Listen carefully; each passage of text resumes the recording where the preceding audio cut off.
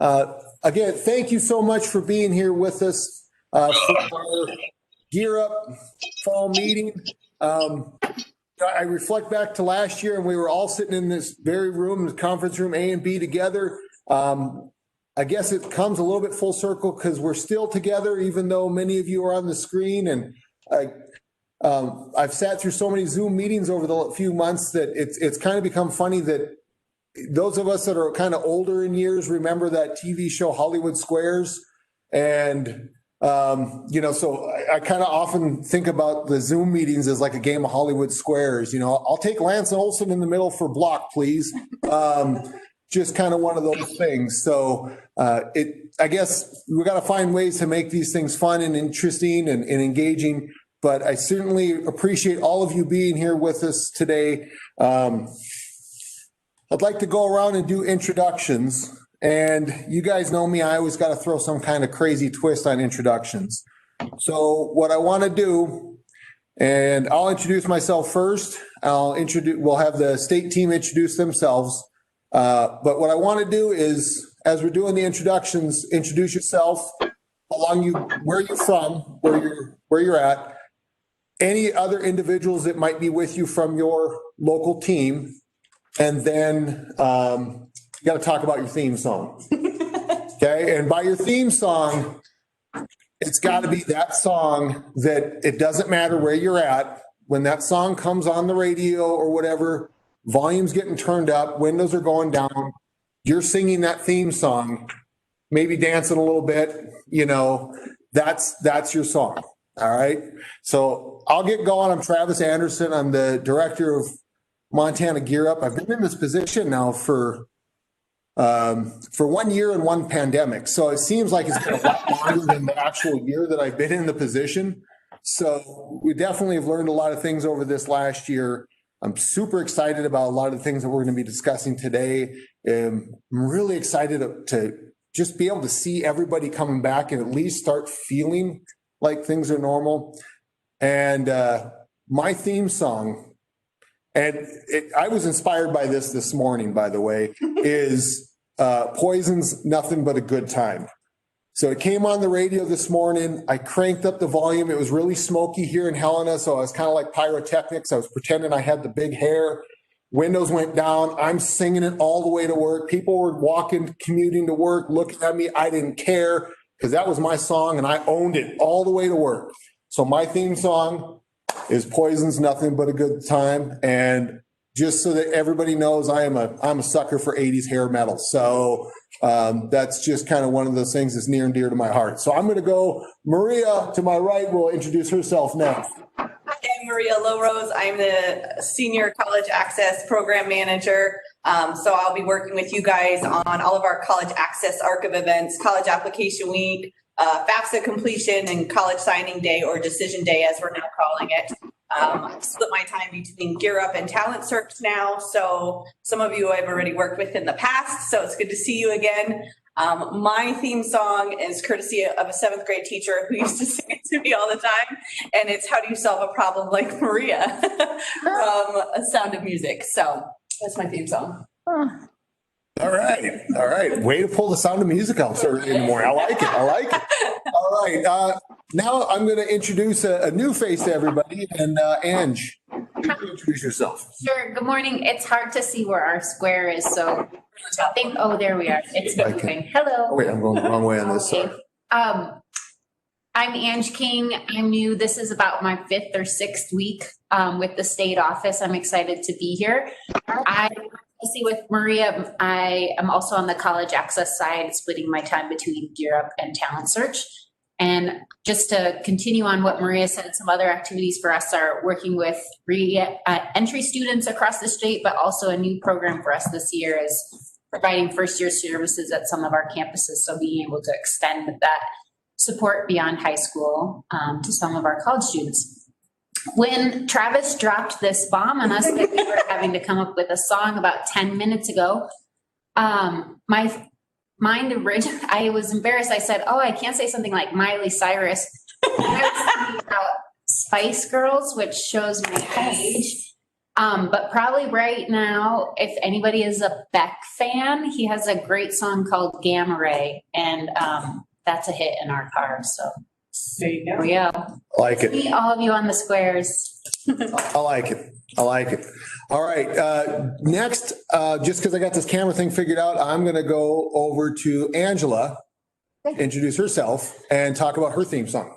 Okay, thanks. Good morning, everybody. I just want to come on this morning and take a minute to tell all of you thank you for the great work and the heavy lift that you did last spring, and to wish you the best this academic year, and to thank you for all of the great work that you've already done in making sure that our students all across the state are ready to come back and ready to succeed. We really appreciate it, and you have our admission, our admiration and our sincere appreciation.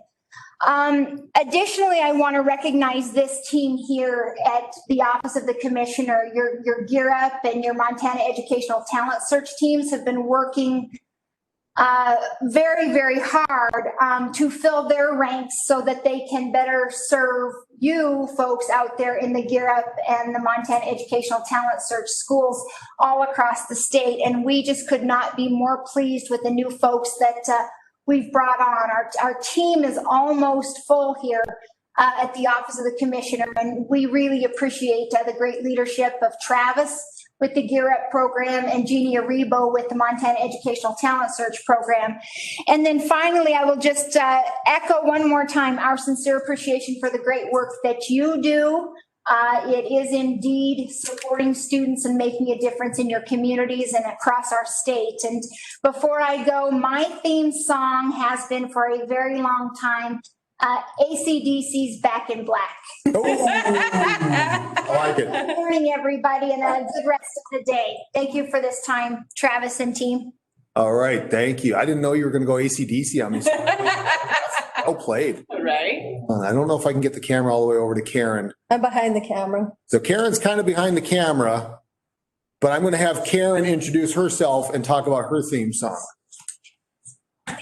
So good morning, I'm Karen. I'm here in Helena, and I'm the school grant manager, as you know. And my theme song would be anything by Annie Lennox. I've been jumping over furniture to get to the TV to watch her ever since I first heard of her. So I'd have to say anything Annie Lennox. All right. Awesome. Awesome. We have Sam. He's not here in conference room A, but he's kind of another one of those individuals that's behind the curtain. So I'm going to have Sam introduce himself and talk about his theme song. Hello, everyone. Sam Garrettson, Program Manager, Gear Up.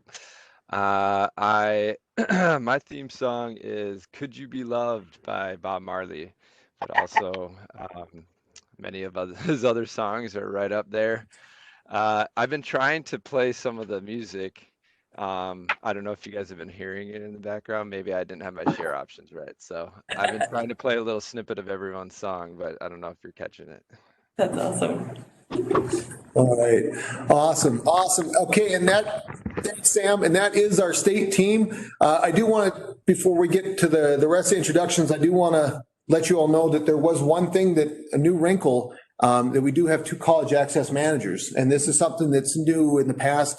Had a college access manager, and then our ETS program had a college access manager.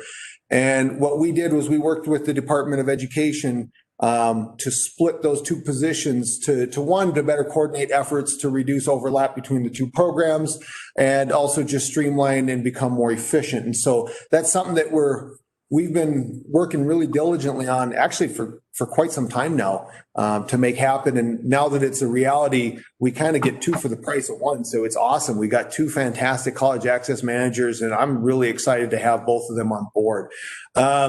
So next, we're going to go to Havla. I saw she was on here, and to introduce herself and her role, and then also her theme song.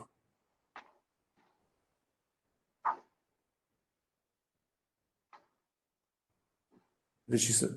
Oh, she's still on here. Yeah, You might have to unmute yourself.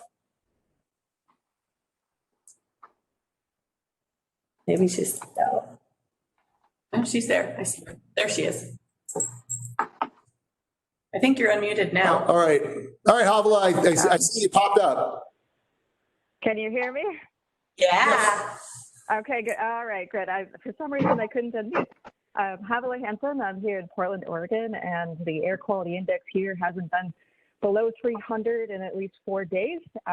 So we're locked in from a pandemic and from a fire NATO out here. So pray for us. Anyway, so I am the evaluator or part of the evaluation team for Montana Gear Up as required by the federal contract. So I'm here mostly to support all of you in implementing your programs in the schools, and also the state team and giving them some insights on how they can support you better. My theme song, something that I always blare on the radio or in the car, is Sing, Sing, Sing, which is a little ironic because it doesn't have any words when played by the Benny Goodman and his orchestra. I, in fact, have another theme song from the musical Fiddler on the Roof, where my name comes from. There's a song dedicated to me there too. Not something I would blare on the car, but there it is. Good morning. All right, awesome. Thank you.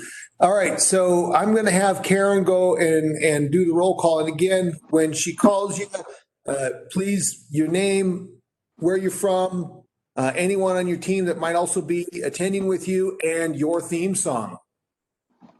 The theme song's important, so. We're gonna have a soundtrack. All right, so I'm gonna shake things up and start at the bottom with Tyler from St. Regis.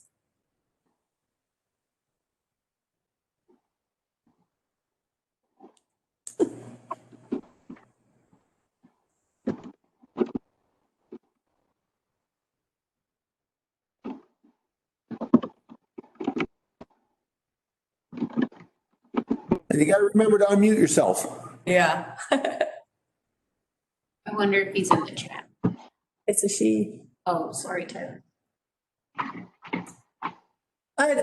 Jen, do you want to talk in behalf of Tyler? Can they hear? Yeah. Yeah. You'll have to unmute yourself.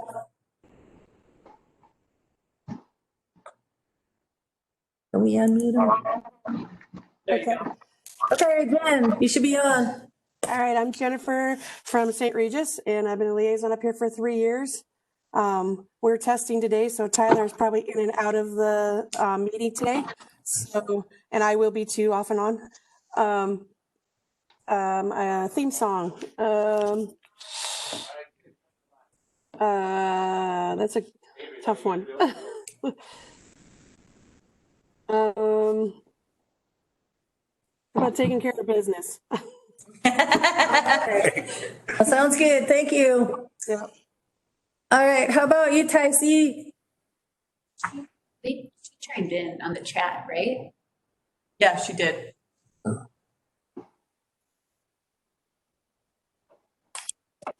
Do you want me to go for Ticey? She's in the office right now, so she may be in and out all day.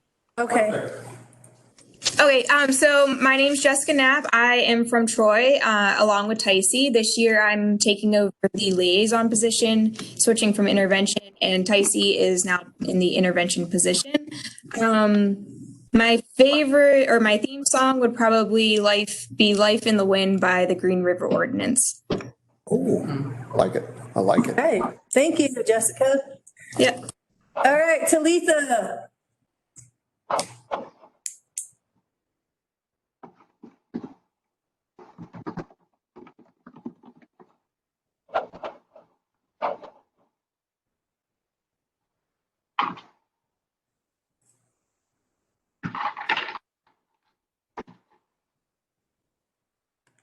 Well, Talitha might be doing testing too. How about we go on to Sherry Ruff?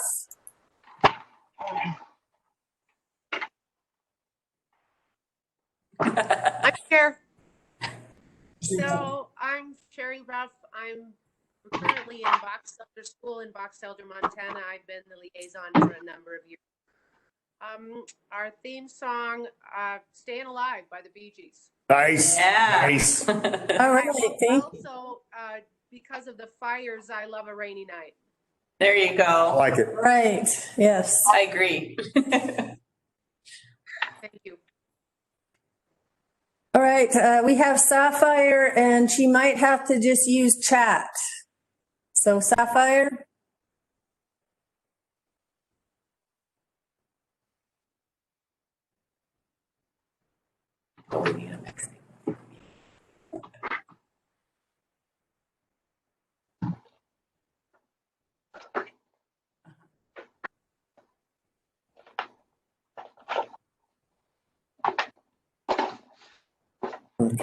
So I'll give Sapphire a little introduction because I'm kind of excited about this. One, she's from Rocky Boy and she's an alum of Gear Up back in the day.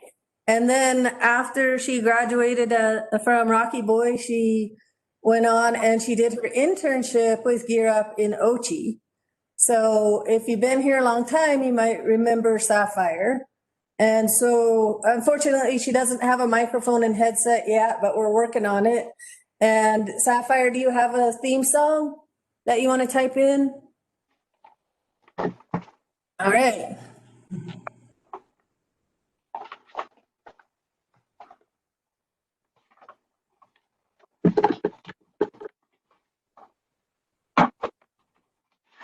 Hold on, I'm coming. That's funny. All right, Penny. Nice. And by the way, Tyler's theme song was Friends in Low Places. So I just wanted to give a shout out for that one. That's another great song.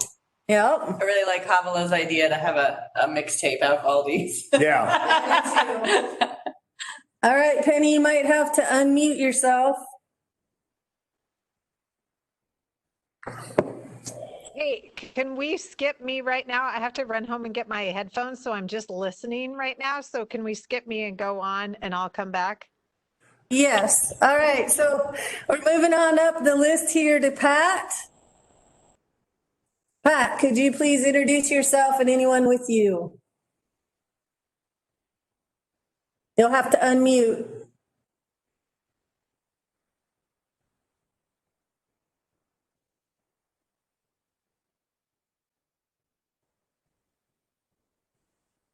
All right, we're going to move along just for the sake of things. Pat is actually in Heart Butte as the new liaison. And he's worked with Gear Up for a couple of years in a different role. All right, let's go on up to Melanie. Melanie, can you introduce yourself, please? Hi, everyone. I'm Melanie McGee. I'm the Gear Up coordinator for Browning Schools. I have two staff, and they'll be introducing themselves because they're not with me. I've been doing Gear Up before we had color television, or it seems like it's been a long time. I was thinking of theme songs, and sometimes I don't realize, because I enjoy the beat, but I don't realize the lyrics when you listen to them are not good lyrics. So I had to do an edit. I was just thinking about a song I was working out to last night. So I'm going to say Lose Yourself by Eminem. Oh, I like that. And Melanie, I totally agree with you sometimes where you like the beat and then you don't realize what's in the songs. I remember driving as a parent, my kids were in the back seat singing a song one time that was on the radio, and I remember thinking, oh, that's nasty. Like, yeah, no, I didn't realize that was actually the lyrics. So yeah, good point. One of my favorite bands is No Diggity, and then I researched it, and it's about a hooker going about town. So I was like, hey, okay. Hi, everybody. Thank you, Melanie. So now we have Mandy, who is also with Ed Northwest. Could you please introduce yourself and also where you're at and your theme song, please?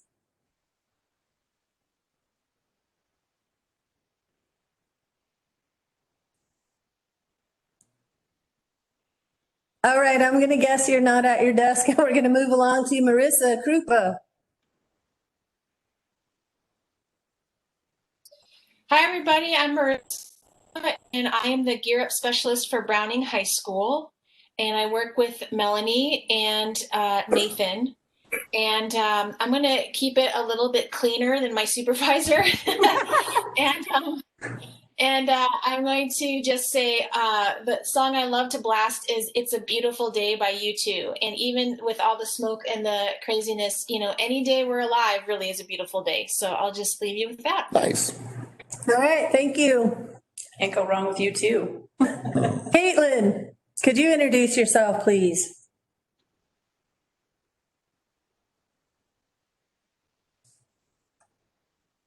She stepped out for just a minute. Okay. And I see Pat, his theme song would be The Gambler by Kenny Rogers, which is a classic. And he's also with Ray, and Ray is also a co-liaison up in Fairview. So, all right, Bonnie, could you please introduce yourself? Yeah, I'm Bonnie Nestler. I'm the Gear Up liaison in Harlem. And I sing and dance to mostly any song that comes on the radio because it's a great stress reliever. But when Travis first mentioned a song this morning, the first one that came to my mind was Highway to Hell. By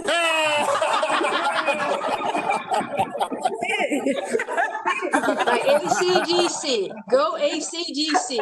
I like it. I like it. All right. Well played, Bonnie. Well played. Okay, that must be Caitlin. Yep, Caitlin's back. She has the camera so you can actually see. There we go. Hi, I'm Caitlin. I'm Deanna's assistant for Gear Up in Libby, and my theme song would be I Got the Feeling, or whatever that song is, from Justin Timberlake from Trolls. Yeah. I like It's it. my daughter's favorite movie, and it's a sentimental song, so That's a all good I got. one. That is a good one. Right. Let's just let Deanna introduce herself and then. Hi guys, Deanna Malavak, Libby Gear Up liaison. We've moved into the very unhealthy from the hazardous, so things are improving here in Libby. My theme song, anytime Journey's Don't Stop Believin' comes on, you can't but turn it up. That's right. I like it. I like it. True. There's a church in Kalispell that's called Journey Church. So I had to get my picture in front of the sign that said Journey. And then coincidentally, that song was playing right as I was taking the picture. It came on the radio. But anyway, let's move along. Thanks, Deanna. To Alan Puel.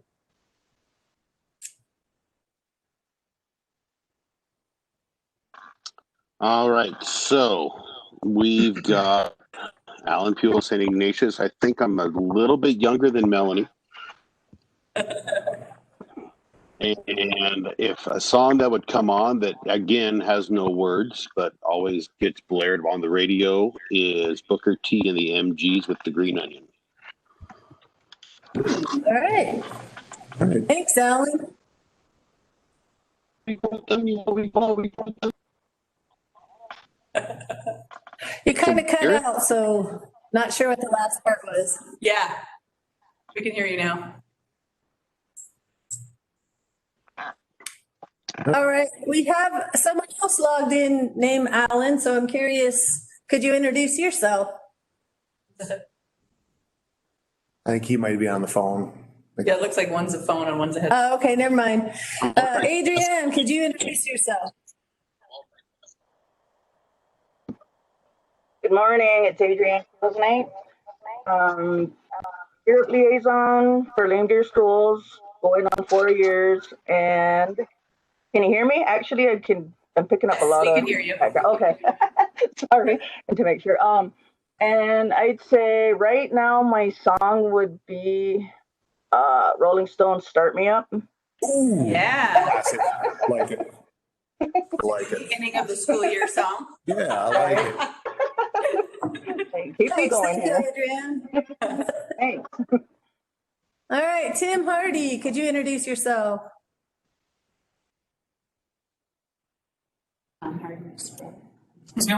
Tim Hardy from Hardin Middle School.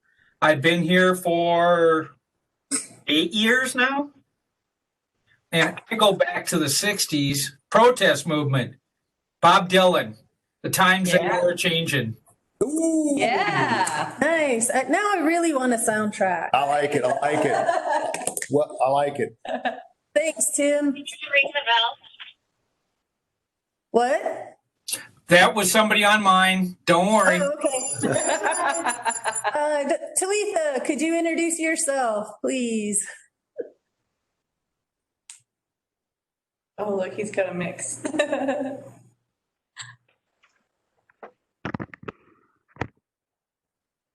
Talitha, I know you just sat down. Do you have a microphone? Are you all right?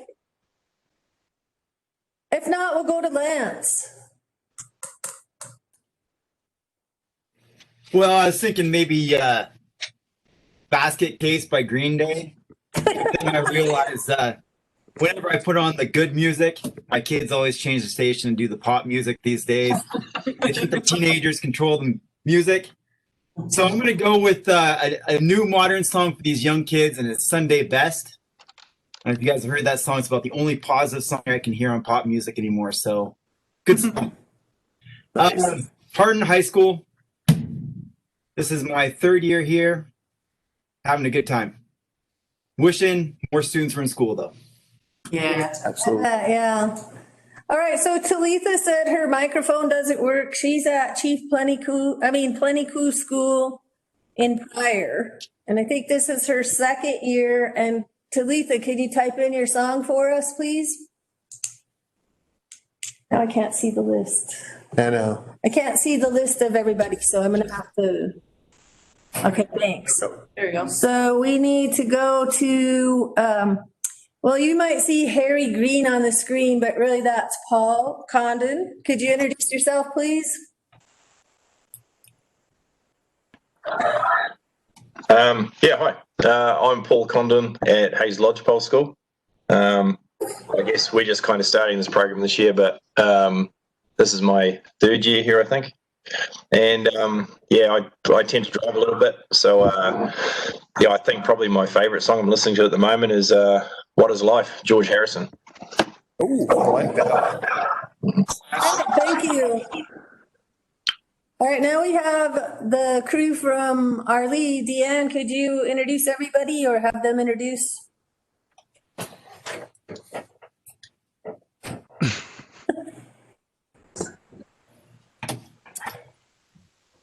So yeah, I'm Deanne Smith from Arlee, and right now my favorite song is Some of It by Eric Church. And back here we have Misty. I'll let her introduce herself. Hey, I'm Misty. I'm the Gear Up Liaison and School Counselor here in Arlee, and I would have to say She Let Herself Go by George Strait. I'm the language arts teacher at the junior high and also the crew and leadership coordinator. And my song would be Get Up, Stand Up by Bob Marley. Yeah. All right, thank you. I'm sorry, I missed your name. Could you say it again for me, please? Callie DeFulgentis. Oh, yeah, there we go. Thank you. And then Tony, could you introduce yourself? Last but not least, I think I've got everybody else. I'm Tony Labby. I'm from Superior School District. I'm the liaison there. And I would say that my theme song is Sweet Caroline by Neil Diamond. Nice. Yes. Nice. Exactly. That's awesome. That's everyone then. Yeah, I think we got everyone. Actually, we missed one person. One of our state staff isn't here. Kelly Hurt, our federal accountant. And since she's not here, I'm going to assign her a theme song. She can change it at some point in time down the road if she so chooses. But I think it would be fitting to assign her Born to Be Wild by Steppenwolf. Just think that's kind of fitting for Kelly. So that will be her theme song until she changes it. All right. Everybody, thank you so much for being here. It's always kind of good to know that we're going to have to maybe have some kind of a mixtape that we put out now with everybody's theme song, or have some kind of dance party or something down the road, because a lot of really good songs and a couple of them I didn't really know about. So I'm going to go look for some of those. Anyway, thanks so much for being here. I just want to talk a little bit about our norms for the meeting. And again, as we're getting used to these virtual meetings, we're trying to keep a pretty tight schedule today. We've got a lot of good stuff to talk about. So I'll ask that everybody keep mute on. If you have a question, throw it in the chat box. We'll come to you. We'll address it. We can go off mute and address some of these things. But if we need to have a more lengthy conversation about some things down the road, we can plan them for a future conversation. But just to kind of keep on track with some of our stuff, we may have to curtail some of the conversations. But we don't want to stifle questions and we don't want to stifle interaction. So again, please feel free to chime in from time to time. Again, there's the private chat if you need to use it for anything. And then the other part of it is, as we're going, and we're going to talk about some new initiatives, definitely have some opportunities for that. And if there's something that we miss throughout the day, I know that much like most of you, I think about questions that I should have asked maybe an hour or 2 hours after I leave a meeting. That's also a great time. Send us an email. We can work it into a future virtual meeting, or send out an email and do some research and get that information for everybody. So even if you think of a really good question at like 2 o'clock in the morning, which is usually when I do my best thinking, again, don't hesitate to send us an email. We're definitely here for you. And I guess before we go too far into it, I kind of want to reiterate some of what Angela McLean talked about is, thank you. I think back to, and I've often joked about time now being into, it's no longer BC and AD. It's like BC is now before COVID. And it just seems like there's like weird time that existed before COVID hit and the whole shutdown happened. And I think back to at MCAN, where a lot of us were at MCAN together in Polson back in March. Tony was there and Alan was there. We had quite a few people at MCAN, and it just seems weird. Like, it just seems like it was really a lot longer ago than 7 months ago. And so since that time, everybody has done a fantastic job of being innovative and creative and working to meet needs of students and working to just answer questions that had no answers.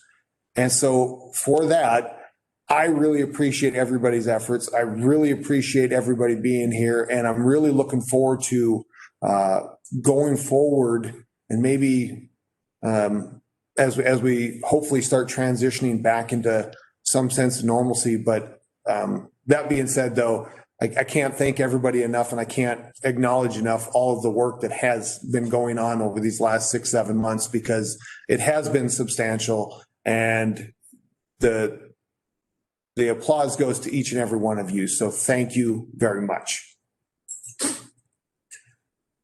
All right. I guess the next part is we're going to get into our showcase aspects of the event. And we've got a few of them here. And I know Sam's going to queue up a video for Browning Middle School and some of the things that Nathan's been doing. And then after that segment by Nathan, I'm going to turn it over to Melanie just to give a real brief update on some of the work they've been doing with the University of Montana and Dr. Aaron Thomas.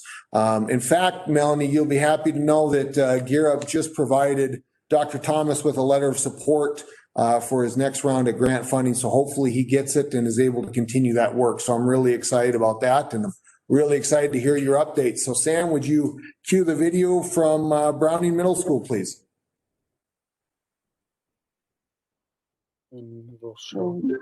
There it goes. Okay, now here's the screen. Okay, now it's recording. Yep, it's recording. Okay, I'd just like to say welcome Gear Up staff. I know there's many of you across the state that have been with the Gear Up over a number of years. There's you that are new to the group. I just would like to welcome you to Gear Up.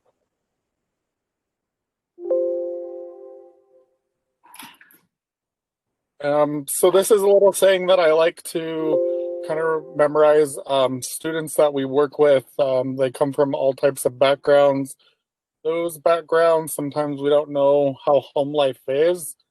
I've experienced this just in my few years with Gear Up. I had a family friend that I speak with on a regular basis, and one of those students had rephrased back to her something along the lines of college. So it kind of reminded me that in my heart that as long as I'm getting the point across to somebody, or as long as one person is hearing it, then I know that I am doing my job. So just kind of a heads up and a starting of all this. I don't know. We know that every liaison has their own background of how they do things. They might have other job titles connected to them. I myself at Browning Middle School, I am just strictly a Gear Up liaison. So I have a lot of free and mobility to move about of what I talk about. First of all, you can see that I voice out by saying that there is no right or wrong way. There really isn't. Once you get into a classroom, doesn't matter if you're visual or you're not. There's always some type of way to create. It doesn't matter if it's something small or something big, but there's always a type of way that you can tie it or wrap it or bring it back to the college term, or just informing them about college in general.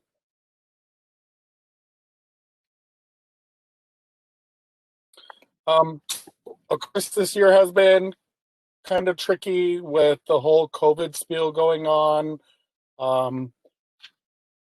I myself and my coworkers, my boss, it was hard to not be able to have face-to-face with the kids.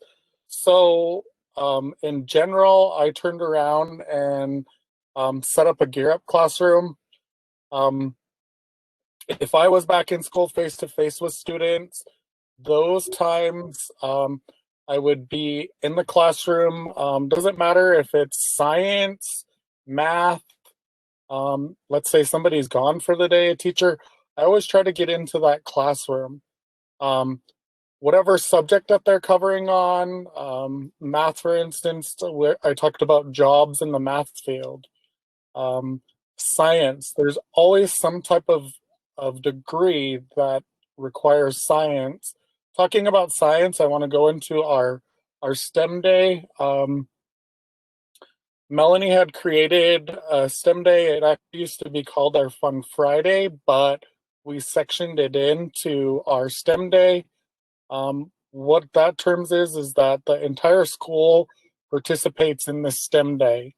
It could be sectioned up into 45 minutes, half an hour, hour and a half, doesn't matter the size of the class, but those students all switch into different groups, and each classroom has a different science activity. So that has become very popular, along with a few other things that we do in the classroom. But my main purpose is that if I have time to get into the classroom, I'm in the classroom. If it's something small to talk about, I'm in the classroom. But the majority of the time, when it comes to being in the classroom, I always try to relate it to the topic that they're covering on. And then when I go in the classroom myself, on a different term of, let's say, I'm in an advisory class in the morning, I'm bringing those basic college terms. I'm not going into full depth because I want them to reach the full depth once they get into high school.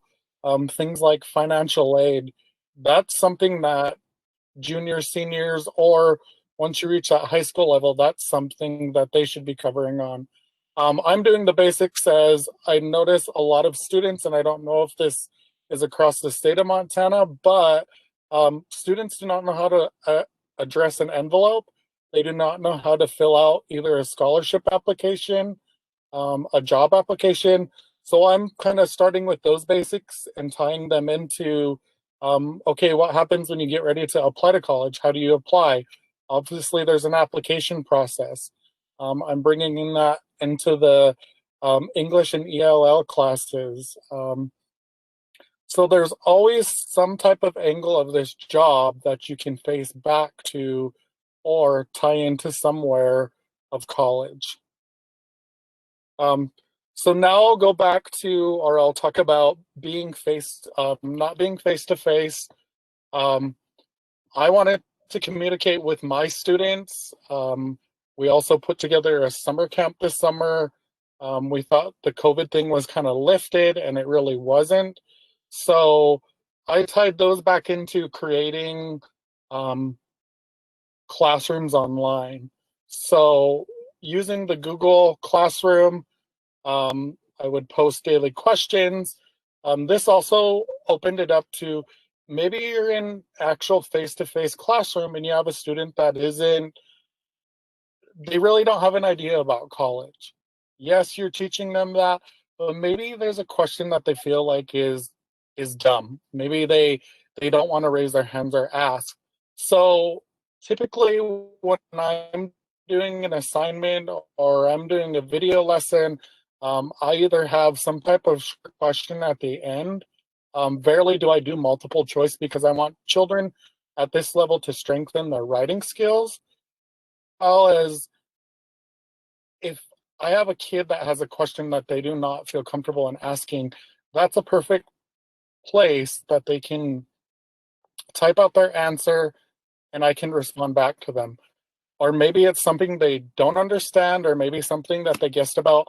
I can go back in a little private answer and I can answer to them correctly the correct college lingo or what they need to know about it. Another thing when it comes to the one-on-one, and you obviously we're in a setting right now where we can't use the one-on-one. It just helps kids be able to build their own map or reaching out and discovering things by doing research. For instance, I did a scavenger hunt. I picked 5 Montana colleges and I left all the email or all the web addresses there. Students had to go find things. I said, what's at Montana State University under the student tab? What's at U of M? What is under the Native American tab? These kids had to actually reach out and find, and I come to the conclusion of finding out like these kids were exploring these websites. I was getting messages back like, well, what does this degree lead to? Or why is this degree called this? What is this? So it kind of opens it up to discussion and for children to really explore.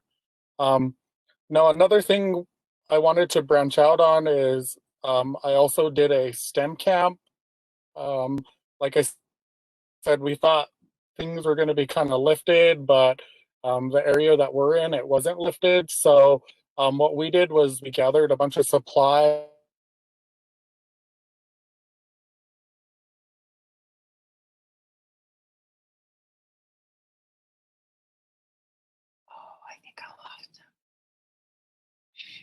Kind of at their own pace. I'm still here. Okay, I thought we lost you, so you might have to repeat that last part. So about this. I'll go back. Okay, I'll go back into just the last part of it of the online, but I guess I will also tie it into some of the other things I guess that we do during the school year of our college visit are another thing. I also declined my health insurance the first year, and I declined it again this year, just because to myself, it opens up a little bit more being able to explore with students. So we do a 7th grade and 8th grade trip. Those have certain stipulations. We consider it a STEM trip. We took the 8th graders to MSU, and they got to explore the snow lab. They had some engineers set some things up, talked a lot about hydrology. So whatever ideas that you want to take in consideration with your kids would be awesome. I know we are in a remote location, but if you have like a college next to you or a bigger university, or you have people in the area that you can utilize, you need to be reaching out to those people. I invited a nurse into the school. I invited a cop into the school. Any type of occupation that I can tie back into college and where they can come up and share their college story is, I guess, is such an awesome thing, because students actually see that, oh wow, you just are not a nurse, or you're just not a doctor, or you're just not a business person. You've actually went to school for this. So those things I try to reach out to too, because it gives us a broad spectrum of, we're not only the teachers teaching in the classroom, but children actually get to see these people come into the classroom.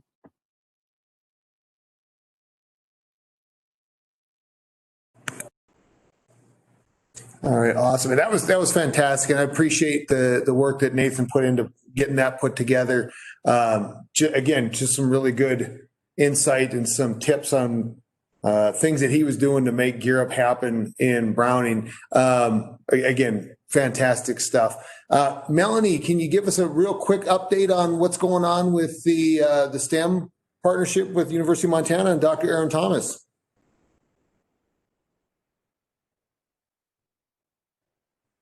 I like just because I'm visual. So this is my first time doing this. So let's see if I got it figured out right. We hear you. Hear you, Melanie. And we can see you, so it's great.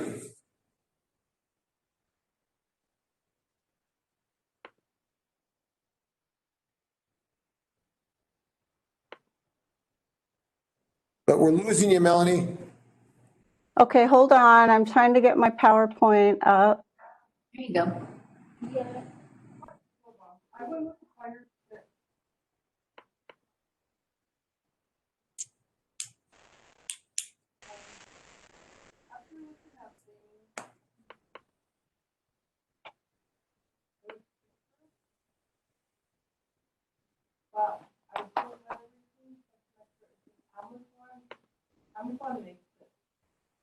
Right now it's not opening.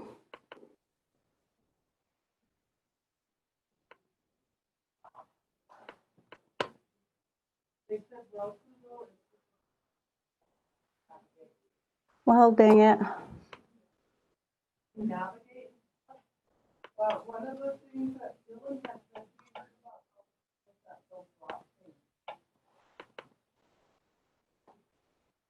Anybody?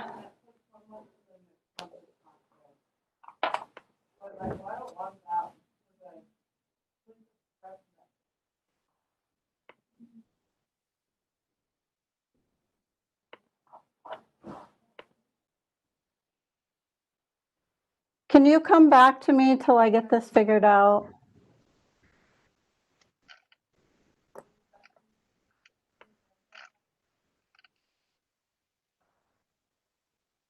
Move on to. We can hit it at another time down the road, Melanie. We'll pass you for right now. The next one on our school showcase, we have Deanne in Arlee to talk about crew. Deanne.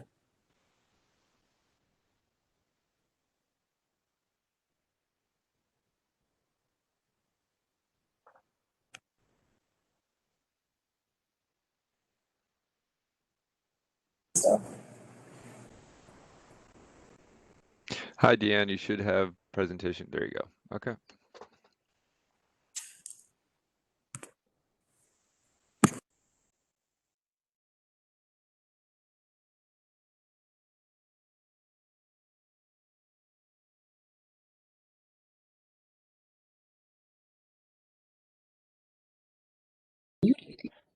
Can you hear us?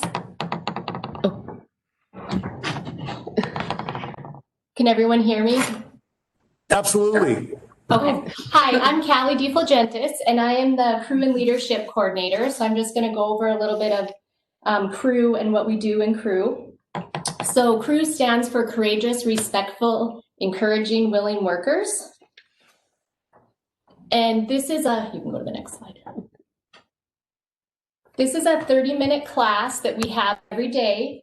It's mixed with 7th and 8th grade groups and 1 teacher advisor and 2 8th grade leaders. Our school-wide norms are courageous, respectful, encouraging, and willing workers. This program builds school culture and fosters character, which is developed and sustained through practices that bring the community together and encourage all members to become crew and not passengers. The teaching practices and structures ensure that all peers and adults are well known.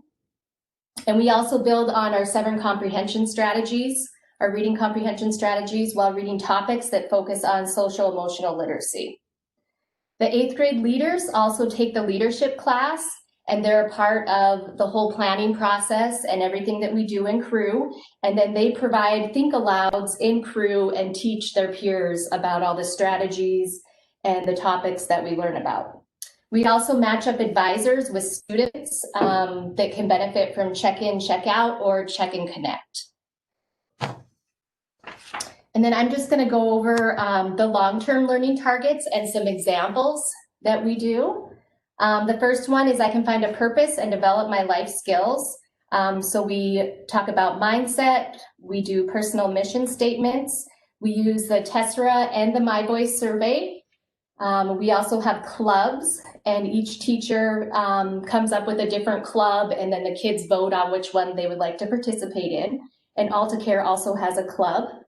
Under that learning target, we also do college visits as well with 7th and 8th graders. The next learning target is I can make a positive impact on others by investing in meaningful relationships. So we do suicide prevention, valuing diversity, personal safety, and online behavior.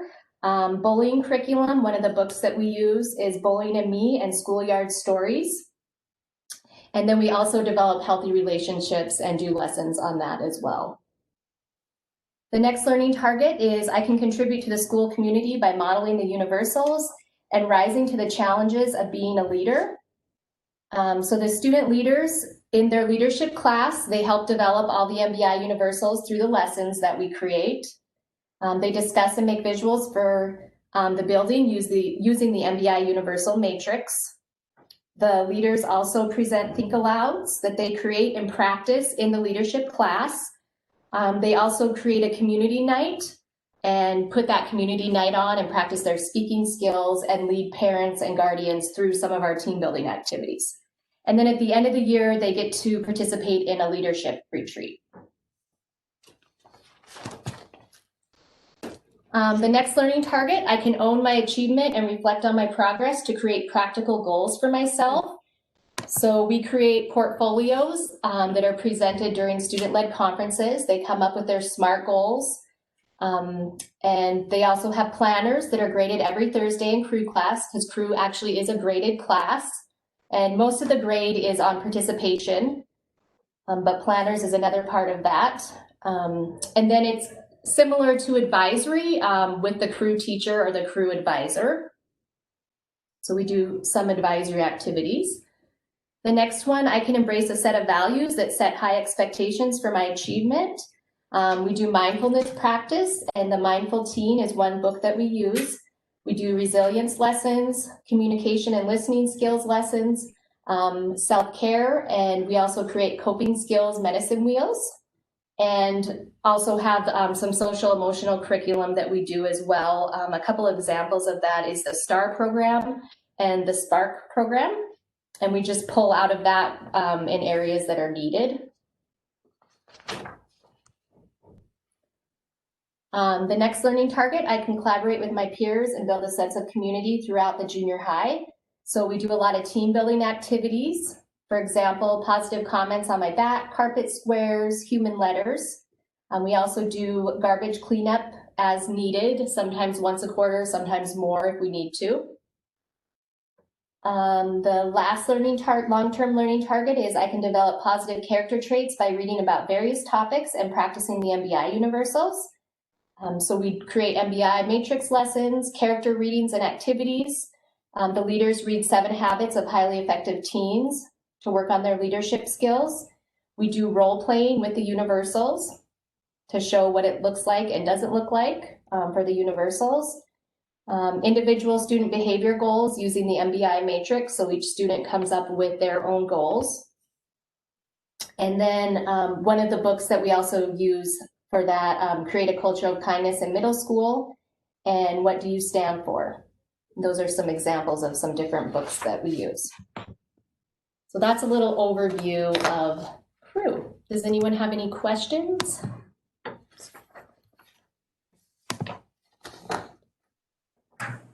This is Karen. I have a question for you. What kind of training or did you get in order to launch Crew? Did you go to, this is like a nationwide program, right? Well, Crew originally, I got the idea from Expeditionary Learning, and then we just took that idea. Was you talking to me? Okay. Yeah. And then we just took that idea and changed it to make it work for our students in our school. Okay. So I use a lot of different programs. Really cool. Very cool. Yeah, that's really cool. Thank you. Thank you for sharing, Callie. And again, kudos to Team Arlee. I saw that it popped up in the chat box, and that's really interesting. I'm looking forward to, again, longitudinal results and long-term results of that effort. So that's exciting. Thank you. Next one we have up on the showcase is Jessica up in Troy.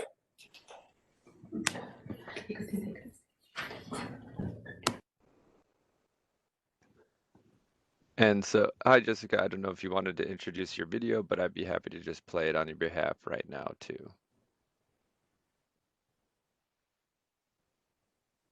Yeah, go ahead, Sam, and just play the video, and then we'll afterwards, if anyone's got questions for Jessica or anyone, we'll address them. And I work at Troy High School. This year, I am taking on the liaison position, but for the last 3 years, I worked in the position of intervention coordinator. It is a great position, and I'm so excited to be able to speak to you guys about it today. So the intervention coordinator's primary objective is to significantly improve Gear Up students' academic performance, attendance, and behaviors. Now, all 3 goals have something in common. The success of all of them is based on strong relationships with students and parents. Sometimes it takes only one person at the school to say hello to a student and have a conversation with them daily to increase their motivation to keep coming back or to try harder in their classes. Likewise, one person in the school can help bridge the gap between a parent and the school, which can make the parent more willing to work with the school versus just being mad at us. This, of course, helps the students. I found that it was handy when calling parents that I wasn't a teacher or administration. It was almost as if I was more of an impartial party that some parents had no reason to be mad at immediately, which was a definite plus of this position. Now to jump into some of the regular duties of what I did day to day. So the intervention coordinator runs weekly meetings with teachers to discuss concerns about students, which not only provides collaboration time between teachers to talk about solutions, but also makes it harder for kids to slip through the cracks. The whole goal of this position is to catch kids before they slip too far. We alternate between focus on junior high and high school students between weeks. The position was also included in the attendance committee of the school. Each week I would create a report of student absences and track that information in a spreadsheet. This information would be brought to a weekly attendance meeting with the principal and guidance counselor to discuss kiddos that were starting to get up there on their amount of absences. If a student was at risk, we would meet with that student to discuss the attendance policy and to see what the underlying reason of the absences were. Now, grades were a major part of the job. I would do weekly grade checks. I always made a point as much as I could to talk to the student before calling home. They need to know about the issue just as much as the parent because it gives them the feeling of more ownership and control of their issue. Now, I definitely would still call the parent, but I'm just not a fan of handling the issues as if the student doesn't need to know about something that they are directly involved in. It gets more student buy-in to improve.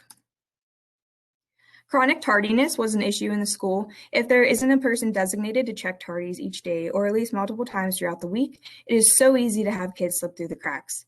With a person monitoring, it's easier to catch them before disciplinary measures need to be taken. While in the position, I would talk to the at-risk student personally and call their parents before they get in trouble. It creates a level of self-advocacy on the student's part and involves them with preventing themselves from being disciplined while decreasing the school's overall tardies. One fun thing we did with the tardies was a weekly tardy competition. This idea was actually given to me by our wonderful librarian, Kay, who saw a similar competition at another school called Every Minute Counts. Theirs was focused on days of absence. I wanted to switch it up because there was more students having issues with tardies than attendance at our school. Also, the competition helped create an atmosphere where peers encouraged each other to get to class faster. Now, of course, there were some kids that didn't care, but my goal with this was to focus on the majority rather than the minority. The winning class would get to leave for lunch 5 minutes early one day that week, which was a cost-effective prize and definitely motivating on nacho day or pizza day. Now, like I said, parent contact is a huge part of this position. It doesn't take the responsibility away from teachers contacting parents as well, but it allows an extra point of contact. I would rather have a parent say that we call too much versus not at all. Also, we made a point not to only call about negative things.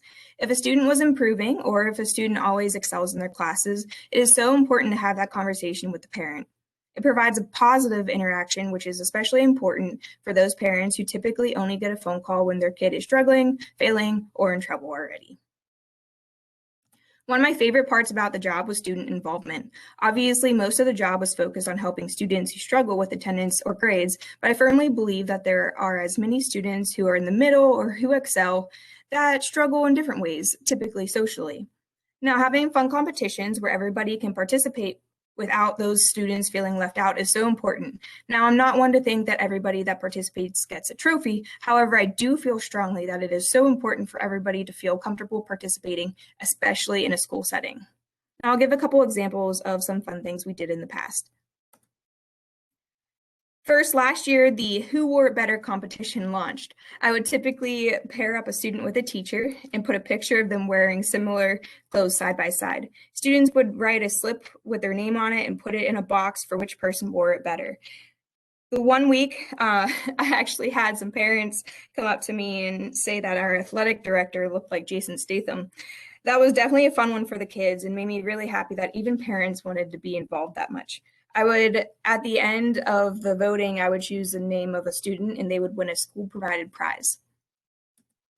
Now, another event that I really enjoyed helping out with was the 6th grade transition day. The future 7th graders come up to the high school to explore the school and kind of get to know the lay of the land, and it makes the transition from elementary to high school so much easier. We've done things like scavenger hunts and kind of like trivia games where they have to go around to different teachers and take selfies with them or answer college-themed questions, kind of just to get some familiar faces for their first day of school. And the kids really enjoy it a lot. So thank you guys for listening, and thank you to the state team for allowing me to talk about this position. It is a great addition to any Gear Up team. If you have any questions at all, please feel free to email me at jnap@troyk12.org. Thanks, everybody, and have a fantastic day and a fantastic school year.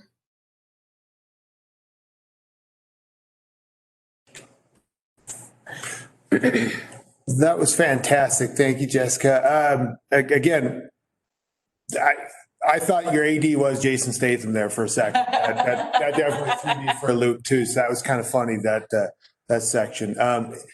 Great stuff. Are there any quick questions for Jessica or the crew up in Troy? Hey, this is Marissa Browning. I had a question about like the raffle items. How did you gather that? Did you have like another way to fund the prizes? Because I'm not sure that's something we can cover under Gear Up, and I'm just wondering how did you from where did you get other funding or other ways to get raffle prizes? Thanks, that's a good question. So those prizes for the Who Were Better competition, they were provided from the principal. It would usually just be like a little thing of candy or something like that. I'm not quite sure what funding she got those awards from, but it wasn't Gear Up funded for those. It was kind of just a good way to increase the motivation. But yeah, I'm not sure of the exact funding. Awesome. Awesome. Thank you, everyone. Thank you, Jessica. That was really cool. We got Melanie. I think she's ready to go. So, Melanie, are you there? Hi, guys. So we'll try this again. Something was wrong with the slideshow. So we'll see if we can get it to work this time. Huh. I don't know. It just keeps saying it's currently unavailable.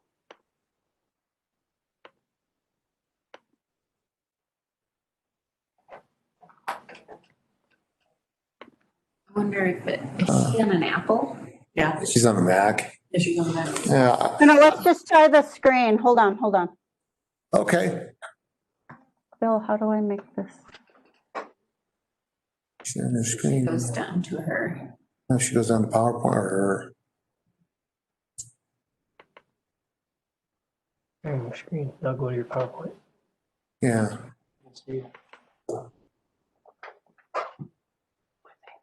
Like at the bottom of the list?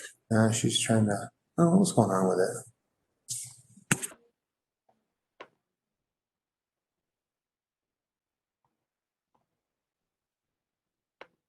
Huh. I don't know. What's up?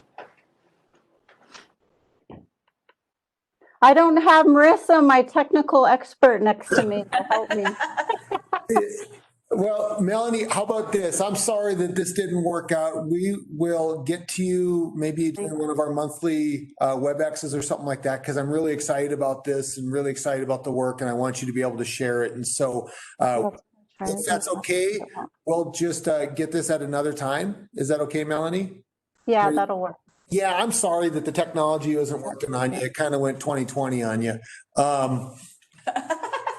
So what we'll do is we've had a couple people that have shown up to the meeting. So let's get some introductions while we have them.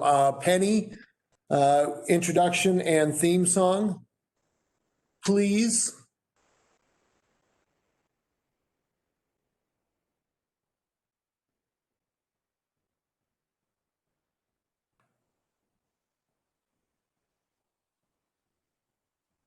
See, I think, Penny, we might have you on mute. There you go. I think she unmuted. Still can't hear her though. Yeah. She's having technical difficulty, she said. Okay, sorry, Penny. Why don't you just type in your theme song in the chat?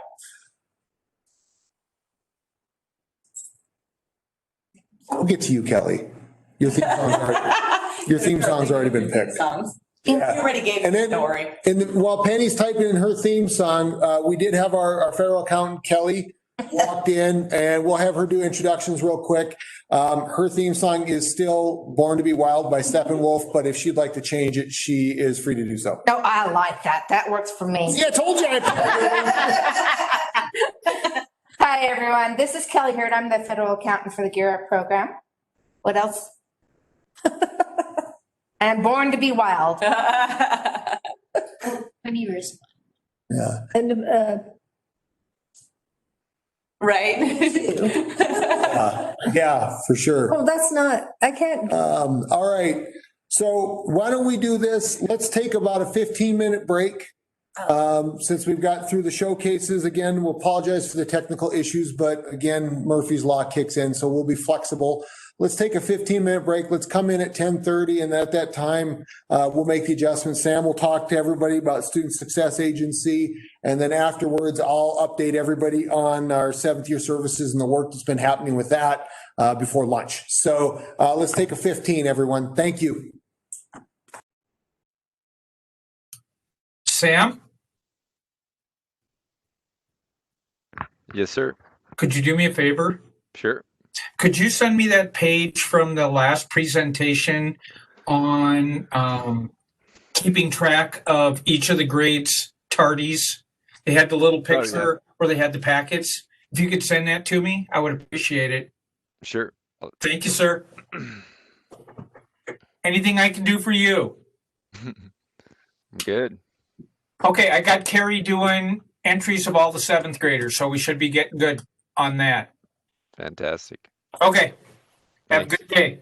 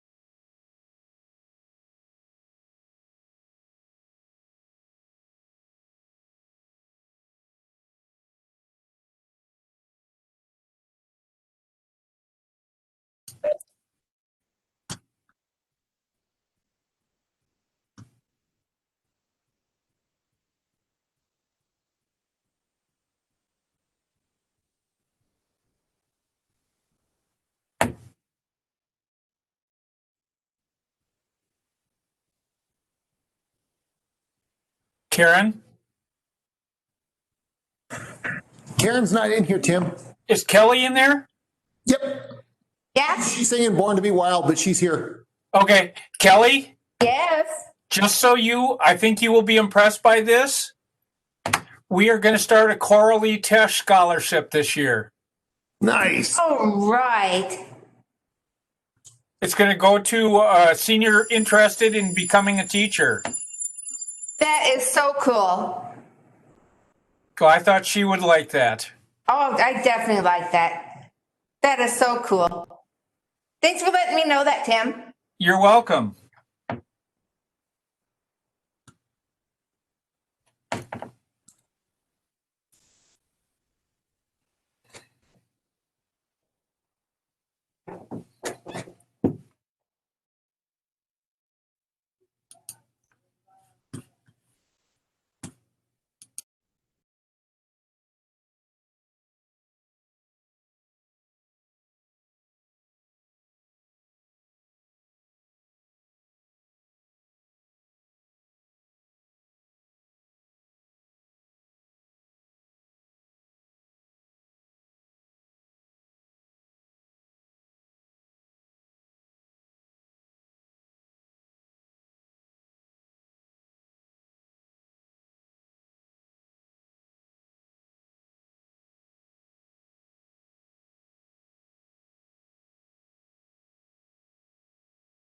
Yeah, trash cans are on the new floors. Yeah. So I think 3. Okay. Will do. Thanks.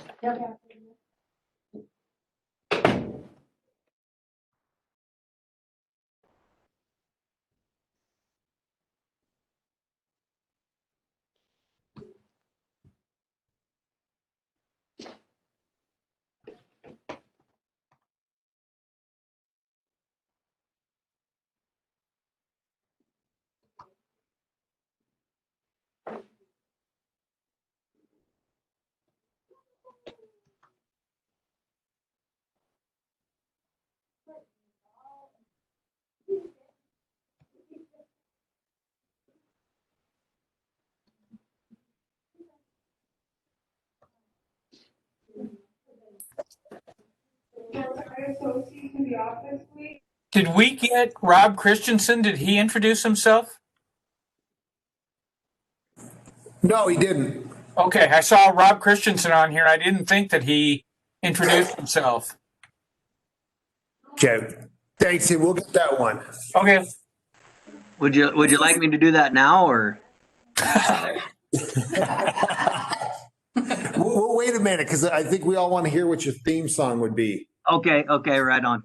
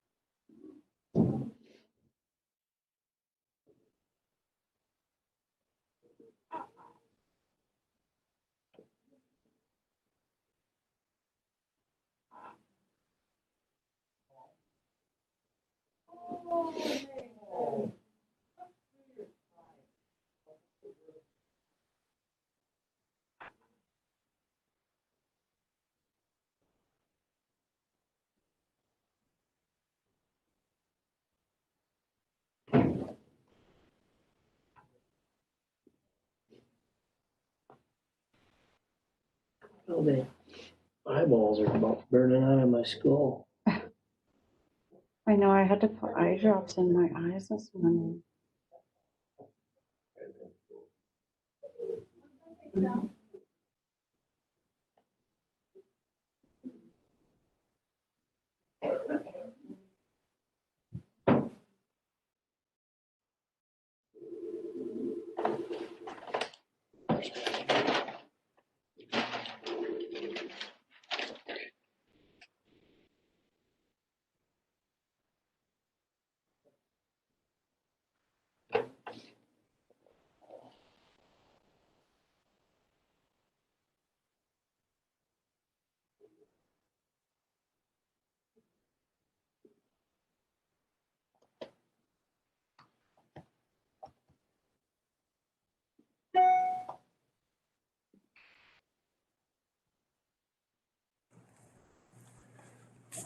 Okay, welcome back, everyone. We're at 10:30, so we were going to have one quick switch up. I will talk briefly about seventh year services at 10:30, and then we'll keep to 11 o'clock with Sam and Student Success Agency. We have a call in at 11 o'clock to discuss the program, so we'll do that. But first, I want to make sure that we get a chance to for Rob Christensen to introduce himself and share what his theme song would be.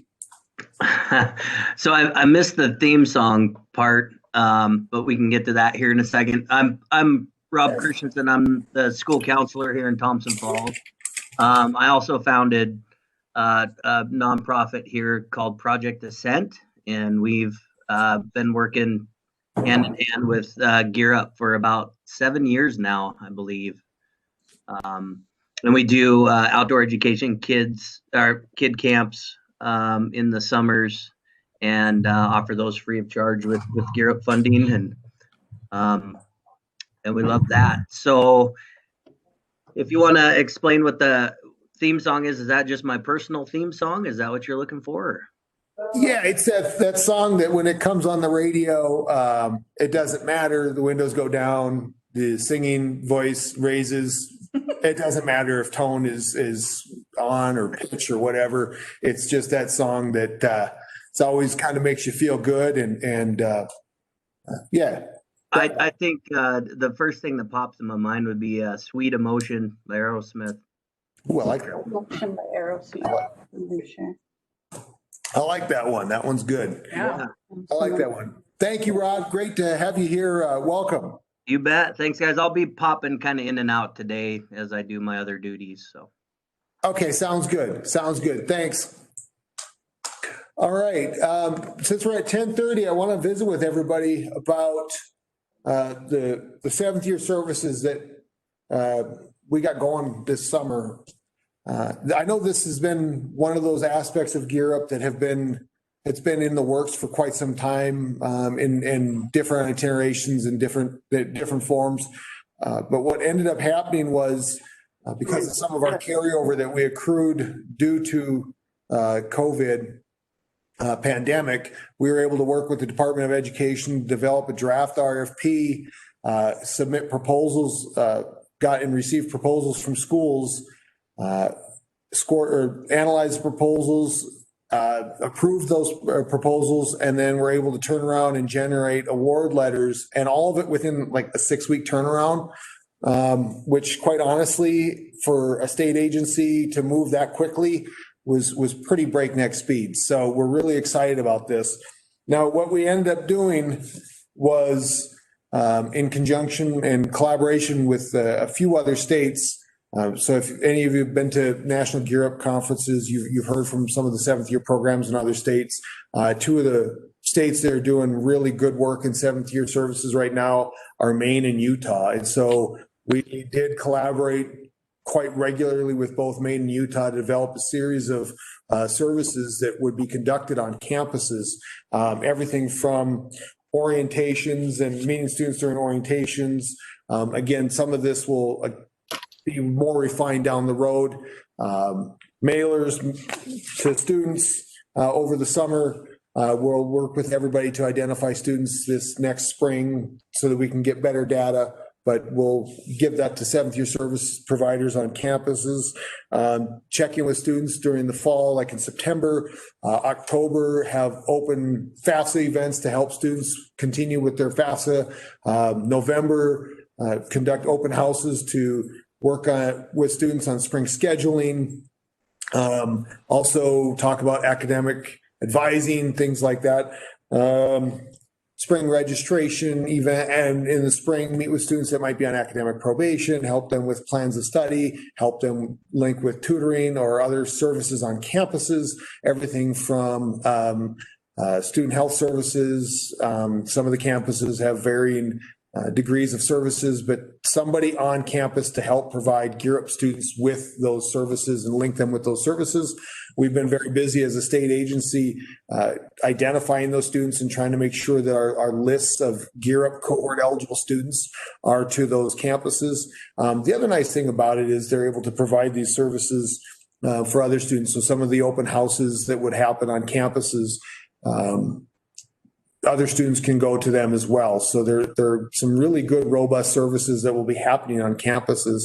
And it's really encouraging to be moving forward with these seventh year services as they sit right now.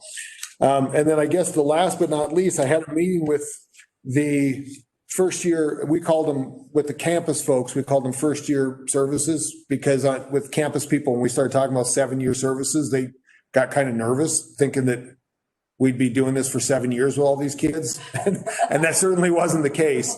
So with the campus folks, we call them first year services. But I met with all of them last week. And one of the other things that we'll be doing is when our Gear Up schools have visits or virtual visits with these campuses, that to encourage our Gear Up liaisons to make contact with these first year coordinators on the campuses. And then when there is a visit, for them to introduce themselves to your students and start making that handoff, so that, again, when our students get to these campuses, which, let's be honest, some of our bigger campuses are like small cities and are much bigger than their hometown. So they can make that transition and start meeting somebody on the campus. Our campuses that we've got agreements with, and we actually have a couple different itinerations of this. We have academic supports, pilots going on at MSU Bozeman, University of Montana, Missoula, MSU Billings, Flathead Valley Community College, and the Libby Community College campus. So they're providing first year services at both campuses, which is really exciting, and SKC. So to pilot those at these academic supports at those campuses is incredibly exciting. I will be emailing out the contact information, the email of all of the first year service coordinators on the campuses to everybody at the end of the week. So as you're planning those campus events or working with those campuses, please contact these individuals as well, so that they can somehow meet with your students or get to know them. Now, even more exciting with our first year services, we've expanded it a little bit as well and doing a couple other really cool pilots. And because we have so many of our students, actually, if you look at our Gear Up cohort numbers, about 70% of our students are identified as American Indian. So we've also partnered with the American Indian Student Services Office at both University of Montana, Missoula, and Montana State University, Bozeman, to provide cultural supports for students, first year students on campuses as well. So both offices, AISS offices at both those campuses, are going to be providing cultural supports, monthly cultural activities for students. They've hired student mentors to work with students on campus and reach out to our Gear Up students. So again, that's another thing that's very exciting that we're working on. And all of this, we were able to work it with the budget, again, with the match queen, Kelly Hurt, and I sat down and worked this budget out to make sure that the level of support for these pilot programs would extend through the end of this grant cycle. So this isn't a one and done deal that we're working on with these campuses. We're really serious about making these pilot programs work, and have committed those that aspect of our budget to make sure that this happens through the end of our grant cycle. We're hoping to write it into the next Gear Up grant and expand that pilot program out to other campuses. We know we would have loved to have been able to get to every one of our campuses, both in the Montana University system and our tribal colleges. It just didn't work out that way. But we're really excited about this. So I just wanted to take a couple of minutes and visit with everybody about it and see if there are any questions. And I know that, so if we can have just put the question in the chat, and then we'll unmute you just so we don't have everybody talking over each other.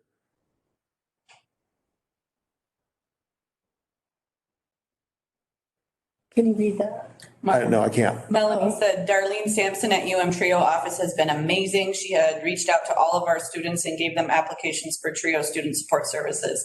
I agree. She's awesome. Yeah, she's fantastic. And she's one of them that we've been working with at the University of Montana. So again, we've kind of each one of the, and that's a really good point, Melanie, and each one of the agreements, when we worked with the campuses, one of the things that we did in our agreement was to fund up to 1 FTE to make this happen. And so the campuses worked on developing ways to maybe coordinate it in with their existing programs or dovetail these FTE in with what they were already doing. So some of them, and UM is a great example of how this position actually got looped in and coordinated with some of their trio services and Montana 10 as well. Yeah. And so those are also pieces that are working with the first year services aspect of this pilot on the campus. So even though we're doing this pilot,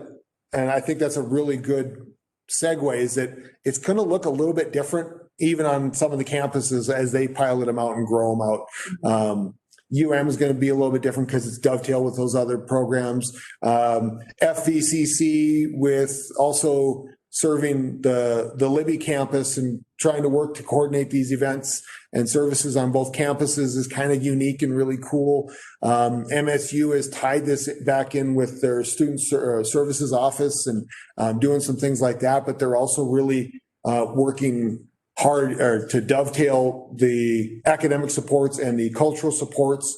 And I just met with both offices last week to talk about those. So I'm really excited about how this will develop and grow over time and how these different campuses will have really fantastic supports for students on campuses.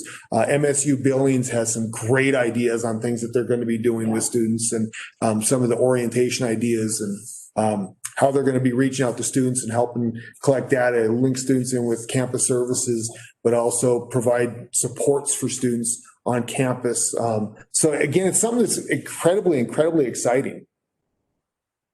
Travis, Blake's already reached out to both Jessica and I about setting up a time to meet with him. I'm meeting with him tomorrow afternoon. Perfect. That's fantastic. And I visited with Blake on last week, Friday, and I'm just super excited, Deanna, for what he's going to be doing at FVCC and super can do. I'm really excited about what he's going to do. So I'm glad to know he's reached out. Yeah, I'm meeting him tomorrow. Awesome. And I know he talked about even looking to reach out to St. Ignatius, Thompson Falls. I believe he also said he was going to be reaching out to Troy as well and Arlee. So to kind of get those schools in that area. And I think maybe even Browning. So, and Hart Butte. So that was one that he really was going to be reaching out to those individuals as well. So thank you for sharing that, Deanna. Travis, can you hear me? Yeah. All right, this is Sherry. Maybe I missed this, but would this go into effect for our students currently at SKC? Yes. So what we had to do, Sherry, and that's a great question. And this was one of the things that the program will be piloting this year.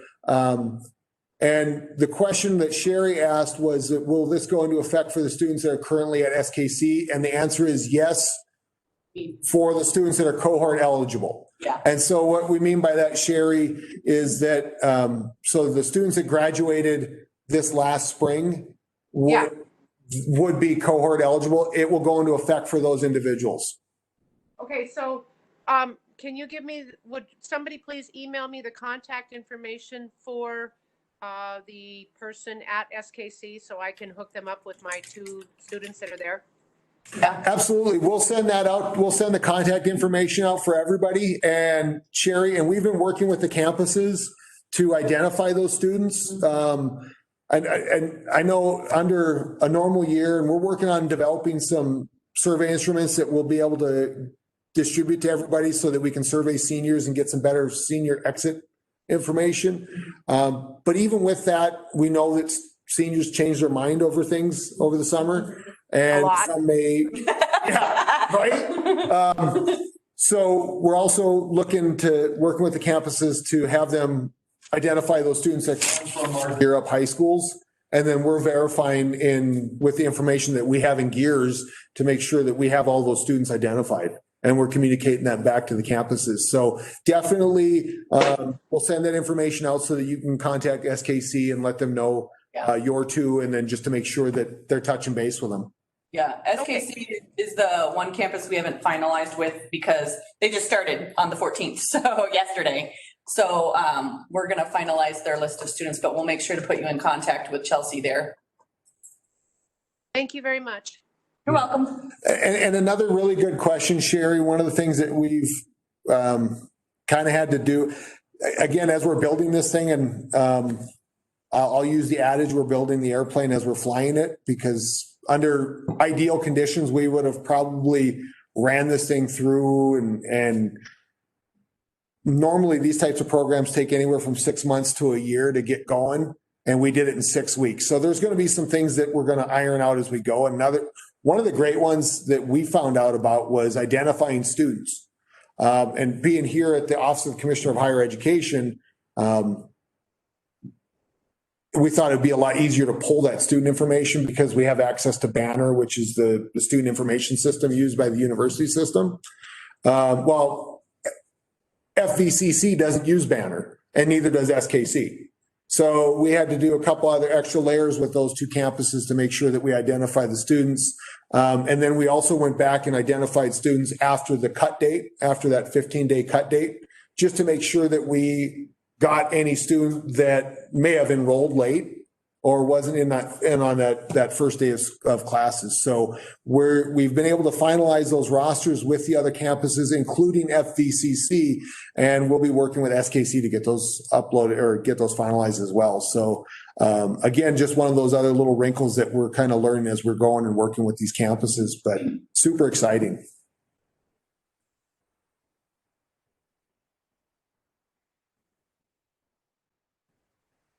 And again, I think something that Sherry said too is very beneficial in this as well. If you know that you have a student that's cohort eligible, that one of your spring 2020 graduates, your class of 2020 students that's going to one of these campuses, we'll be sending out that contact information. Please feel free to send that individual an email just to make sure that that student is on their list, to make sure that they're contacting them.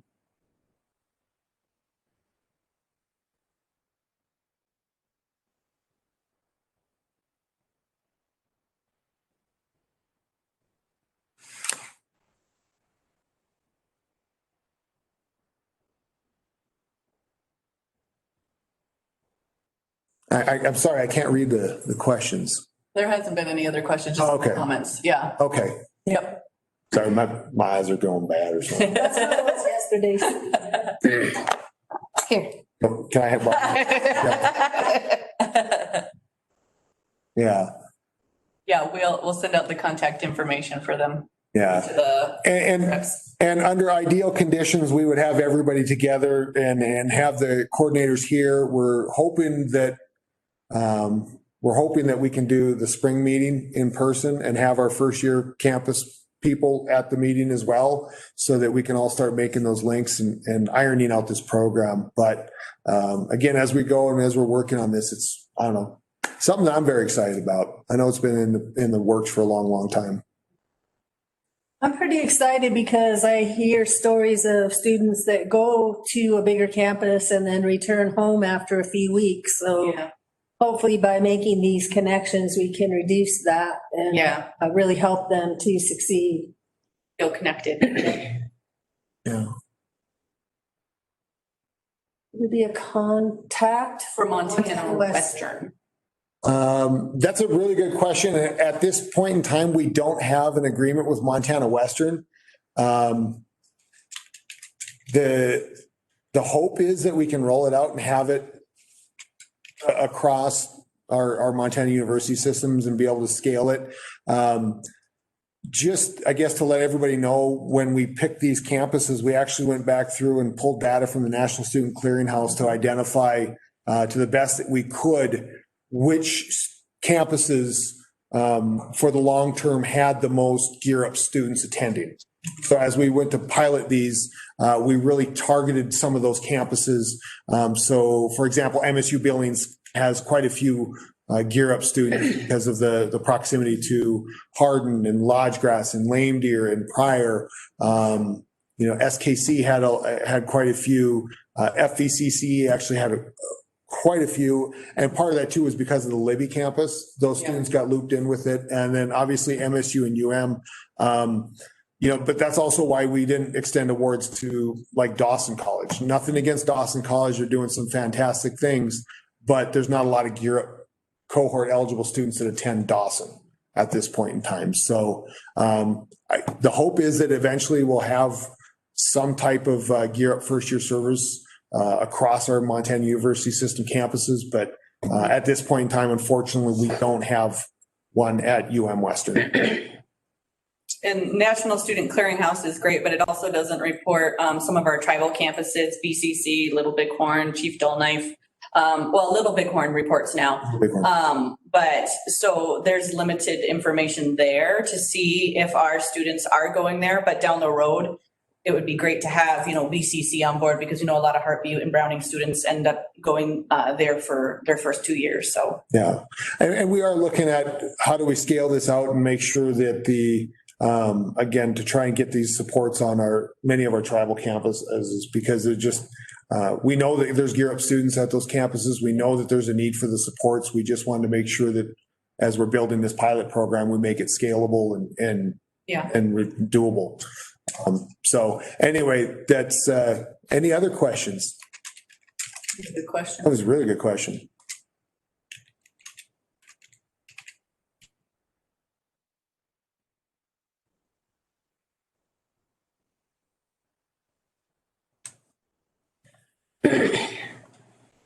And the other weird thing too, I will say this too, as we were tracking student numbers for getting this going, a couple things kind of really stood out. One, an inherent flaw, and I actually spent a lot of time this summer talking with folks in Utah and Maine, as well as Nevada is getting some 7th year services going. Because of the 7th year, because of the cohort eligible piece of it, it doesn't factor in transfer students, which makes for some really difficult, because we know that a lot of students may take a year or two at maybe their tribal college that's near their home or near the community and then transfer after that point in time to another campus that might be a 4-year or something like that. Or maybe they go to MSU for a year and it's a big college and they transfer back to their small town school, local school after that. Because it's only the 1-year piece, we don't at this point in time have really good data to track that transferring piece. We're kind of hoping that as we get this going and are able to collect some longitudinal data over time, that maybe we can get a better idea on that. And then the other thing that we kind of realized too, with this year being a pandemic year and being the travel has been restricted on many of our reservations. There might be some of our Gear Up students that might normally have enrolled in one of these campuses like MSU or MSU Billings or UM might very well stay at their home and local tribal campus because of the travel restrictions right now. So that might also be a considerating factor that we're kind of working through and seeing what the long-term effects are of that as well. So again, some things that we're figuring out as we go. Karen, can you read that? I'm sorry, I don't. So the question is, can we get our most recent list of where our students are at since they have changed their mind since our contact with them in June? So we have National Student Clearinghouse data for those that report, but if they're attending a campus that doesn't report, like SKC, we don't have that information. Right, and some of those,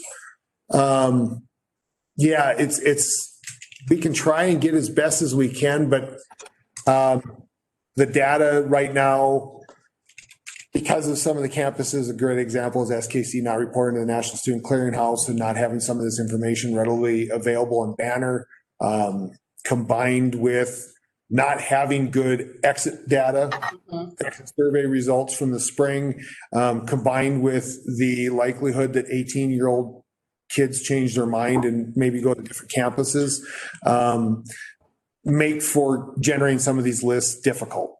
And so we can try and do as best we can to try and share who's where, but we're still working with the campuses and to try and identify those students. So that's I guess why we're also reaching out. And if you know that there's a student at one of these campuses, please feel free to email those students to the campus just to verify to see if they have them or not. Based on FERPA, are we allowed to release that list? See, that's kind of where I was wondering the same thing. You guys have better communication with the university system than we do, or ours are fast because we only have like one student there, so they don't say the name, they just say one person is at that place. Yeah, and then we also have to double check too that, like with FERPA, to make sure that we can release that information since they're no longer your student technically. What we can share regarding that student. Yeah. But you guys are always able to reach out to the campuses and let them know, hey, these 3 students from our campus said that they were going to attend SKC, and be on the lookout for them. Or just are they on campus? Yeah. But who are the best people to contact for that information? That's what kind of where we're at. Yeah, admissions office would probably be the best, or if there are first year service. I would contact the first year service folks to see if they have those or can verify one way or the other. Again, they're gonna have those FERPA issues as well. So but I just hate just across the bow question to admissions, because lots of times you end up getting the clerk that they're the ones who answer your email first, and they can't give you any information is what I've found. It's a big roadblock. Yeah. Your best is probably to reach out directly or ask for a TRIO contact. Yeah.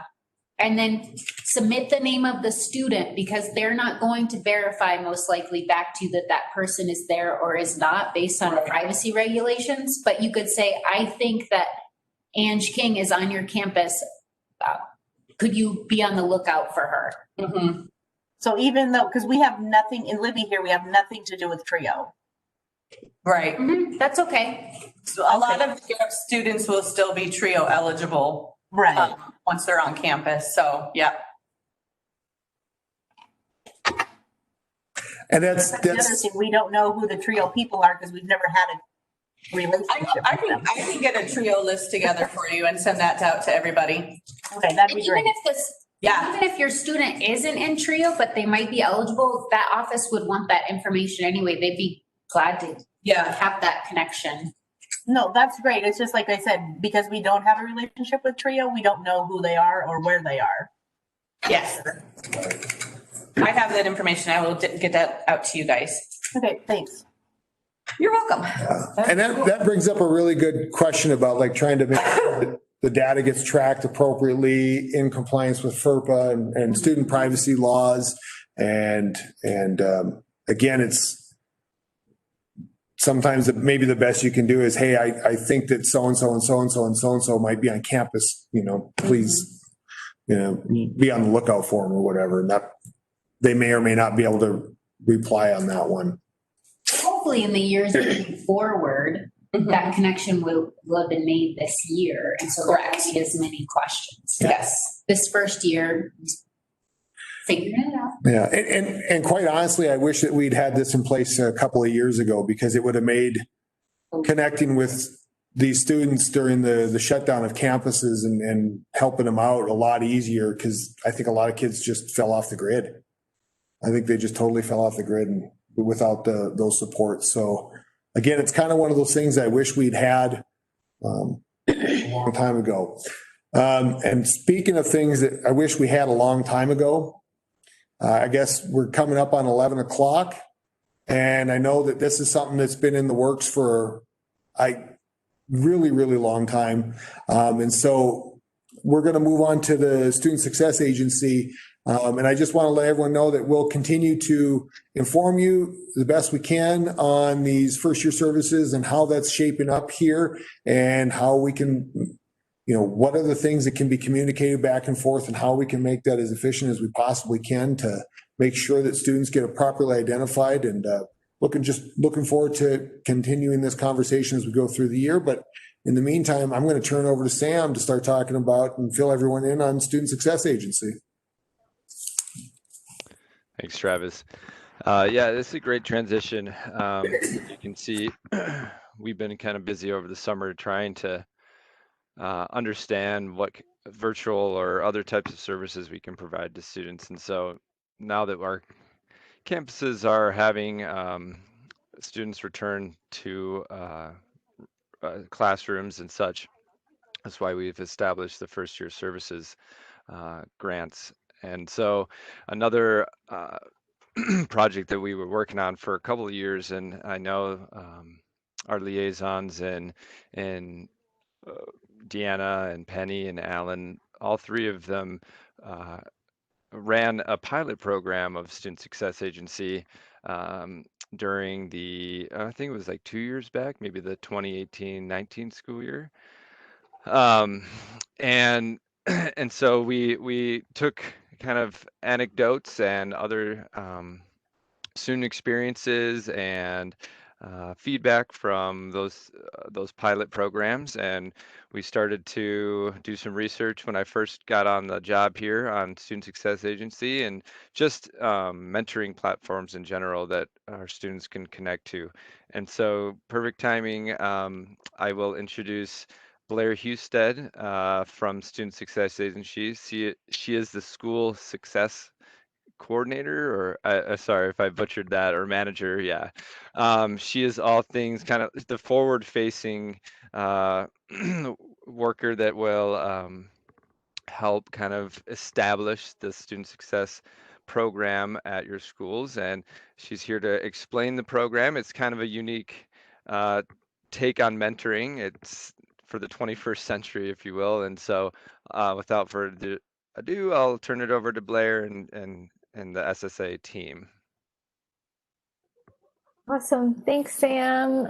Oh, good morning to everybody. And I also see Penny and Deanna and Alan on there. And I'm excited to work with you all again. It's been a couple of years. I hopefully have a little more wisdom now, being in this role for a few more years. But I'm excited to get to work with all of you and get to know all of you. I'm going to do a quick background of myself and then background of SSA, or what Student Success Agency is and how we can support you all in your roles, and then kind of go into how we can get started at your individual schools. So there's quite a few of you, which is really exciting. We get to work with a lot of your students in Montana.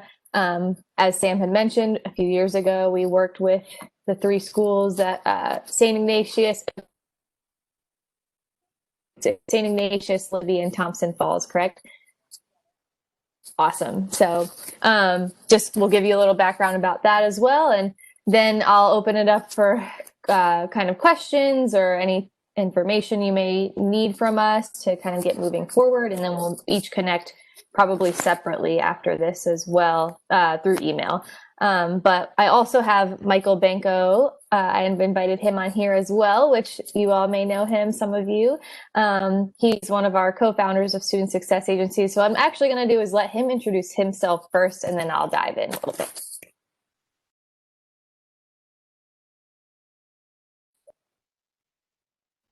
Were you able to hear that? No, I didn't hear a word you just said. Hey, everyone. I just said I would let Michael introduce himself. So I didn't you wanted any more than that. No, I was trying to figure out how to connect my audio, and then I figured it out. And then there was an awkward silence, and I thought to myself, this probably means I'm supposed to speak. Hey, everyone, I'm Michael, and excited to see some awesome faces from a couple years ago. Excited to get started again. We got started with this back in 2012, so happy to be here. Thanks, Michael. Sorry to make but as Sam introduced me, my name is Blair, and I work as the Director of Schools for Student Success Agency. And so my primary role is to be the liaison between the schools that we work with and the mentors that serve your students. So a little background about myself. I am an educator by nature. I taught in 5 different schools in 4 different states over 5 years. So my husband's military and we moved a lot. So I taught everything from pre-K to 5th grade. And then more recently, I've taught high school band, and I still continue to teach high school band. And I also teach teachers with Teach for America too. So I am a teacher at heart for sure. And that helps me in my role a lot because I, like I said, want to bridge the gap between what our mentors are doing and what you're doing at your schools and in your Gear Up program. So that's our collaboration piece together, is to kind of make sure we're all on the same page to serve your students and gather some of those goals and visions that you have for your students and make sure we're supporting that. So with that being said, I'm going to go into a little bit about what Student Success Agency is very briefly, because I know you probably all have a little bit of background, but and Michael, feel free to jump in at any point here as well. What we are is we are a digital student support service for your students. So, and we do that through mentoring. So any type of support service that you may think of that you are able to provide or that the schools are able to provide, we're able to bring that digitally and after school, anytime, anywhere for the students. So academic tutoring, advising, college and career support, and then just simply mentoring, we're able to provide to each of your students. And we do that through the vehicle of mentoring. So we provide each of your students with a one-on-one mentor, which we call agents. And then through that, they're able to provide those digital student support services. So we call them agents because we're Student Success Agency. And we like to say that we're the first agency to represent teenagers instead of celebrities and athletes. So LeBron James has an agent, Taylor Swift has an agent. Why can't teenagers have agents as well that help them with their goals and dreams and to represent their brand? So that's kind of a high level overview, but what we do to connect the students with the agents is we match them based on their personalities and their interests. And then through that, we pair them up with that one-on-one agent. And like I said, are able to provide them with academic tutoring, college advising, any of those support services. So I know I just did a pretty quick overview, but feel free to type any questions into the chat, or feel free to just unmute and ask any questions as we go along.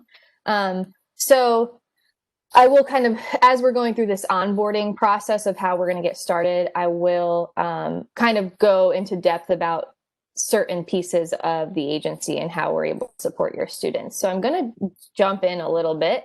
And the purpose of this meeting is to let you know how we can onboard your students, especially during this virtual time of digital learning.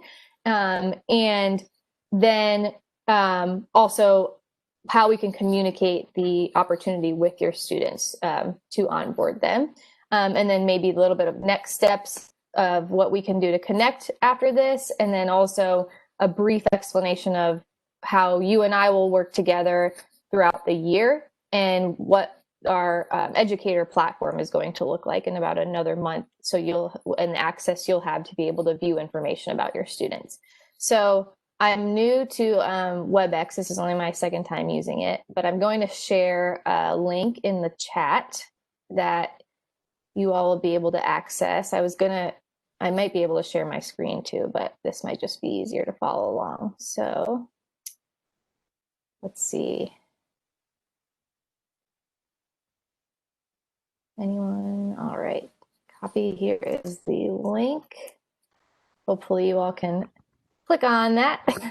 And Blair, if you'd like, I can give you presenter privileges so that you can share your screens and do whatever you'd like. That would be perfect. That sounds great. Thanks, Sam.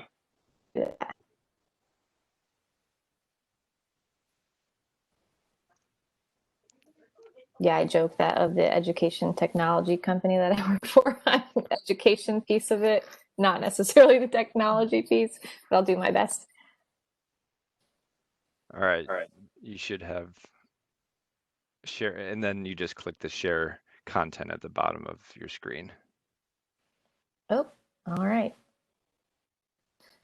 This will work. Well, so it's saying I need to quit in order to do it. So I don't want to waste y'all's time and quit out and then have to come back. So my computer, this is my lovely technology skills here. My computer says I have to quit out of this whole meeting and then come back. So if you are able to access this document, that would probably be better. And I'm going to talk through everything as well, and we can connect, like I said, individually after as well.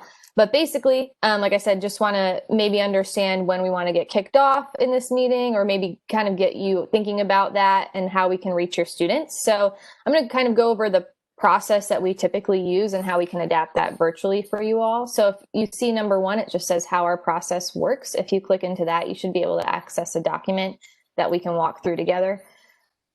So this is just a graphic about how we normally kick off with the schools. In the past, pre-COVID, we would actually go and present to each of your schools in person, which Penny may remember, and Deanna and Alan, they may remember us coming to the schools, and we send out EJ, our CEO, or another agent presenter who is able to connect with the students, somewhat start building a relationship with them on the ground. And then we would get them to enroll that way, but we may not be able to do that in this world right now. So we've been doing things virtually, and through that, we've just set up a meeting similar to this, either on Zoom or WebEx or whatever platform your school uses, and we get an agent to present to your students through that.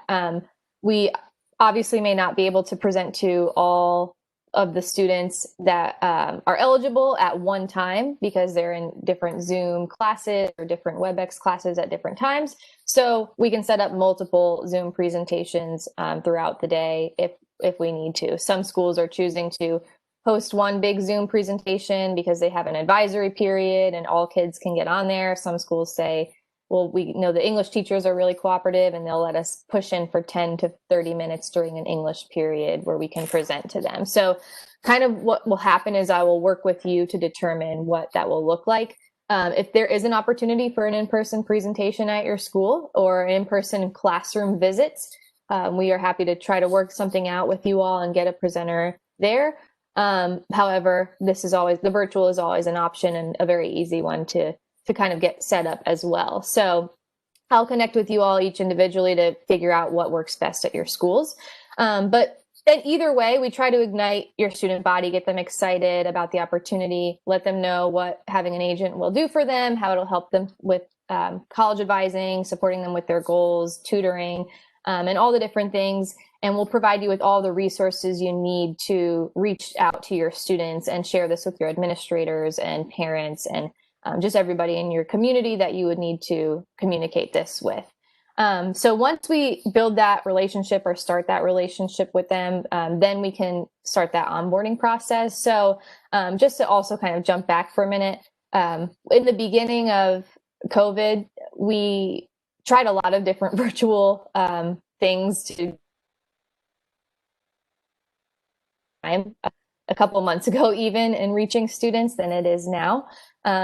But we've just really realized, and I think I knew this in my heart all along, but we were just trying to support educators as much as we could. But what we've realized is, the relationships is the number one piece for us and for everybody and for our students. And so we are just trying to kind of bounce off of or rely on the relationships you all have with your students and their families in order to engage them, because you all have those relationships with them, your students best. And so if we can kind of work with the relationships you already have to encourage the students to sign up, that is the most beneficial, which is why we like to do these push-in kickoffs where you are setting up the Zoom sessions and then we are able to connect with them and build off that relationship you already have with the students. So once we're able to connect with them and the students know this is something that you trust and that something that you're advocating for them to sign up, and we get on a Zoom and we talk to them, how they actually sign up, if you're following along, is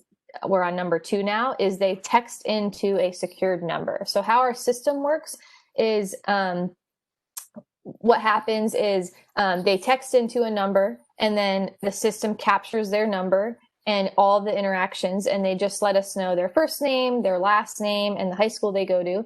And we'll already have rosters of your students. And so we'll be able to identify this student goes to St. Ignatius and they're on the Gear Up roster, and they're eligible for an agent.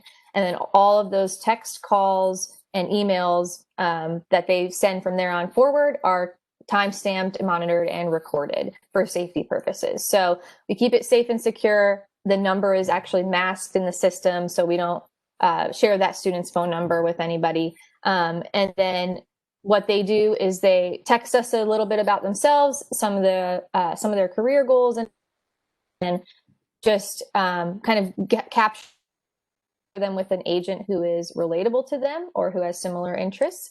And we ask them for a parent consent form, and the parent consent form is digital as well. And so all of this is captured all through that cell phone and that text message back and forth.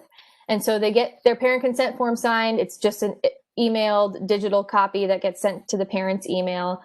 We capture that as well. And then we are able to sign them up and pair them with an agent as soon as they get that parent consent form in. And once again, the numbers are masked on both ends. So neither the student or the agent is receiving the other party's real number. It's just all masked, and we're able to timestamp and monitor and record it. So with that being said, on the next piece of that, once we get them engaged and they start working with their agents, I'm down on number 4 if you're following along, we actually capture all those interactions and we're able to send them back to you. So we're able to send that data back to you all as far as the number of minutes that they're interacting, how often they're interacting with their agents. And then even further than that, we'll be able to send you all information about what they're working on with their agents, what the students are working on. And that's where an educator platform comes in that I'll talk about in a little bit. So you'll have access to all that information. The only thing we don't share is the actual text messages. And that's just for the privacy of their relationship that they have. However, safety situations, we will absolutely release those to you. And we have all of those. And we're also mandated reporters in safety situations, and all our agents go through safety training. And we have 2 mental health specialists, our safety specialists, who are on call 24/7. So when a student does have an issue in the middle of the night, we're able to be there for them as well, and then report that to you all. So we dish the data back to you guys. You'll have all of that, but that's just basically how they sign up. So the main takeaways from that are the way that they sign up is they text a phone number and we capture their information, and then we go through the sign up process with them. We try to take as much of the sign up piece off of you all. So if you're just able to connect us with your students and let us speak to them and engage them about the opportunity, we'll kind of take it from there.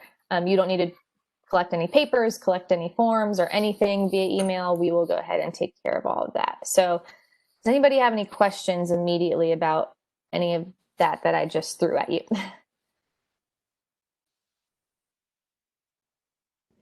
Awesome. Hey, Blair, if you'd like, Yes. I can share any content on your behalf and kind of just listen along and make sure we're at the right point if you'd like for me to share my screen.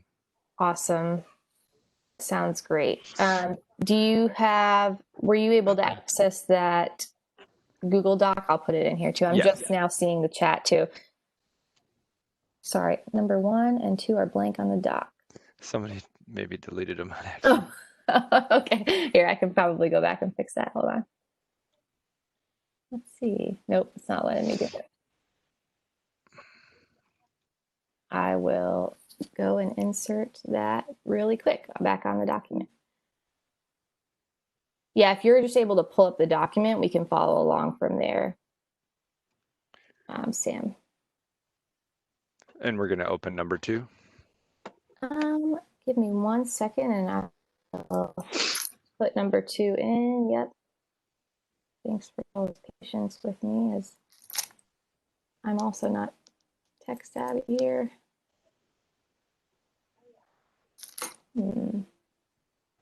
Okay. Yeah, so I just put that one. We'll go on to number 2, which is going to be this. I'll fix it after too to make it more user friendly. But yes, so we're just going to share this right now. So To go off of that, like I said, really we just will set up either an in-person kickoff or a virtual kickoff space for you all. We're with you all, I guess, to engage the students, whether that's one big meeting, 15 smaller meetings at each school, that's fine. But we really just wanted to give you all some materials to share with your students and their families and your school about Student Success Agency. And so what we've done is we've created just a personal website for you all to host basically all the information about what Student Success Agency is to share with your students. So it's just studentsuccess.co/Montana or /Montana. As you can see, it has Montana Gear Up and Student Success Agency, so the students know it's connected to Gear Up, and it's something that's being provided by the school. So on this website, like I said, basically there's just a ton of information hosted. The first one is that video that you saw, which is of EJ, who's our CEO.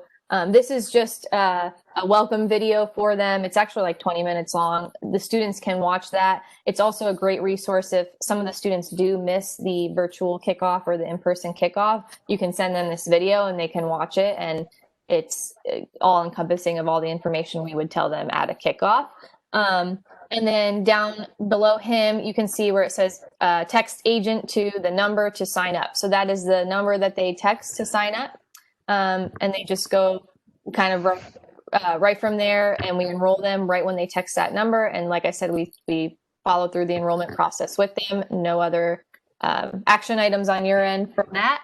And then you can see right below that, it says every student who signs up receives a $10 Amazon gift card. So that is actually a perk that we're just doing for every school that we're working with now. And like I said, every student will receive a $10 Amazon gift card when they sign up. So when they text that number and then they get their parent consent form signed, they get a text message with an Amazon gift card. So it's kind of a little incentive you all can use for the students to sign up.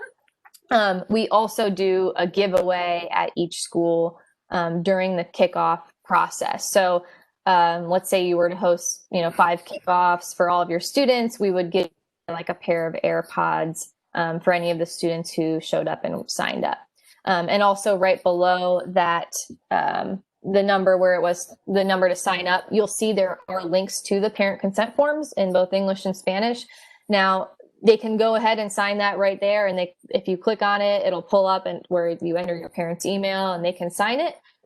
Or if they'll get a text message with it from us as well whenever they text into that number. And once they text in, we actually have a whole, it's a robot for a couple text messages, but then we have an entire team that is actually texting your students back and pairing them up with an agent or a mentor. And through that, what's nice is we're able to follow up with the student. So let's say the student texts in and their parent isn't home that night and they can't get the parent consent form signed that night. That's totally fine. We will follow up with them like every couple of days for a few weeks, just kind of encourage them to get their parent consent form in. So you don't need to do that or follow up with the students. We will kind of handle all of that on our end.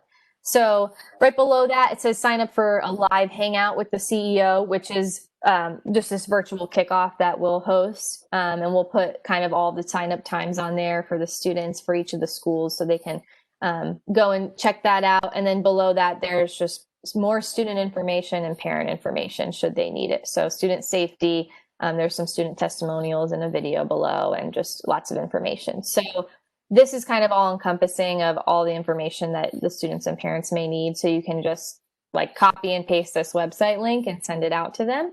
And then if you go back, Sam, to that, the meeting document, there is another step, number 5. We'll actually jump down to number 5 really quick. This is actually a menu of options for you all to communicate the opportunity with students as well. So it says checklist, but I don't want you to get scared. Like you have to check all of these things off because you have a lot going on right now anyways. So it's more so of a menu of options for you, like I said, for you to communicate the opportunity with students and parents based on the different assets that you and your school have. So if you use Remind as a platform or Signalvine to text your students or parents, there are templates for you all to just basically copy and paste about the SSA opportunity and send out to them. Same thing with email, social media, all different ways that you can share the opportunity with students. There's student flyers you can print out. Like I said, menu of options, so you can use or lose whatever is, whatever's there. But we just wanted to make it easier on you, so you're not sitting there having to think about what Student Success Agency is and type it out. More so just to copy and paste and share with any of the students or parents. And there are also some just additional supporting documents below that. And in those, there's some important documents that you may want to share with your administrators at your high school. So a lot of times you may have to communicate with your administrators or the teachers, and then they're wondering what the platform is and why you're wanting to set it up. There's a admin quick guide down there that's helpful when you're talking with your principals or teachers if they just want to know a little more about it or they have any questions. And then there's just some parent videos and kind of information about what we do with the students for parents that you can share with them as well. So just kind of throwing it all at you so you can have all this in your pocket like a tool belt. So if we back, the next steps really would be we would each set up either an individual planning meeting or just communicate through email. I don't want to give you meeting fatigue because I know I've got Zoom and chat fatigue a little bit too. But if you need a separate meeting to kind of go through this process or talk about how this could work at your individual school or any ideas you might have, we can do that, or we can just set up, we can email back and forth to set up these virtual kickoff dates at your school. So that would be the main thing right now, is just thinking about how could we kick off at your school virtually or in person, and then sending me some potential dates and times that you have available. And then obviously feel free to ask any questions, or like I said, set up a meeting if you want some clarification or to kind of collaborate how we could kick off at your school. And then after that, during the kickoff week, we just ask that you inform the students and parents, obviously, with any of those materials that we have available in the website.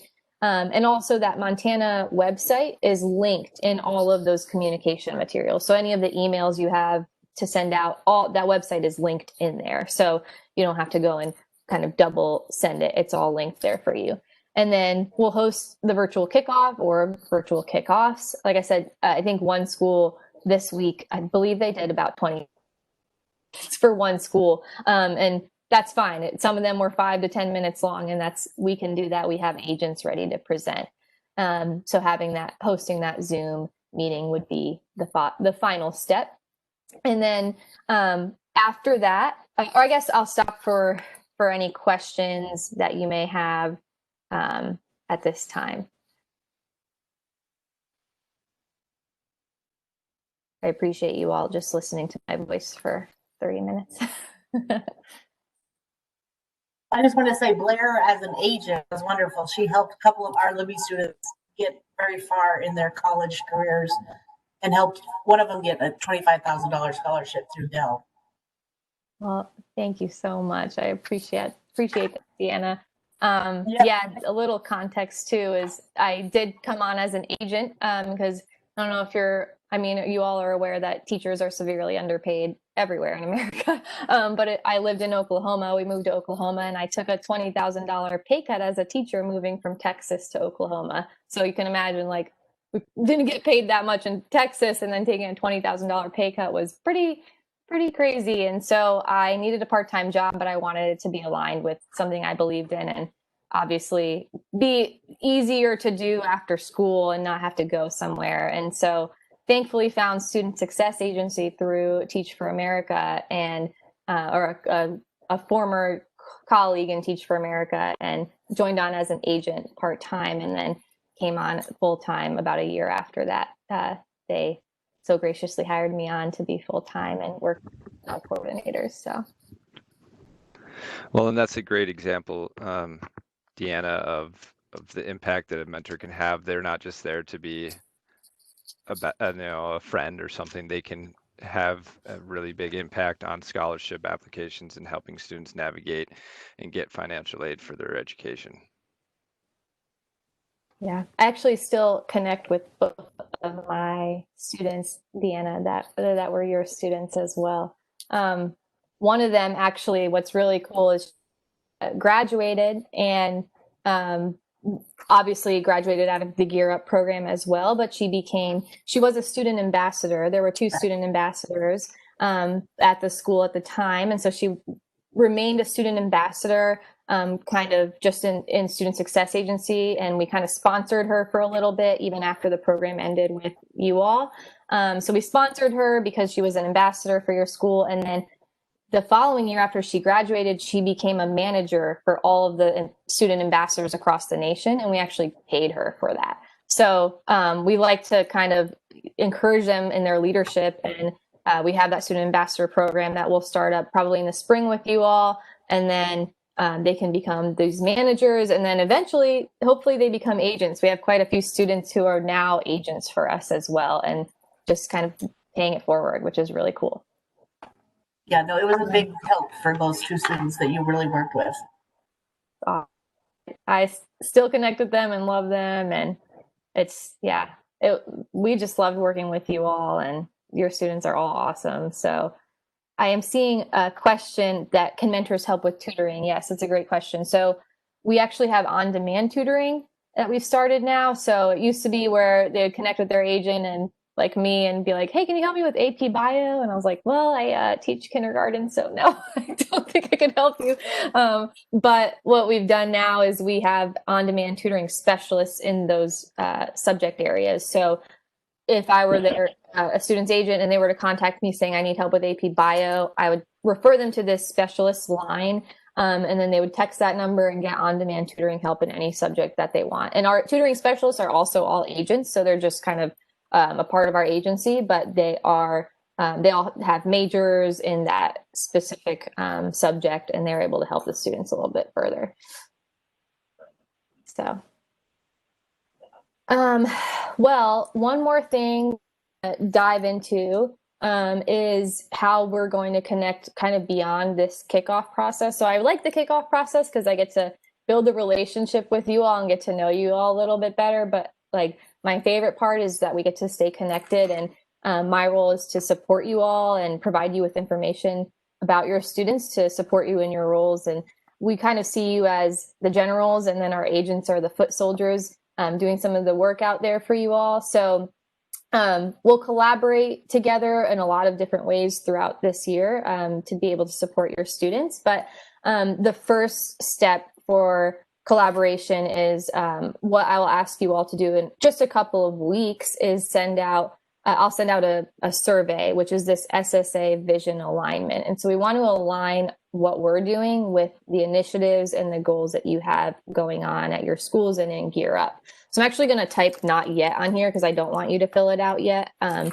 there's also a lot going on. But basically what it will be is a 15-minute survey just asking you about different things about your school, things about your community, demographics, different initiatives you have, different goals you have for your students. And this is really beneficial for our agents because what they can do is they can pull up a profile of your school. So they'd pull up a St. Ignatius profile and see how many students are served there and be able to actually pull some information that you provide to us to support their student. So if they see they have this student that goes to St. Ignatius, they would go pull up that profile. And once they pull up that profile, like I said, see it, okay, you're working on FAFSA this month and you really want the FAFSA, our agents would promote that. Or you really have this big scholarship program available that you want every student to apply for at your school this year. We can work on that with the students.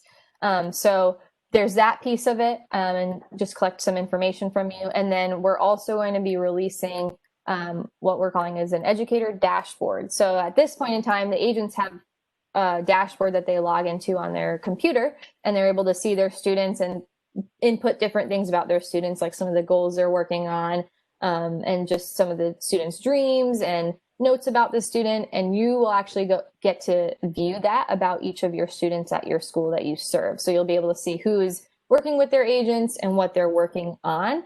And that is going to be released in about another month. And we'll give you more information as it comes along, but we're really excited about that. So you can go and see information about your students and inform your programming and your work with them.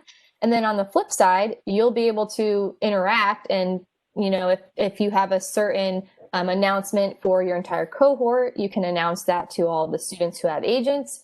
And the agents will share that information with the students. Or if you have one specific piece of information you want to share with the student, but you know you're not going to be able to meet with that student for a couple of days, you can give it to the agent and the agent will share it with the student. So it's just meant to be a collaboration tool so we can all just support every student, and that way also you can have more information. So I'm here to help with any of that. Like I said, whole cohort information, I can give you that. Individual student information, I'm here for that. But my main role is to support you with enrollment and onboarding, and then support throughout the year about your students. So with that being said, I talked way too much probably.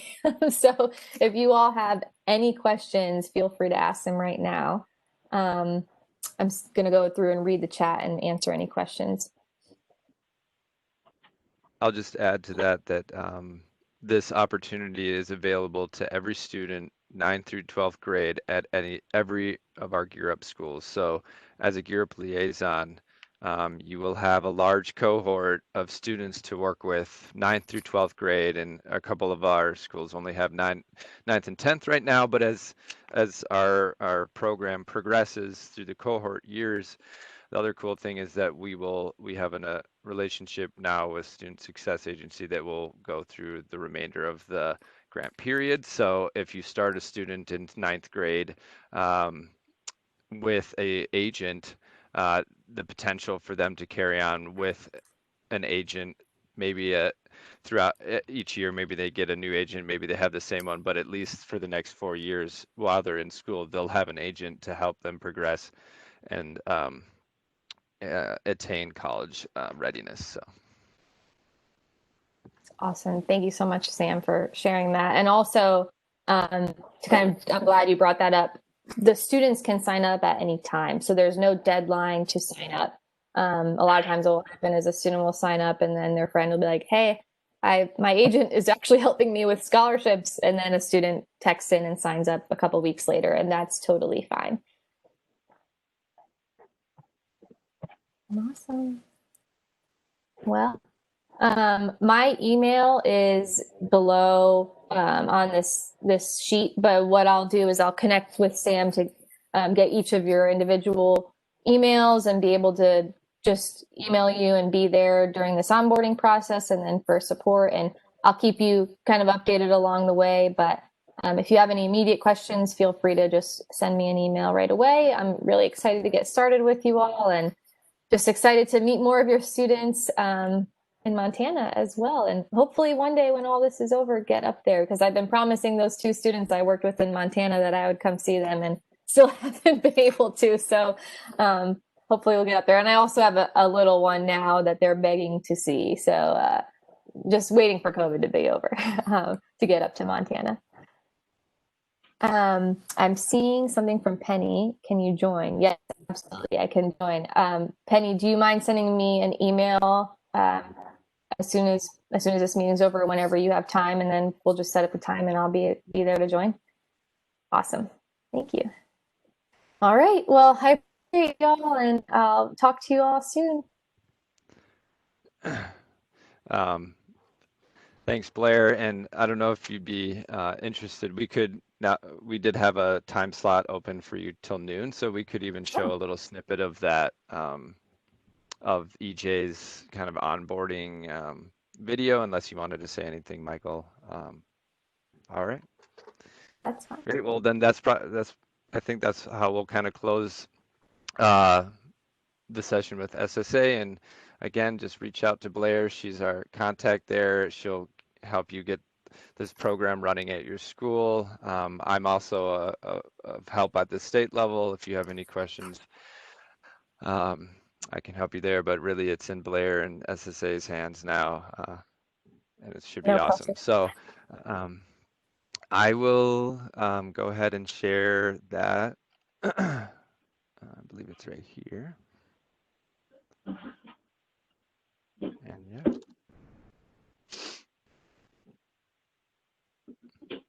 What is going on, beautiful people? Yeah, I'm talking to you.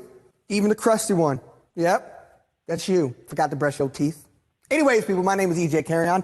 I am the CEO of Student Success Agency, the first agency that represents students instead of celebrities and athletes. LeBron James has an agent, Drake has an agent. Why can't every student have their own agent as well? So that's what we do. We hire professionals to be your personal virtual assistant in the palm of your hand, so when you leave this video, you'll have an agent in your pocket. So that means when your mom tells you to take out the trash, you can be like, nah, mom, talk to my agent. That's what I'm doing for you people, all right? I'm excited that you're watching this video. It's sad that I can't be there physically because I usually travel to hundreds of schools over 47 states to hang out with you guys in person, and maybe one day that will happen. But right now, you got to watch this quick video. But here's the thing. I put on my best suit for you guys so we can make sure this is the best video. Hey, dude, did they just get to slip us? No, it was just the basketball. What? Yo, bro, Okay, man. Now I have it. Why you got to put the air pay-pays in there, man? They ain't ready for the air pay-pays. Come on now. Anyways, people, man, let's get this started, all right? I'm super excited to rock this with you guys. Welcome to the agency. All jokes aside, now that we can get a little casual with one another, you know, Fred, now you should show him the shoes, brother. I got the Concords on. Y'all better not be texting me later what size shoe I wear. I ain't got time to sell these bad boys. They're 9.5. Yo, Fred, These are 9.5. Fred, are you wearing my... Ah! Yo, dude, not only are you wearing my slippers, you literally just threw it at me, dude. Anywho, people, that is Fred. Fred is our head of content at Student Success Agency, and we travel across the country together. And so as you can see, our relationship is somewhat difficult, but he's very impressive with what he does. For instance, when we want to do something cool and effective, like if I said Super Saiyan mode, Fred can make me look like a Super Saiyan. Ha! See what he just did there? Pretty cool stuff. Let's get to it, people. Before we get started, and I tell you how to utilize your agent and maximize the usage of having your own personal agent, I actually want to tell you a little bit about myself, okay? And why I started Student Success Agency. I'm going to show you a picture of me when I was in high school. This is me. I know what you're thinking. Is that a young rock? No. You're wondering where my hair went, right? I was supposed to look like Bruno Mars, and that didn't happen. I think my mom just skipped the baby milk process and went straight to whole milk. So here's the thing, people, all right? I'm here now, though, thriving, regardless. Now, here's the thing with my mom is we moved 8 times by the time I was in 8th grade. In 3rd grade, my reading teacher asked me to spell football on the board, and I spelled F-U-T-B-E-L. If you know Spanish or English, both was incorrect. I went to summer school throughout middle school. And even in high school, I didn't take a single AP, dual credit class. I didn't even graduate in the top 25%. And honestly, when I took the ACT, a test to get into college, my 8th grade brother got a higher score than me. Real, like, I don't know about you people, but that was like a moment for me. Like, I don't know if you've ever felt like you're a senior, you're getting ready, you have no idea what you want to do, you feel like school's not for you, you're trying to figure out what's next, and you feel lost, you feel like nobody gets you. That was me. I'm telling you, I was awful at school. But my mom said something to me that was super powerful. It's not about what you know, it's about what you do. So I went into my senior year after getting that ACT score, and I said, I'm going to focus on what I can do. What can I control? I got my first all-A report card my last semester of my senior year. I ended up still applying to college because none of my parents went to college. I wanted to go to college. So I applied to college, even though I didn't know what that would look like. And so I applied to 5 colleges, people. 5. I got accepted to one school, and that was the University of Oklahoma. You want to know why I got accepted to the University of Oklahoma? Have you seen Tiger King? For those of you who haven't seen Tiger King, quit living under a rock and check it out. Now, here's the thing. It costs $27,000 to go to the University of Oklahoma. To be honest, that's as much money as my mom made. And this is why I was always afraid about trying to level up or do something that other people didn't do. Going to college was things like people in my family just didn't do. And so like, this was really foreign and also looking like it was gonna be expensive. So what did I do? I went back to what my mom said, it's not what you know, it's what you do. I ended up applying to 30 scholarships my senior year, 30, and I got denied 27 times. I got one scholarship that was like $500. The second scholarship I got was a $1,500 scholarship. People, I still needed $25,000 to go to school, okay? Now, the last scholarship I got was a letter. And it was probably, if I had to say, the most monumental moment in my life that changed my life forever. I won the prestigious Bill Gates Scholarship, a full ride scholarship to go to school. Thousands of students apply for this, and I was one of the lucky few. I did not graduate in the top 25%, and still to this day, my 8th grade brother got a higher score than me. This was my Willy Wonka golden ticket out of my situation. I moved to Oklahoma, graduated in the top of my class with honors at the University of Oklahoma. Wrote a book called Accelerate Your Success, How to Create a Future and Stand Out When College is Not Enough. It became a #1 Amazon best-selling book in 3 categories: youth, education, careers. It outsold Hunger Games for 1 hour. But I ain't been broke in a minute. Don't get offended, so I put bow in a billy. On the kitty, on the city. I do not dance or I also got invited by President Obama to share my story at the White House. And people were asking me what I was going to do next. I decided to think, what would I like to do and what was I passionate about? And honestly, I didn't see myself being some motivational speaker or someone who would be in education. I actually got a journalism degree. And the only reason I got a journalism degree is because I asked my counselor at the University of Oklahoma, what degree can I get without taking a math class? And she said, journalism. And so I became passionate about education. I became passionate about people like me who get sold short because we don't look like the smart kids. We don't talk like the smart kids. We don't act like the kids who are going to be well off. And so I started Student Success Agency with the idea of what would have I wanted when I was 16 years old. And that's when I was like, man, I was really into business, hip hop, sports. And I was like, man, wouldn't it be dope to have like a personal agent? Like an assistant, like all CEOs, like you never talk to the CEO, you have to talk to the assistant. I was like, man, I'm gonna create a virtual assistant for students and create the first agency that represents students. It went from 20 kids to 100 kids, 100 kids to 500 to 1,000. We are now in over 25,000 students across the country, from New York all the way to Hawaii. We even throw a summer camp every year where students are able to meet their agent in person at our summer camp, which is a cool, super dope. We have pool party, dances, and it's a 3-day cabin event. And it's so awesome to me to see that an idea I had as an average dude from an average town now be able to impact students all across the country who resonates with my story and sees how hard it is to create a life different than the one you might see around you. And so I'm super excited for you to join Student Success Agency. I believe we're the most innovative thing in education. We were connecting students with online agents since 2014. This is a new movement. I believe we're like the Uber of education, or the Netflix.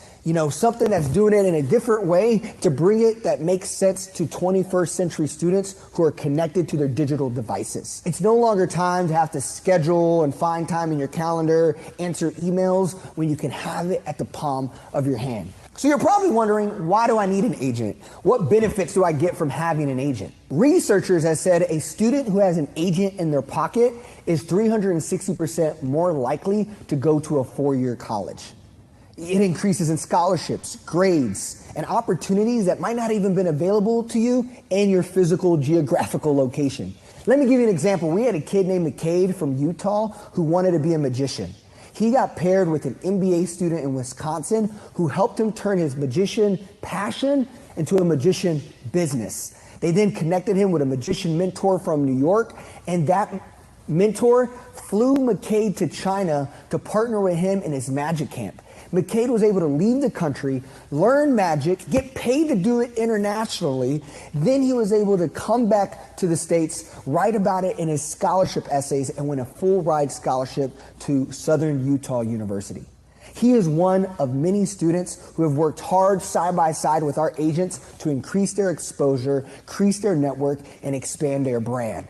Now, who are our agents? Agents are basically young professionals who have signed up to play as your personal assistant through the process of going from clueless to college to career. Let me tell you something about these people. We are going to become the best contact in your phone, all right? People who apply to be an agent, we only accept 10%. It is harder to become an agent than to get into your favorite college. We have hundreds of agents. The average agent is 23 years old. And get this, 90% of agents got scholarship to go to college. 33% of the agents are in a science, technology, engineering, or math occupation or pathway. Think about that, people. The future of jobs and where you need to go may not be what you see around you every day. It might be something that's happening online, where you could work from home, where you could work for Facebook, Google, or be able to bring an emerging skill to your community. And we have the people who are doing some of the most innovative work as a profession. Now I want you to know something. You gotta understand something here, right? You are the boss. We are your agent. We're not here to tell you what to do. We're not telling you how to live your life. We're here to save you time. We want you to be able to watch Netflix, play video games, eat Fruity Pebbles, and tell your agent to look at scholarships, tell your agent to help you find internships, and we do the heavy lifting for you. If LeBron James was talking to his agent, it's not like the agent would tell him what to do. LeBron James looked at his agent and says, I want Space Jam 2, get me Space Jam 2, and the agent makes it happen. That's how this works. Let me walk you through on how to be a boss in student success agency. Step number 1, you need to set expectations for you and your agent. Some of you are going to be really close to your agent and want to talk to your agent all the time. Some of you may prefer to talk to your agent every now and then, 5 minutes here, 10 minutes here. The agency fits in your life.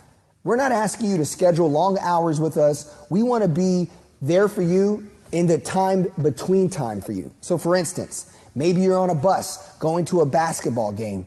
You can text your agent. Maybe you're waiting for your friend to pick you up so you can go to the movies. You can text your agent. This is available to you during the space between your time so that when you add in all that time, it's going to showcase over months and years together that you did a lot of work without even knowing it. And so it's important to set expectations for you and your agent. The second thing you need to do is figure out what you need. All right, some people want help to get into top schools. Some people have a business idea. Every single one of our clients are different. So you have to decide, how do you want an agent to impact you either in your college pathway or your career pathway? That is what you have to figure out. Do you need help with math? Do you need help with Spanish? Are you trying to write a book? Are you trying to travel the world? These are questions you need to articulate to your agent so we can know how we can help. The more precise you are with what you want from us, the easier this is going to be. Because we want to save you time. Use your agent as someone who will go out there and do research, explore for opportunities specifically to you. The final thing we can do as your agent is just really help you through the adulting process. I understand that the struggle is real, and for some of us, we have to adult a lot earlier than others. So we can help with life advice, figuring out how to budget and think strategically about finances, as a lot of those things are things we don't get taught in school that we should, around credit cards, taxes. And so we're really here to be your wingman, wingwoman through the process of being your best self. Now, I do have one expectation from you, all right? Here's the thing. If you get a text from me or one of the agents, here's my expectation from you. Don't leave me on red. I ain't got time for that, all right, people? We want to fit in your life. So I get that if you're busy at times, but when we reach out to you, just respond back. The more you help and text in, the more we can do on our end from research and hustle. And so I ask that you connect with us. And we're not trying to take a lot of your time. The average student in the agency spends anywhere between 15 minutes to an hour a month texting their agent. And it's not like we're making you do that all at once. We want to fit in your life. And we just ask respectfully that you don't be leaving us on red. Now I get it. A lot of you are really young. You may not know what you want to do tomorrow. You're trying to figure out what you're going to eat once this video is over. Now here's the thing. I want to help you out here.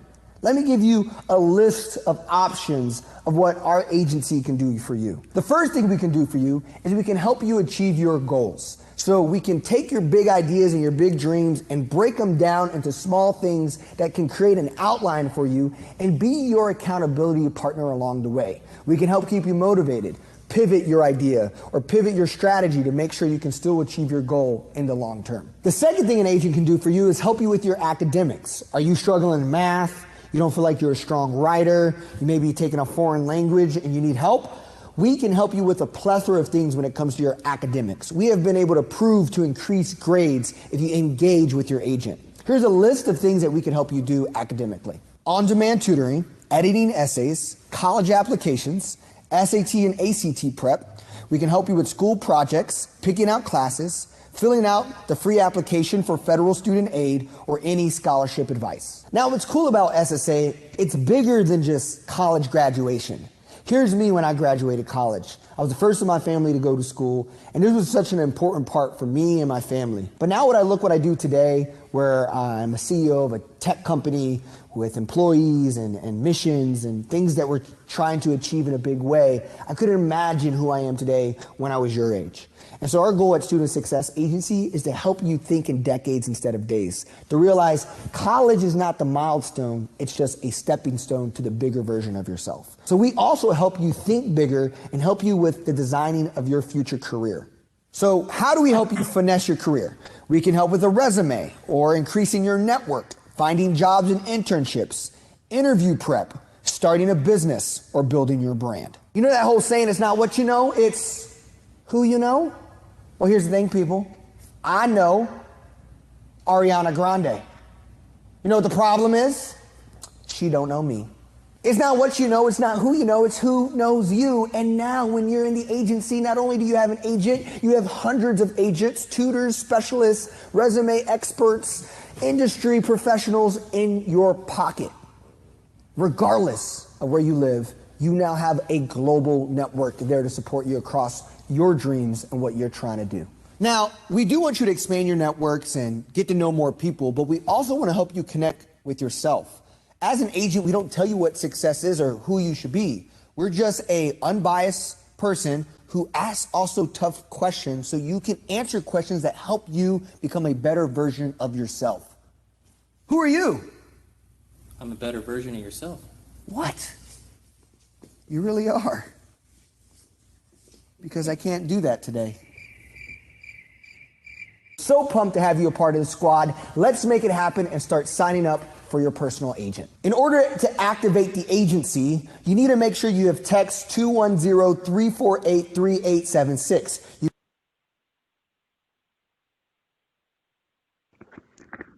It seems like a good place to start, and just to see if we had any lingering questions of what they just heard. And I'm sure he's just going to go through how to sign up and get going with this. So great video, though.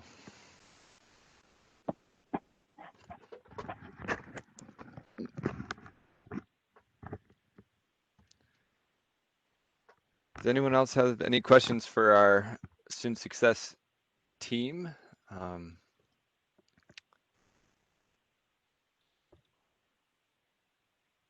Perhaps not.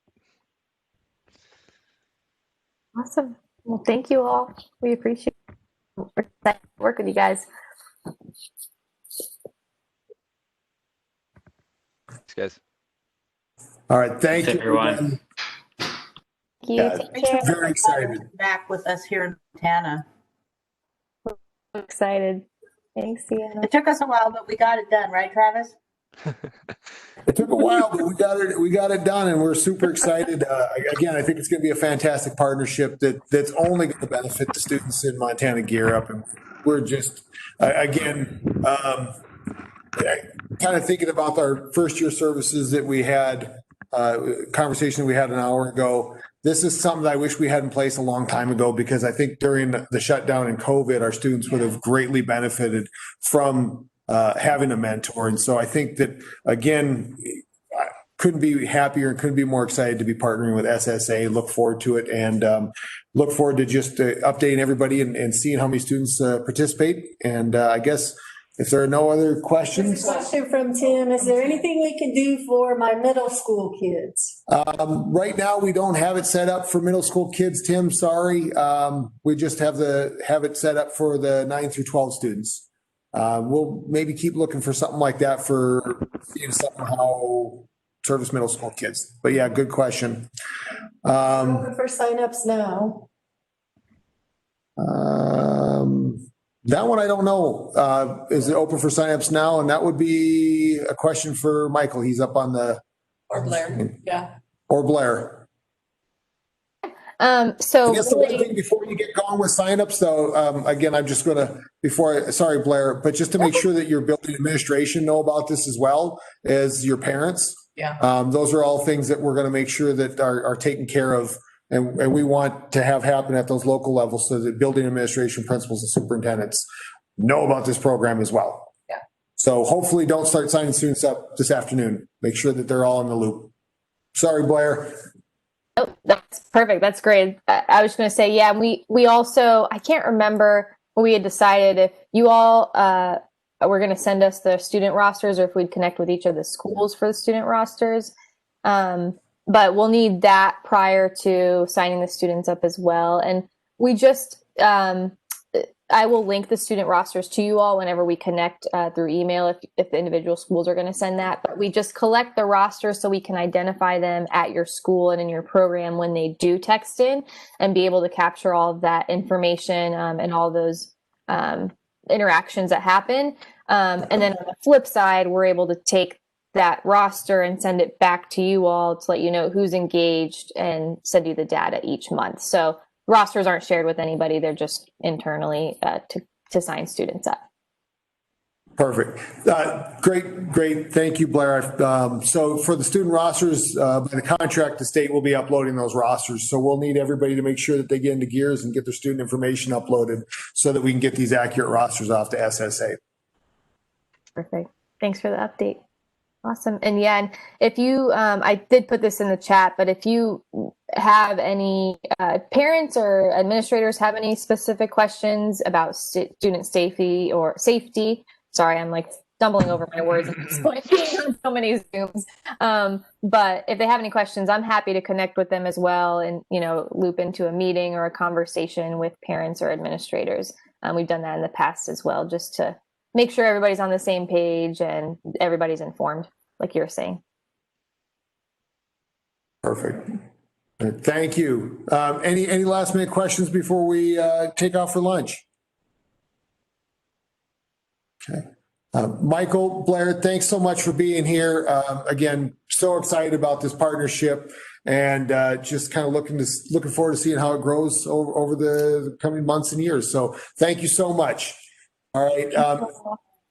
Everybody will adjourn and come back at 1 o'clock. All right. Thank you. Thank you, guys. Thank you.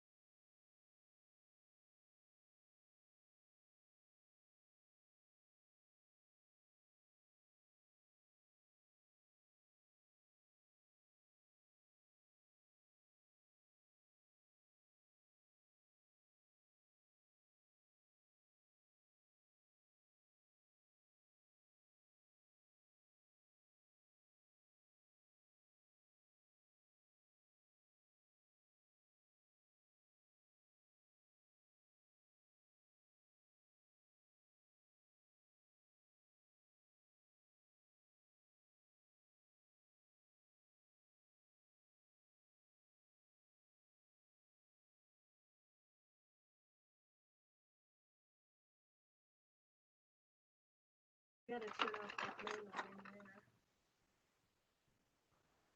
You're still logged in.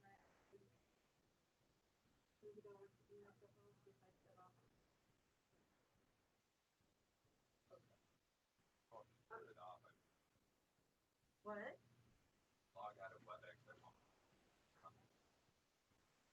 Yeah, that's what I was gonna do. Well, I don't know what I need to do because they need to set up for the board meeting, so let me find out. Pardon?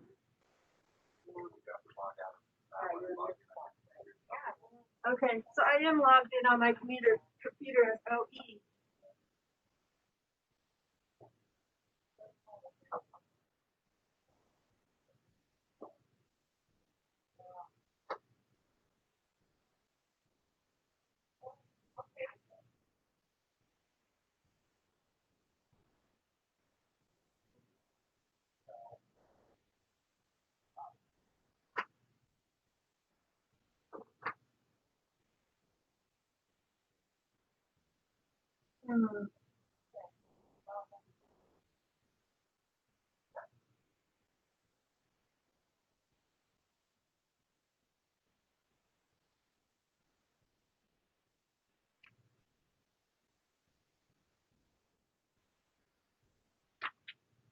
Yep.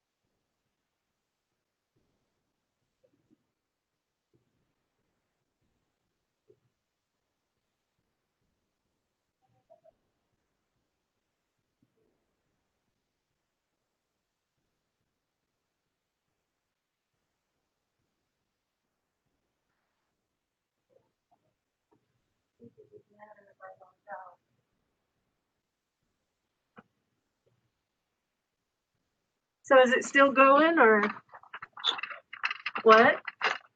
Okay. So you're gonna make me the host.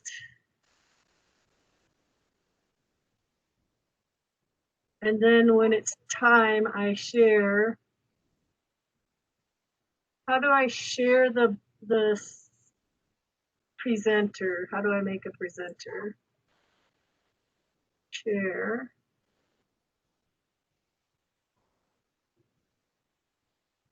Maybe there's a different thing. Center.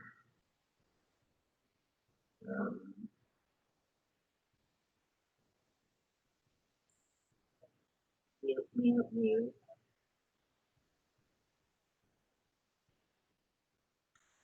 Oh,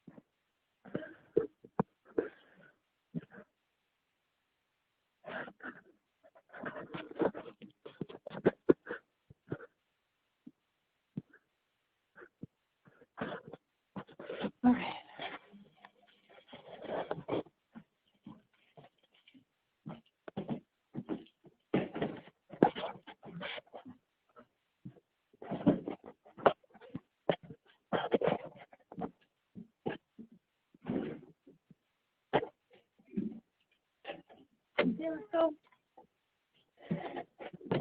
Let's go for a walk.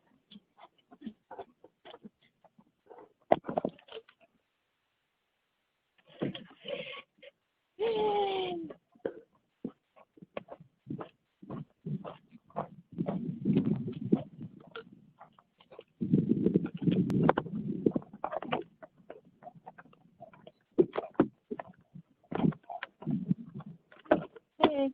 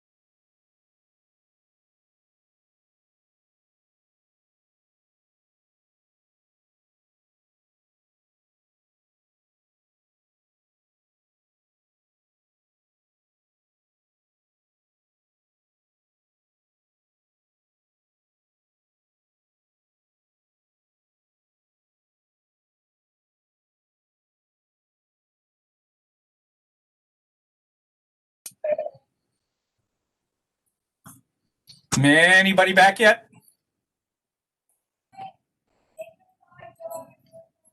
I'm back, Tim. I'm back, Tim. I'm back from Harvard. I just wanted to make sure I wasn't the first one back.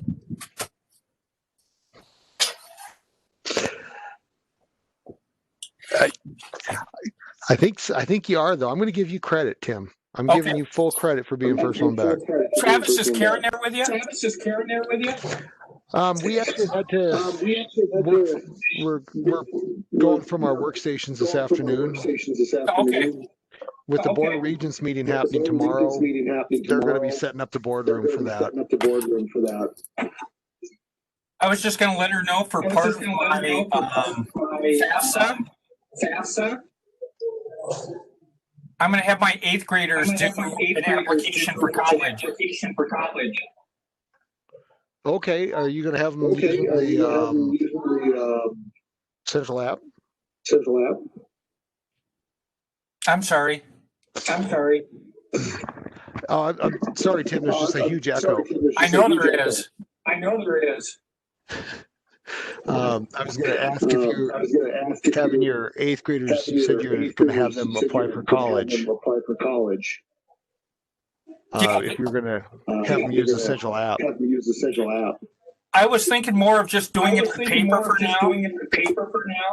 Perfect. Yeah. That's then I can work with each of them. Yeah, that sounds great.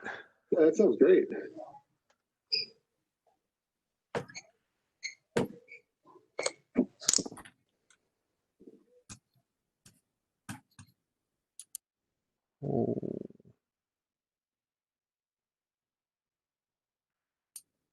One more thing, Travis. What do you got? Do you know our new athletic director? John Rosinski. Yeah, I've met him.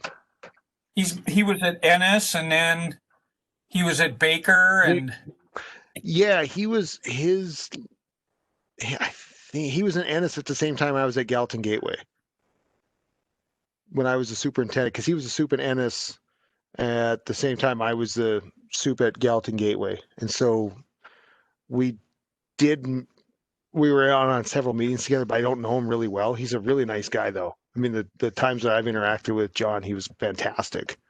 You guys are all laid back, you guys from Gallatin Gateway and, like Twin Bridges, and you guys are all pretty easygoing and laid back. I like that. I appreciate that. I appreciate that feedback. It's kind of how you have to be up there with everything growing so fast and so many variables you can't control. If you're not laid back, it'll eat you up. Yeah, I think Mr. Johnson's kind of finding that with some of our stuff. Yeah, I bet he is. I'm gonna have to reach out to him though. I haven't heard from him in a while. Well, it's funny. Today is the day that the Crows are supposed to be done with their quarantine, their lockdown, but we still have the Northern Cheyennes are out until October 1st. So. Oh, really? Mm-hmm.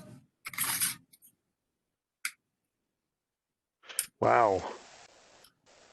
So it's interesting.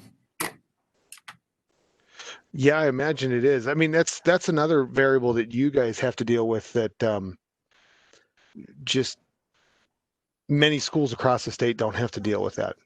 Well, it's like Lance, they had our whole football team was out for 14 days. So they had less than 100 total kids in a high school. Wow. And I have that many in my 8th grade. See, and I was trying to remember, like, I was a principal back when the H1N1 pandemic hit. What was that, like 2010, 2011, somewhere in there? And I remember that there was times where like up to 25, maybe 30% of the student body would be gone. And we thought that was, earth shattering, that how can we do this with 25, 30% of kids gone? And, now it's child's play. Gosh, we would take 25% out exactly gladly right now. Yeah. I mean, I just kind of think how that dynamic has changed so much. But we're having a meeting tomorrow to see, because we have some kids that are online and, we got them computers and we did everything and they still are not getting in their work. So we're going to talk about how we're going to get them to get in their work. Oh, great. Hopefully it'll be great. Well, as my grandmother used to tell me, that even when you fall flat on your face, you still are moving forward. So Yeah, that's true. kind of Never I have to, while you're trying. yeah, I have to keep reminding myself that during these times that even when you fall on your face, you're still moving forward. Yep. I will Travis, write I'll that one just say down. I'm on my face now when I can't get something done. Sometimes you got to roll over too. But yeah. Deanna, you never do anything wrong though. No. Thanks, Tim. Man, I do. Deanna, you would appreciate it too. We added a new scholarship in Coralie's name here. Oh, at high school. wonderful. That's great.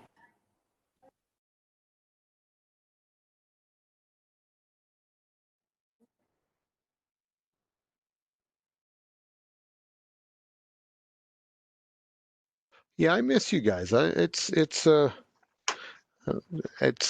like it's been a really, really long time since I've been able to visit with all of you. And yeah, it's just great to see so many faces here on the screen on the Hollywood Squares.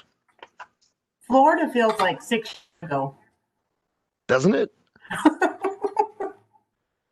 Yeah, I was actually looking at, there was a picture of me, you, and Ruth standing outside the hotel down in Florida. I'm like, gosh, was that taken this year? Yeah. Yeah, it seems like an awful long time ago. And then I was thinking of like MCAN when, at MCAN, which was, I think it was the week that the wheels fell off the bus, was that MCAN. And just between Orlando and Polson, Well, I it think just you were seems. here that week before MCAN. I was. That's right. Gosh, and I remember I've been telling my wife ever since too, like how great Libby is and how I just want to come up there and hang out and just do touristy stuff and go hiking. And I'm going to come up there when all this subsides, because I don't know, there's just too much cool stuff for me to see in Libby. So I will be up there, and then hopefully my wife will come with, and then we'll buy you a beer when we get up there, Deanna. Okay. Awesome. Well, hey everyone, I see we're at 1:00, and so I'm going to bring us all back together. And one of the things I'm really excited to have Dr. Emily Sallee with us this afternoon. Dr. Sallee is an assistant professor in the counseling department at the University of Montana.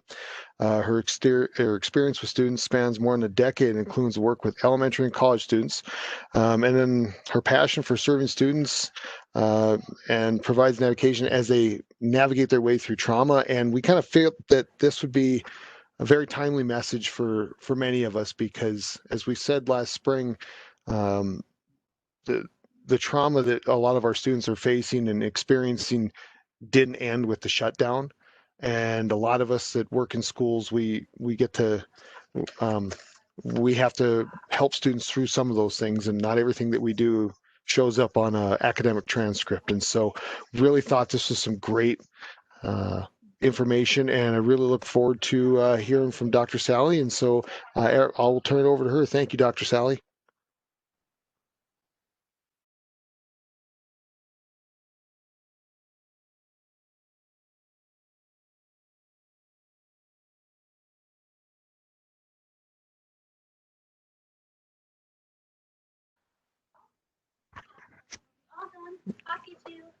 Dr. Sallee, are you there? I can't.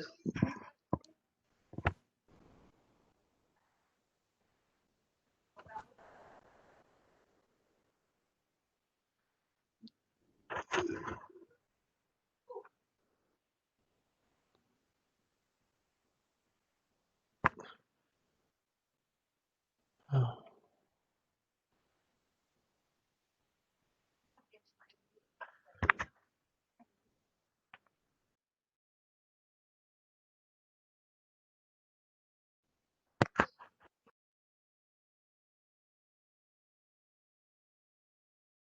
Are you able to hear me okay now?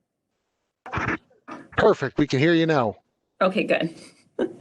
That is helpful. Thank you, Travis, for having me. I'm excited to be here and talk about one of my favorite topics that's more applicable and important than ever. My experience in schools has been as a school counselor and doing a lot of trainings with classified and certified staff and parents, and now doing that from the back end, getting school counselors ready to do this work in school. So I'm really excited to talk about it today. And a lot of this work and this information applies to trauma in a lot of different ways. And I'm just going to modify it a little bit to talk specifically about COVID and current events. It's important for us to think about how trauma impacts kids before we talk about best practices in supporting them. So if this is new information for you, great. If it's a review, that's always good too, but that's where we're going to start today. And I don't think I'm able to click through the screen. Do you want me to go ahead and share so that that's a little bit easier? Let's see if it'll let me. Can you all see my screen? Okay, then let's do it this way. That's much easier. Okay, here we are again. So a little bit about trauma. SAMHSA has some great information about trauma, and they're pretty succinct, as succinct as possible. Definition of trauma is being trauma-formed in the sense of realizing this widespread impact of trauma, recognizing signs and symptoms, and then being responsive to those pieces. Part of that is also seeking to actively resist re-traumatization, because unfortunately, schools and different systems within schools can be re-traumatizing. So that's a part of our work too. What is trauma? It can be a lot of different things. It can be a single event. I am from the Portland area. So when I think about what's happening there in terms of the wildfires, that is a single event that can be traumatic for people. But more often than not, it's something that happens over time, over the course of multiple events. And for our kiddos, for our K-12 kids, and I use that word to describe all of our students, knowing that 18-year-olds don't like to be described as kiddos, and I'll try to reframe that. But for our students, this trauma, these complex, prolonged trauma experiences often happen at the hands of an authority or trust figure. So a parent, another relative, a close family friend, sometimes others like coaches or religious leaders, that sort of thing. So these experiences of trauma are particularly damaging to students. And the thing with trauma is that it's super personal. So SAMHSA uses the just 3-word description of this being event, experience, and effect. That means that I could grow up in a household with a twin sister. We could experience the same events, but the way we experience them and the way that we cope with them is totally different. That means the effects of our trauma are also going to be very different. So while we like to have these neat boxes of how we both refer to services and support our students, that's not always possible when it comes to being trauma informed. It certainly is something that affects some more vulnerable. And I think that kiddos as a population they're just overall more vulnerable in the sense that they rely on the adults in their lives for so many things. But when we think even in smaller groups than that, so our kiddos with disabilities, our kiddos with things happening in their family world that creates instability, our students of color, these are some of the smaller groups in our K-12 population that are even more vulnerable. And then I mentioned a little bit earlier that the service system, which includes education, has often been activating or re-traumatizing, and that's part of our work too. I'm going to show you this really short video. If you can't hear, I can see a few people. Antoinette, I can see your video, your picture. So if you can't hear, shake your head or something like that, and then I'll know. You're gonna have to be my cue. Dan Siegel is a really fantastic researcher. He has some great books like The Whole Brain Child and No Drama Discipline that are fantastic referral sources for parents. He has a very simple model of the brain, a hand model that he uses to describe how people in general are activated by trauma. So we'll watch this real quick and build on it a little bit.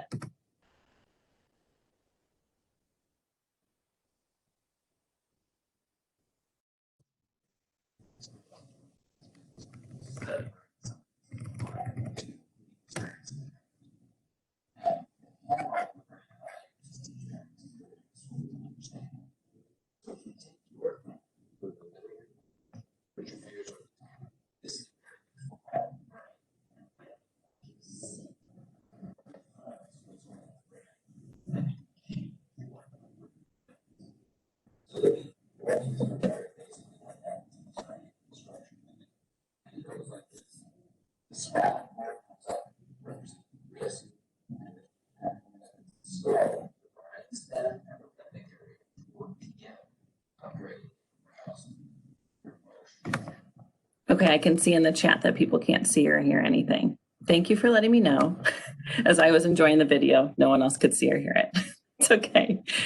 Sometimes screen sharing is tricky. So basically, Dan Siegel's hand model of the brain is that a person's hand is a pretty easy way to consider what happens to the brain when trauma happens. So typically we're online, we're in the thinking part of our brain, and I'll talk a little bit more about this. But when we are activated by an experience that is triggering in one way or another, our lid flips. And what happens is that we're stuck here in the survival part of our brain. This is the part of our brain that develops first in brand new babies. Let's move forward here so you can see what I'm talking about. The lower part of the brain, the survival part of the brain, is where all of those automatic systems are regulated. So our digestion system, our respiratory system, all those things that we need to survive. And then as people grow, as kids grow, they develop the other parts of their brain for higher level thinking. So when we talk about trauma, the important thing to consider is that the brain develops from simple to complex. That means that survival mechanisms act first and faster than the thinking brain because they're more developed. And when a person's threatened, the brain moves resources away from thinking towards survival because that's really all it cares about in that moment. That's when we see people in heightened arousal or emotional states. And that's when we can characterize fear responses or trauma responses of fight, flight, freeze, fright, and fawn. Now there's the fifth one, fawn. And the takeaway here is that our brain learns patterns. So if a kiddo experiences trauma and is often in the survival part of their brain, then their lid, in terms of using the hand model, flips really quickly. And I think that we can all think about students we know that seem to go from 0 to 60 just in like 2 seconds. There's no in between. They're either regulated or they're dysregulated. And sometimes we don't even know what happened to trigger their dysregulation. That kiddo is responding in that way because their brain has learned that pattern. They're so quickly going to the survival part of their brain that there doesn't feel like, it doesn't feel like we have any time to interrupt that from happening. Now, when we think about how trauma impacts people over time, I'm not going to spend a lot of time on this, but I think that many of us, or hopefully all of us, have heard ACEs and adverse childhood experiences as being a way to describe different variables of trauma for kids. And the thing here to look at is that on the left, this was kind of the initial pyramid to describe how adverse childhood experiences can affect someone over time. And what we're coming to find is that things happen before conception that has that lasting impact. So if you looked at the triangle on the right, we can see that there are things in our world that impact babies before they're even born. So social conditions and local context, what's happening in the world Well, that's a big one this year. I think if we talk about 2020, that could be like its own layer on the pyramid at this point. And then generational embodiment and historical trauma. And this refers to things that have happened, like historical racial trauma is a great illustration for how this is impacting people today. And research used to show that it took 2 generations for someone not to be impacted by trauma, meaning that my grandmother's trauma still affected me. But now newer research is showing that it actually is up to 14 generations of how long it takes for a person to not be impacted by their ancestors' trauma. So this runs really deep. And that tells me that we have kiddos in school, our students in school, who they themselves and their nuclear families, their family of origins, aren't experiencing adverse childhood experiences, but they can still be impacted at a cellular level by their ancestors' trauma a long, long time ago. We never know the whole story about our students, right? And this tells me that we really don't know the whole story about our students. ACEs go a little bit further in terms of thinking about those childhood experiences, but then adding those layers of adverse community experiences and environments and adverse climate experiences. So trauma is really prevalent. Most of us have experienced at least one adverse childhood experience. And when we look at those community and climate stressors or sources of trauma, it broadens the scope of how many of us and in what ways we are impacted by this. This is kind of just a helpful graphic to consider. In the tree, those adverse childhood experiences, things that happen at home. And then in the soil, the roots of what's happening in the community. I mean, I can pick out so many of those things right now, again, in just the last 6 months, and how that's changed so many families and students' lives and the lives of their educators, the people in this room. And environmentally, again, we have climate crisis happening. We have wildfires and smoke that are impacting us today when I look out the window. We have natural disasters happening. So takeaway is that we're all impacted by these things. We used to try and put people impacted by trauma in that neat little box. And there is not a neat little box to hold all of us anymore. Trauma takes a long time in terms of rewiring the brain. So looking at the brain scan on the left, this is a healthy 5-year-old. The red areas, the red and yellow are the really active parts of the brain, compared to the right, a 5-year-old who's experienced a lot of trauma. There is less activity happening. And I'm not a neuroscientist or biologist, but this is important because for an abused brain to reactivate and look more like a healthy brain, it can take 3 or more years of really intensive interventions happening holistically. Oh, can people hear me? Okay, some people can hear me, some people can't, I see in the chat. So I'm just I'll keep talking. So when we're in a school and we have a kiddo where we need to provide intensive intervention due to trauma in particular, we want to see progress really fast, right? Like we want to do the intervention, we want to see change happen so we can attend to academic goals. But if it takes 3 or more years, that means I could have a kiddo coming to me in 4th grade. We're doing a lot of interventions. The 5th grade teacher is on board doing a lot of interventions. And then it could be into middle school before we see any behavioral changes. And that's really hard. That means that this needs to be a team approach that's sustainable over time. And we're going to look a lot at what practices that can entail. So what does trauma look like in your classroom, in your school? It can look like a lot of different things. And looking at the different symptoms, it can look like irritability, excessive sleepiness, difficulty staying calm, or kind of that like 0 to 60, quick to anger, self-injurious behaviors, energy or anger outbursts, refusing to participate in activities, isolation or sadness.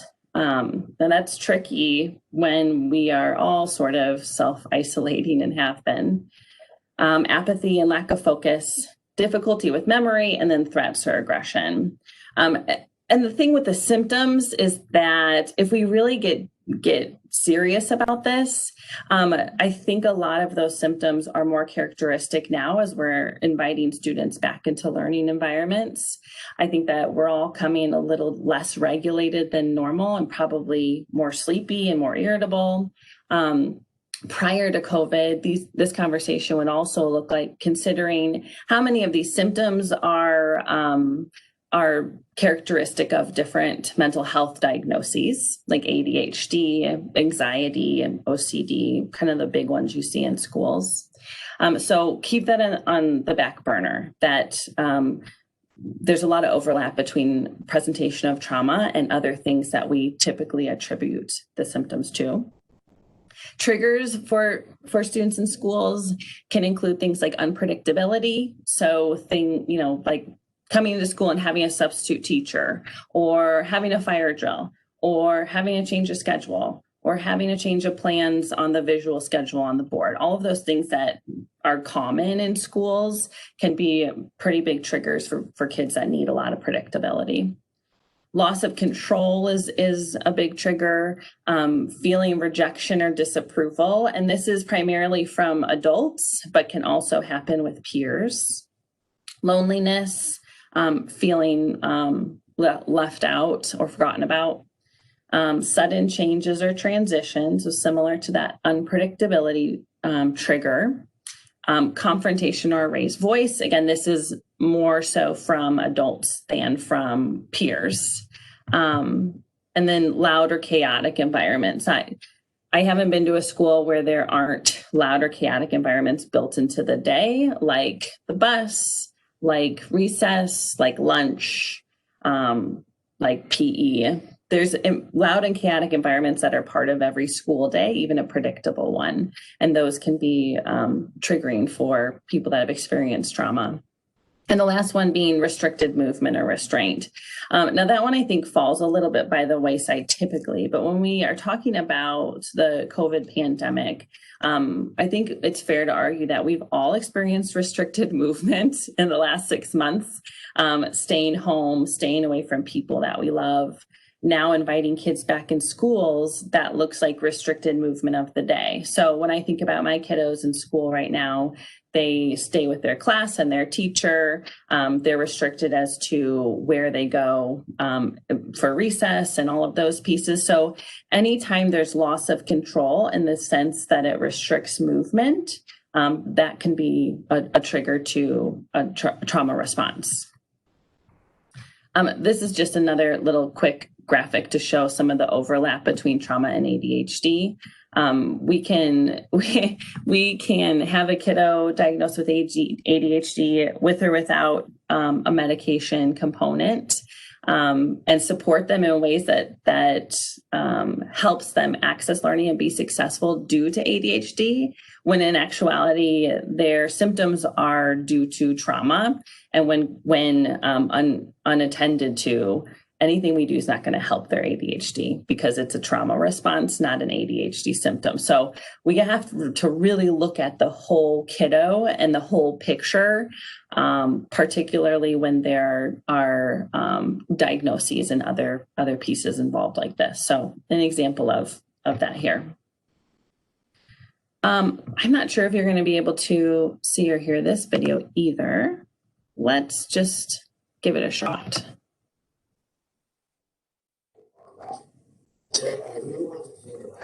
What's the best way to teach teachers about doing the discussion? And it's something that over there, understanding. And I found that the best way to do it, just to make a difference between automatic brain versus a strong brain. So we just have a brain versus a strong brain. And this is the difference.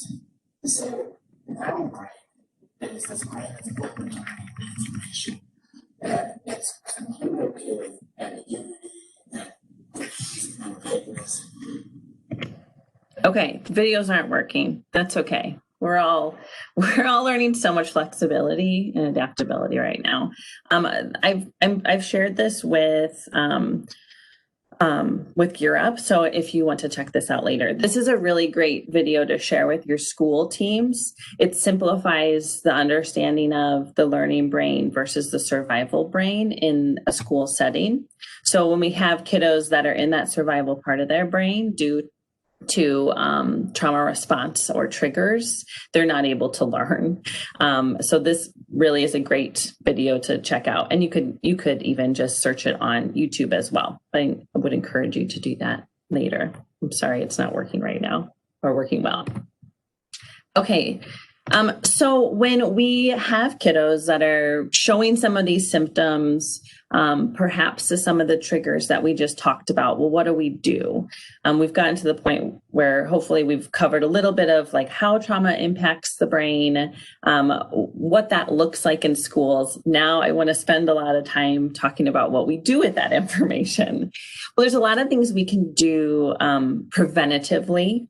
And as we talk about each one of these, think back to the why.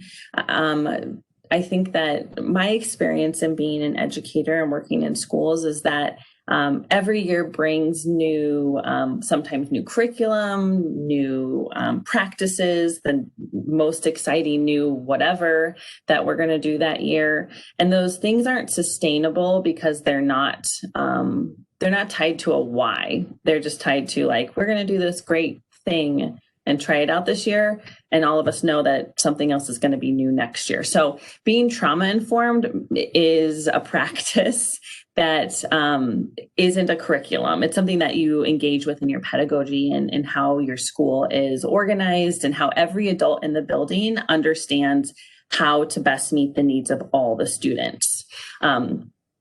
I could have said teacher responses or educator responses here, but it really is every adult in the building and sometimes outside the building, like bus drivers and other adults that kiddos come into contact with. So some of the ways that adults can prevent trauma responses at school are to assign a job or a leadership role. This increases a sense of belonging, a sense of value, and it gives a student a sense of increased control over what's happening at school. So this can happen in as young as, our littlest kindergartners up through high school.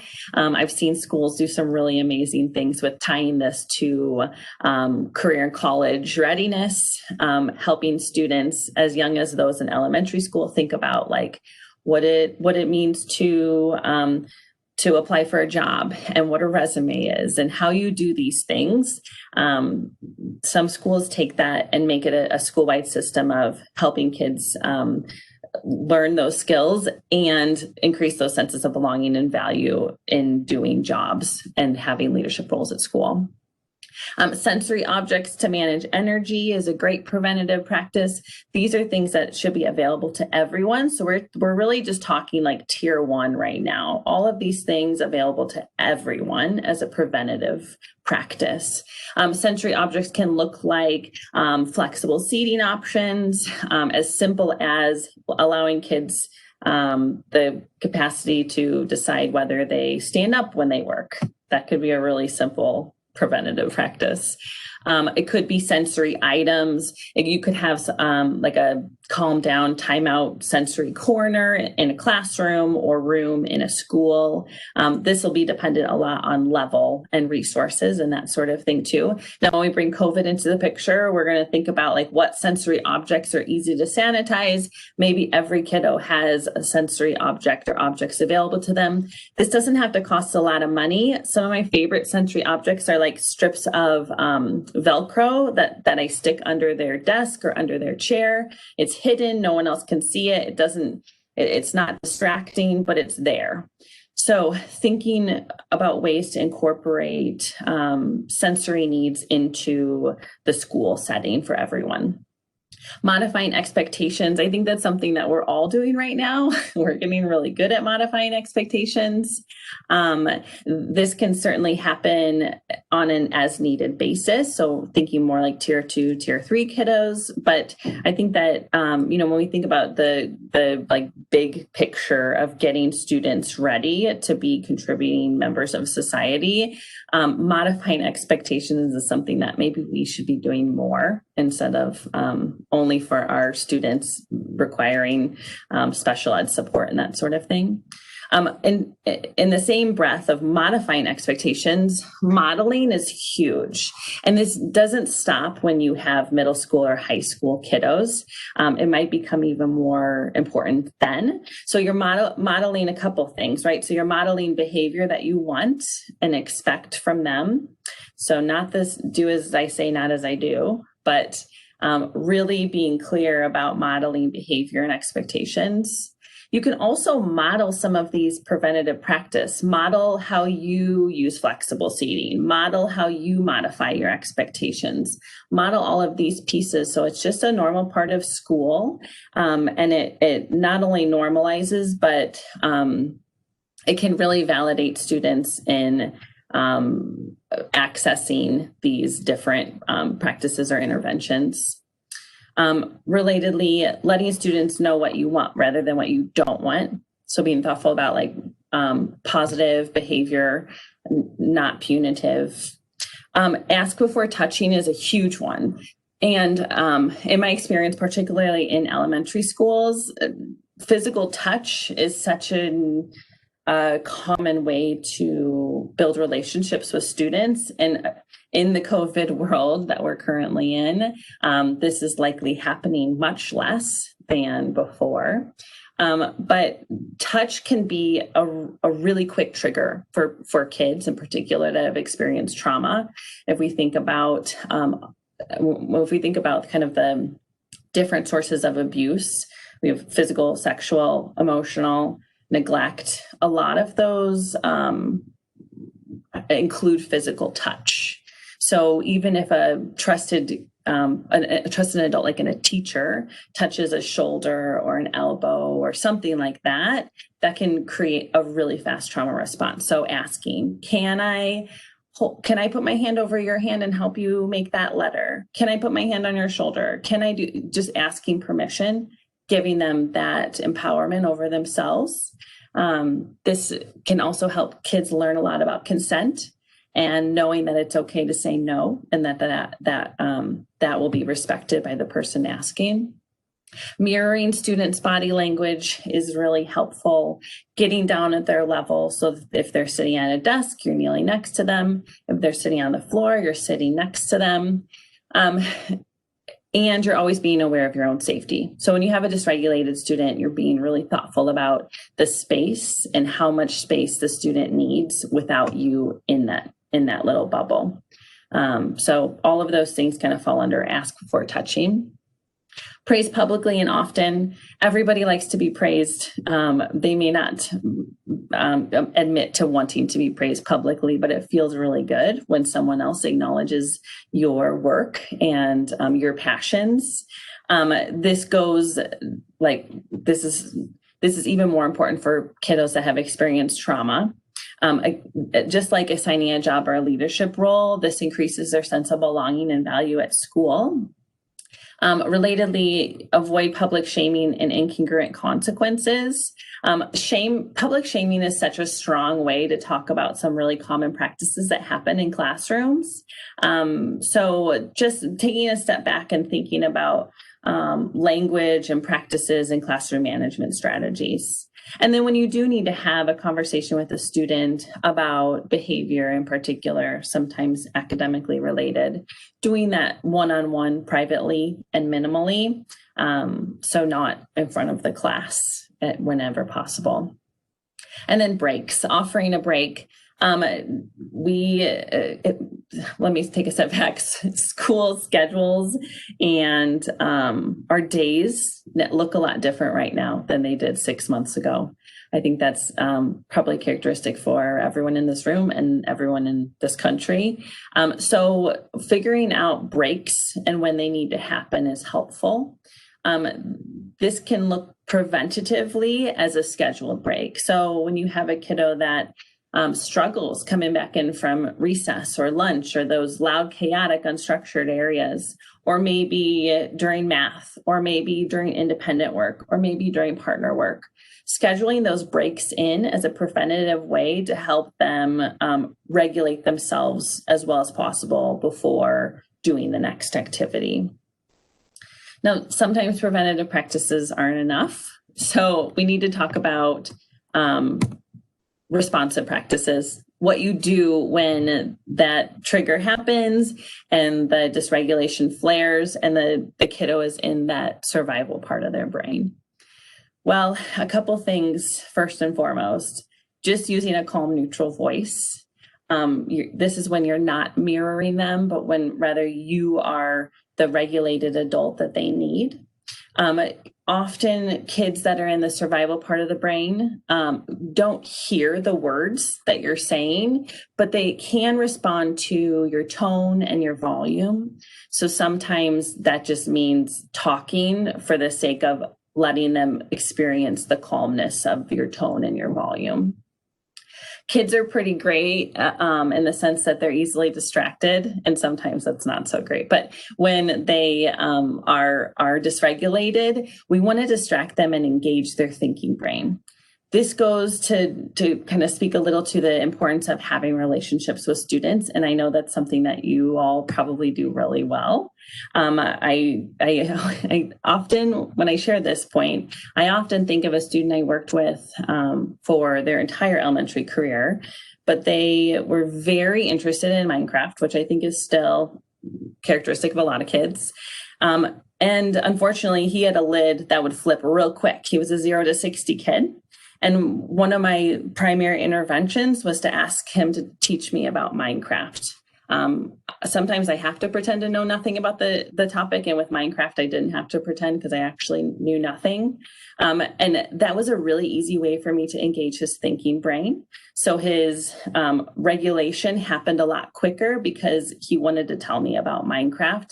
That required him to be in a higher level part of his brain. So knowing how to distract a kid is an incredibly effective way of helping them regulate themselves. Offering alternative choices is important.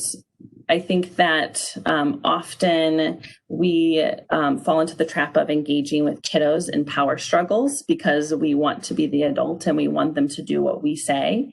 And when somebody is dysregulated, that doesn't work. That actually can make them more dysregulated and can make the situation worse before it gets better. So offering choices, avoiding power struggles, acknowledging and validating their feelings, just taking the time to acknowledge what they're feeling without minimizing it. So it may feel like whatever triggered them was a very minor thing for you, and it wasn't for them. So taking that time and space to acknowledge and validate. Use words and phrases that de-escalate. Things like, I wonder if, let's try, it seems like. Those are really open-ended, comfortable phrases for a kid to hear.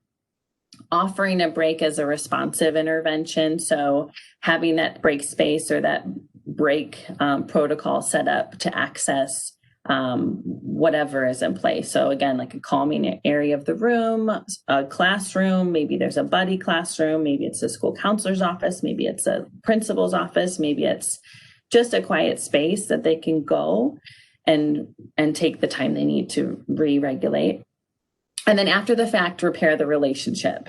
This is another one that's hard for us adults to swallow, in the sense that when we have a kiddo that had this big explosion, it can be hard to repair the relationship. And that's a big modeling part that falls on us. So maybe, and I feel like I just have like, I can see the kiddos in my head that I think of when I talk about these things. But maybe a kiddo just destroyed a classroom. You had to do a room clear, there's stuff everywhere, all the tubs are on the floor, whatever it is.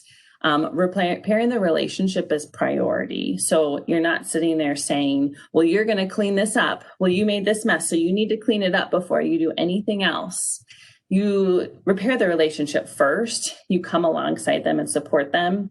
Maybe they had to go home, and that means the next day you welcome them right back in. I'm so glad you're here. today is a new day and it's going to be a really good day. So just let it go and acknowledge that kids make a lot of mistakes and that's how they figure out their place in the world. It's our job as adults to guide them through that and to model the behaviors we want to see in them. So clearly teaching self-regulation is a huge part of this. Now, kids that have experienced a lot of trauma in the early years, when babies and toddlers in particular learn how to self-soothe themselves, sometimes they didn't get to learn that. That means that sometimes happens at school. And the things that kids need to learn how to self-soothe and self-regulate are pretty simple, but you might have high schoolers that haven't learned this yet. So you have to go back to the basics and prioritize these pieces. So a nurturing, soothing attachment, that might be to you, that might be to another adult in the building, that might be their bus driver, figuring out an attachment that happens between that student and at least one other adult. And then having attuned caregivers that respond to distress appropriately, and repetitive practice. So we have to rebuild the brain's networks and to rebuild those patterns for how the brain fires. So I think it's important to bring this into the conversation because, like I said, we attend to this more in elementary school, especially in those primary grades. And then we just expect kids to be able to do this. So when you have a 10th grader that can't self-soothe because of trauma they experienced as a young kid, that's part of our work in schools, and it has to be part of our work in schools. I keep saying model, model, model. This is such a big part of teaching. I do, we all do, you do. I think that's just such a common way to teach academics. We forget that it's an important way to teach behavior and self-regulation. So it starts with us. And I don't know about you, but when I'm working with a dysregulated kiddo, sometimes it's hard for me to stay regulated too.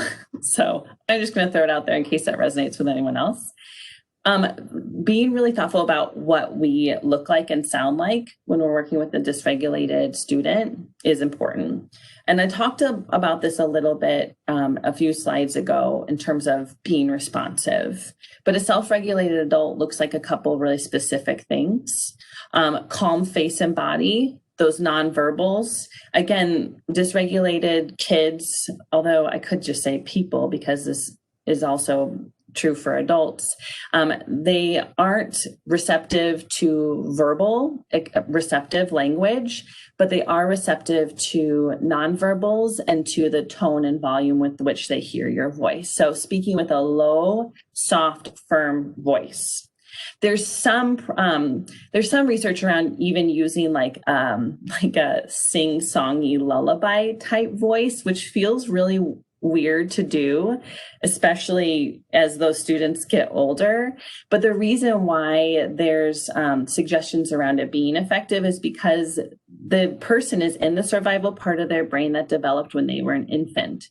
And when we have infants, that's how we talk to them. That's how we sing to them.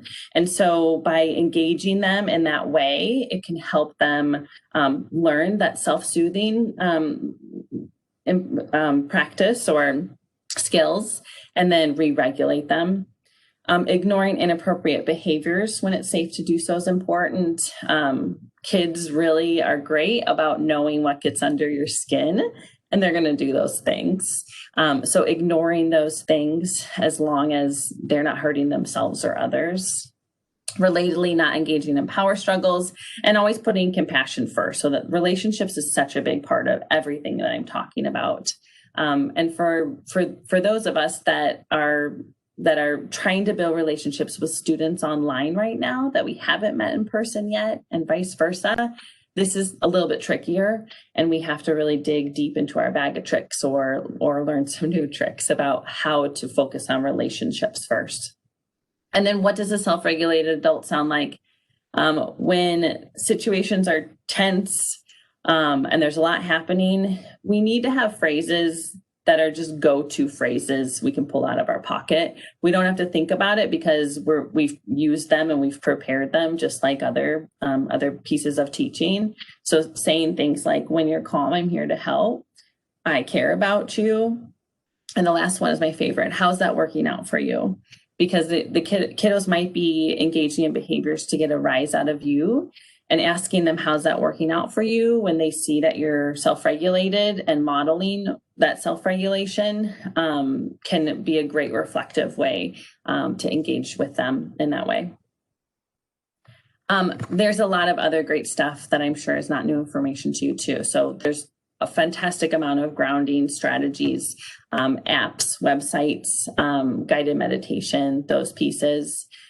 Grounding strategies must be practiced preventatively so that when you need them, when a student's dysregulated, it's not the first time that you've tried to teach them this strategy. So sometimes teachers will just build this into their day, right? So when there's extra energy just happening, start of the day, end of the day, getting back from lunch, getting back from recess, just building in, it could be 2 or 3 minutes of practicing some of these grounding strategies. Then when you have a kiddo that is dysregulated, they've had so much practice with them that they can access those strategies even in that dysregulated state.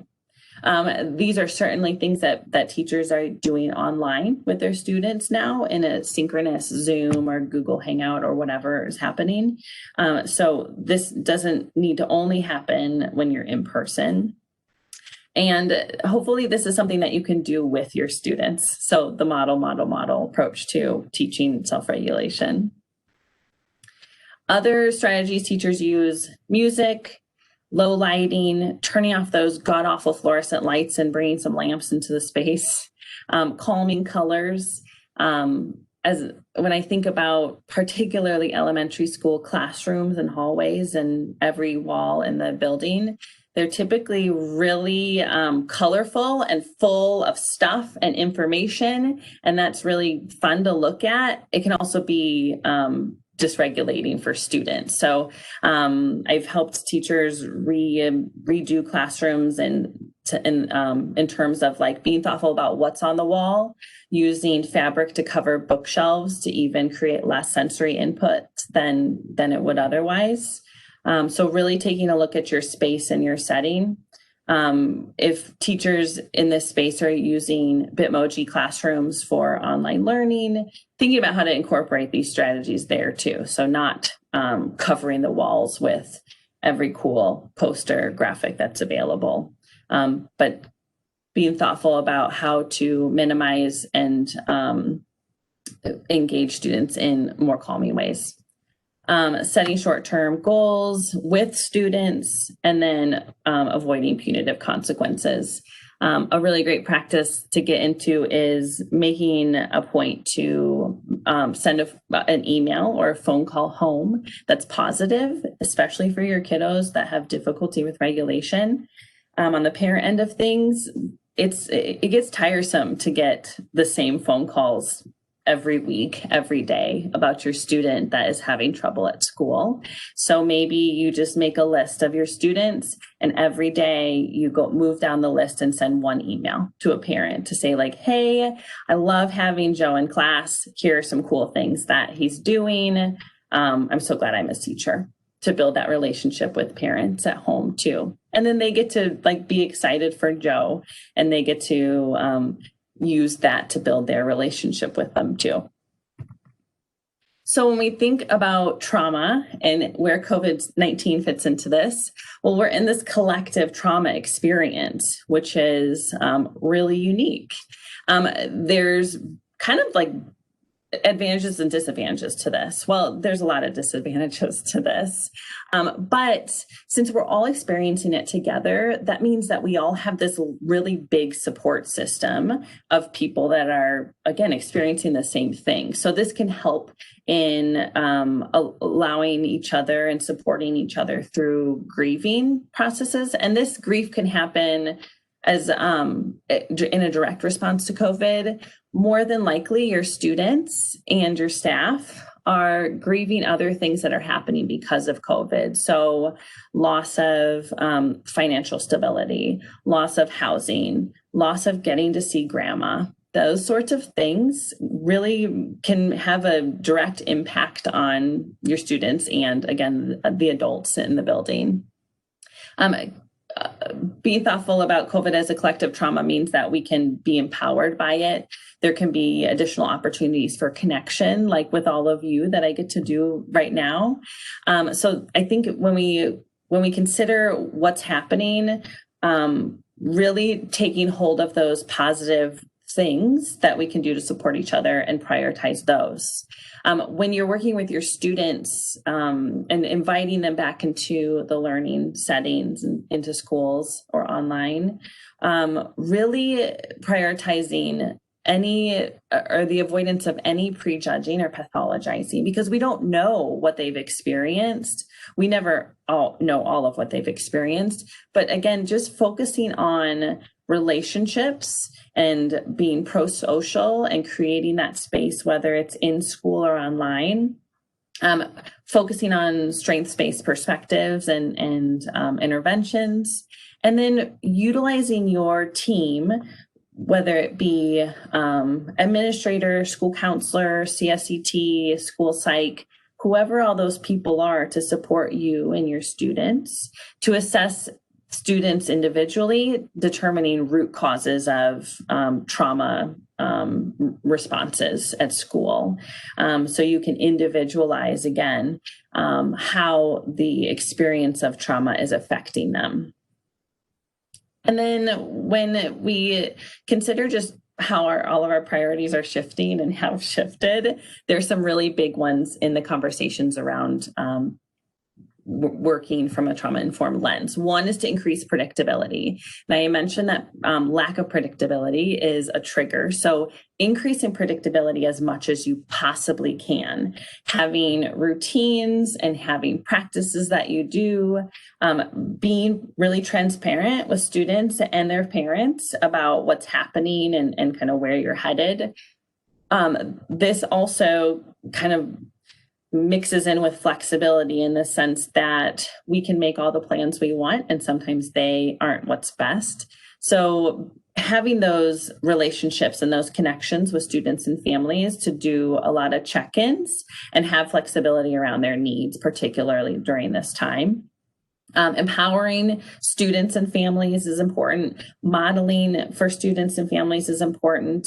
And I know that we all hear this a lot. I just feel like it's nails on a chalkboard to hear the word self-care. So I rephrase it as care for self, and I don't know if that's any better, but I know we're all sick of hearing about it. But the thing is that if we don't take care of ourselves, in the sense that we are all experiencing that collective trauma too, then I don't have really high expectations that we can take care of our students. So doing all these things as an educator and prioritizing yourself and boundaries around how you take care of your family and how you prioritize that too. I added this in here to help us think about how to have a strengths-based approach to resiliency for children and for everyone and adults. We're not going to spend a lot of time on this because I think that a lot of it is repetitive and things we've already talked about.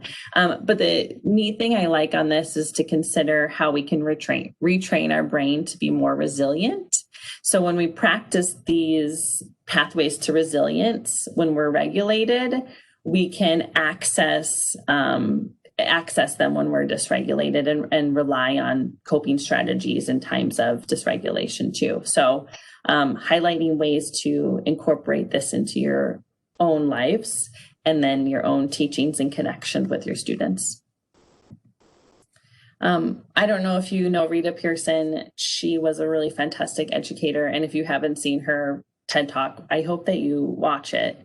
I think that this all goes back to relationship. Relationship's really hard right now when we can't be with each other, and it would feel a lot better to be in a room with all of you right now and not be staring at my screen talking to myself. But the important thing is that you all are prioritizing the connection with your students and your families. And taking a step back to allow yourself the time and space to be flexible in their needs and to build those connections and relationships first. Here are a couple really great resources. That's my info if you ever want to get in touch with me. I love talking about trauma which is strange, but I'd love to talk with you more about it, or give you this to take with you to your school, or come to your school, remote or virtually or in person, and talk to your team about being trauma informed in their work too. So let me know how I can help. But here are some other places that you might find some helpful resources this year and then moving forward as well. And I'm going to stop sharing. And I left a little bit of time just in case people have questions or need a break before the next activity that is planned for you.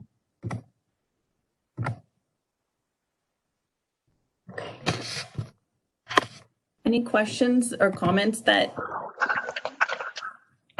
Hey, Emily, I actually have one.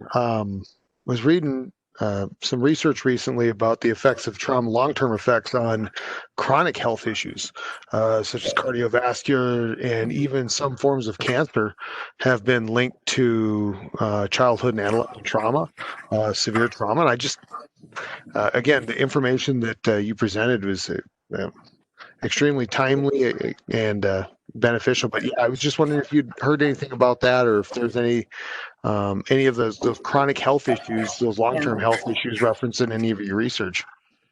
Totally. Yeah, that's a great question, Travis. I think that it seems like there's two different sources for those like long-term effects. One is having a sense of how trauma impacts us at the cellular level. And again, something that we carry with us from like our ancestors, but probably more evidence for showing just how trauma can lend itself to someone engaging in more risk-taking behaviors as a young adult and as an adult that could potentially lead toward pathways of some of the illnesses that you're describing. So I think it's both.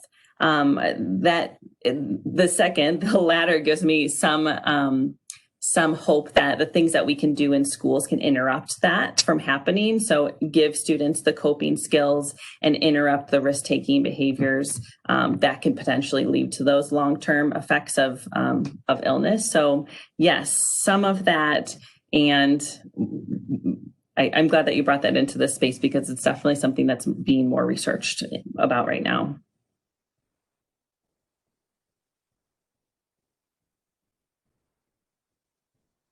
Any other questions or comments?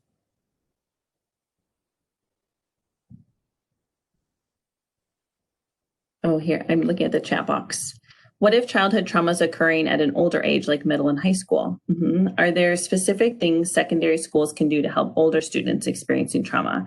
That's a great question. And I think that the unique nature of somebody that has not experienced trauma up until middle school or high school is that they likely have learned some of the self-regulation strategies that are a part of just a developmental process of growing up from infancy to school age. So that self-soothing piece should not be something that's impacting them. It certainly goes to show, though, that adolescence is sort of a crazy time for kiddos, just chemically inside their bodies.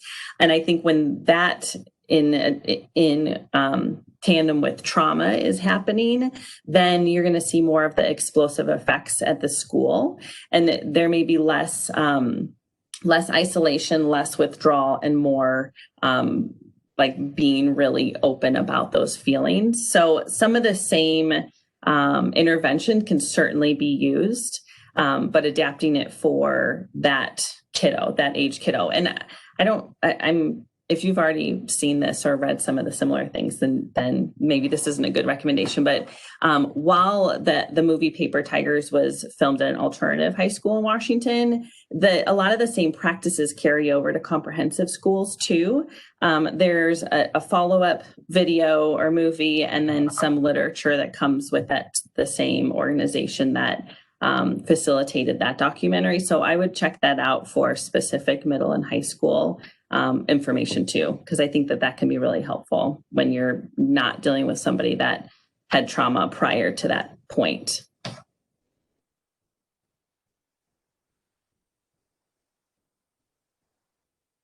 Other questions? Are you sharing all the documents? Because I just like that poster with the lens on it. where it talked about, looking and exploring. Just kind of have that maybe as a poster on a teacher's wall or something. Totally. Picture there. Yeah, absolutely. I think all the slides have been shared. If there are specific graphics that you want just as a file, email me and I'll send it to you. It might just be better quality that way. Okay, thank you. Mm-hmm.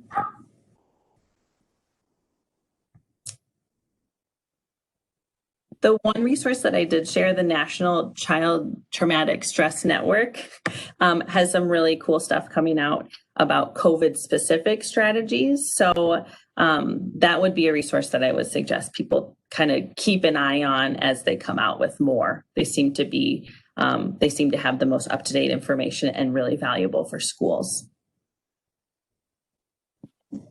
Emily, I have a quick question before you leave. Yeah. I run into people who have also had a lot of trauma, and the resiliency factor has been just to get over, move on, keep going. And so I find that a lot of those kind of teachers, these kinds of teachers, don't have patience for the people who are reacting. How do we help them? That's a great question. I feel like I've worked with those people too. I think that doing education around trauma is really important in schools. I hope this is happening in every school, because I think that you're exactly right, Kathy, that it's hard for us to regulate students when we're dysregulated, or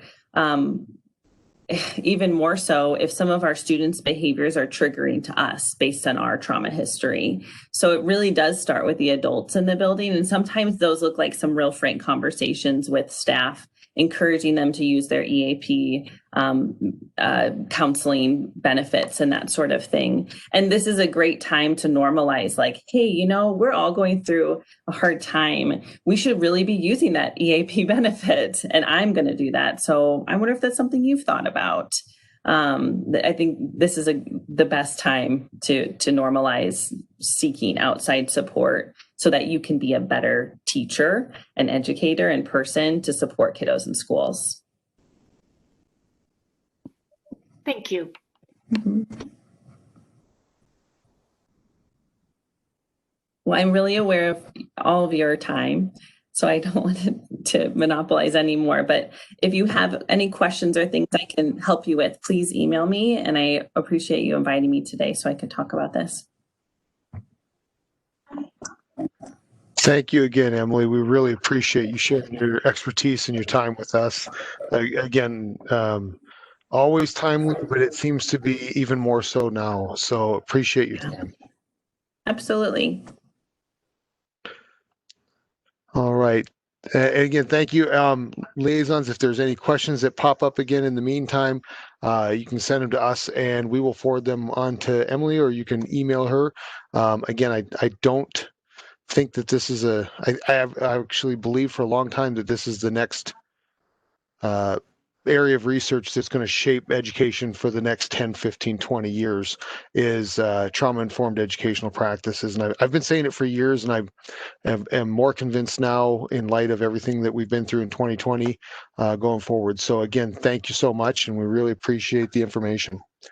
Why don't we take a 15-minute break? Let's come back at 2:15, and we'll get into updates and some of those things, and maybe even looks like we might even have a chance to be out here before 4 o'clock. So we'll come back at 2:15.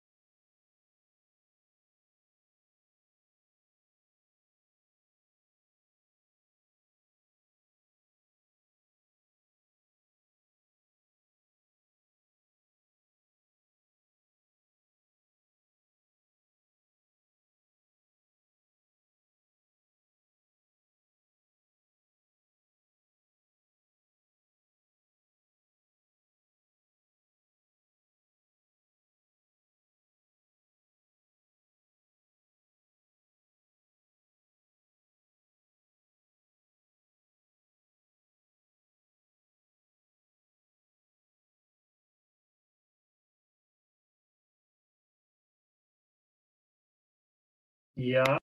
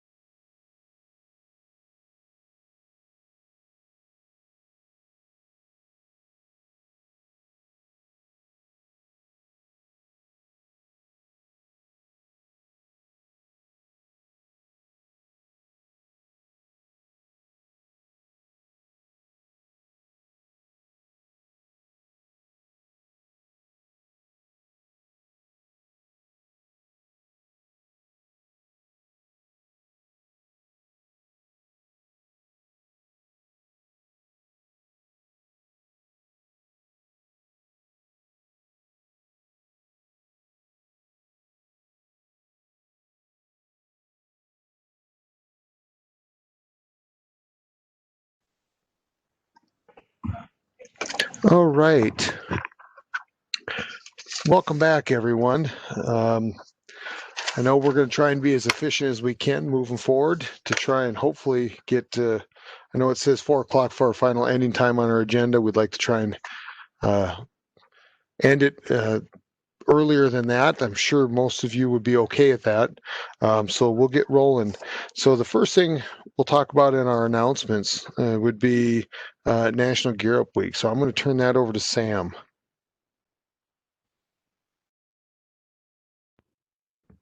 All right, everyone. Thanks for coming back in for the final session of the day. I just got off the YLA call and having a great time over there. Really appreciate you guys making space for your students to get on virtually there, having some good conversations and played a little this or that, which was pretty fun. So just wanted to give you a little heads up. I'm really enjoying seeing your students on that. So along with that, we're kind of gearing up here. That term is probably obnoxious to you all, but we're gearing up for a pretty impactful next couple of weeks, starting with Montana or with Gear Up Week, which is next week, and then followed by College Application Week, and followed again by FAFSA. Just starting to hit the ground running with FAFSA stuff. So I just want to introduce you all to National Gear Up Week. Many of our alumni liaisons very familiar with this it's a national celebration of Gear Up programming. And so, and many of you may be new to running a Gear Up Week celebration. And we just want to impress upon you that you don't have to do a lot to have a successful week. You can really what it's about is creating awareness of your Gear Up program at your school and celebrating the successes of that program with your staff. So I'm going to share my screen on this beautiful liaisons page and show you a little toolkit that we created. Kind of a combination of stuff from Oregon's National Gear Up Week, and then combining it with our own local programming. So here in the toolkit section of the webpage or our website is a list of all these toolkits we've been working on at the state, and we're going to continue to fill this up with other useful toolkits for you in the coming months and years. But these are the ones we kind of started out with, and so right here you'll see Gear Up Week Toolkit, and if you give that a click, it comes up in a PDF form, so it's easy to print. We have this standardized kind of like cover page that you'll start to notice, and then table of contents here. So in this issue, it's bound to change once every year to year potentially with new posts that you could make. But I just wanted to give you a quick glimpse into what you could do for a Gear Up Week. So without kind of reading through all of the material, I'll just kind of highlight here's some reasoning of why Gear Up Week exists and what the purpose is, so you can talk with your staff. Here are some outreach and media suggestions. Most of these do link to an actual media advisory or a press link that you can use to get the word out. So for example, if we opened up a press link, it's going to open me into here for some reason. So, oops, I'll have to double check on those links. What is that? Excuse me 1 second. That's our old version. So I'm not sure why. Oh, I just clicked the wrong one. Apologies. And then don't forget to send thank you cards to anyone that you involve in the process. So definitely want to get local media involved in the process of Gear Up Week and try to get on some of the newspapers. We have clip outs of newspaper articles that were sent to us from liaisons during this week, and we like to post that around our office and highlight those things. And honestly, it does catch a lot of people's eyes when we in our office who walk by and just want to read the story and are really impressed with the cool things that are going on. We also gave you, here's some more outreach and media ideas: take pictures, social media, virtual drop-in hours. We took the liberty of creating daily announcements for you. So if you are not feeling inspired or to write your own from scratch, you can steal ours that we have here. And if you just, you can copy and paste the text right into your own format or whatever. You can print this document if you'd like. And but mostly we foresee you using it in a way that you can just simply copy and paste right into your social media networks. So here you have Monday, a Tuesday, a Wednesday, a Thursday, and a Friday announcements and other ideas to kind of get you to think. Here are some more. These are daily announcements you can make at the. These are the daily announcements you can make over your PA systems at school. Whereas we have social media posts that you can make throughout the week as well. So on one end, we've given you language you can use in your school announcements or outreach materials, and then use on your school's social media posts. With these, you don't have to use these exactly or verbatim, but they're there to get to think about that. Some more social media posts. And then we list some games and activities that you can run throughout the week. So a college knowledge passport game where students have to go around and need to get your school staff on board, and they act as countries where students visit, and then they go and provide information on college and financial aid, or maybe they talk about where they went to school and so on. Pictionary, Door Wars, that's a classic for teachers. A reality fair, and here's a good source for you. Washington State has a really good digital reality fair, and so I kind of just plucked that document, and so I feel free to use that. Karen also created a Montana College Facts scavenger hunt, and so there's a link for that here as well. And these links I'm noticing may be broken because I may have linked them from the wrong web page. So I'll just have to go in and make those alterations. Just check back in a couple of days for that. And then some more activities and games. Gear up. You could do a day where you wear your new Gear Up shirts. And then also, well, in non-COVID years, you could maybe hold a pep rally, but potential there for maybe a virtual pep rally where you all wear your Gear Up swag. And then there's some additional activities and ideas, some of virtual events that you can consider with some additional resources here. And even more resources. So yeah, pretty much document rich in resources for you and just ideas to help generate some excitement about Gear Up Week, which is next week. So just wanted to highlight that toolkit for you all. Thanks.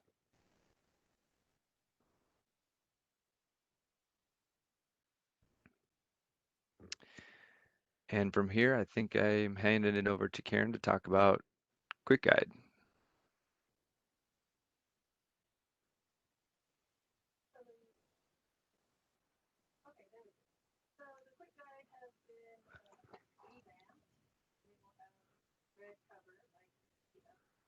I don't think we can hear you on the mic.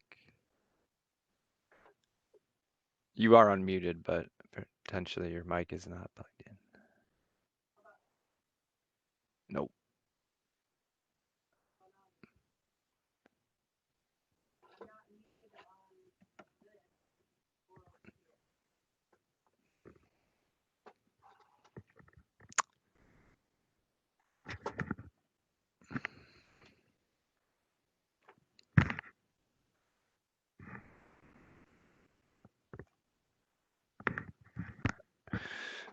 So what's next on the list? I'll go and I'll help out with the quick guide, and then if Karen can get her headset working, then we'll I'll just stop in. over and help Karen. Okay, perfect. All right, so I'll talk a little bit about in the quick guide. I know that there was one piece on there in the budget tip number 3, and that was that we might be requesting copies of the contracts just so that we can set up things like appropriate disbursements on insurance, make sure that we know the length of the contract, the time, those types of things.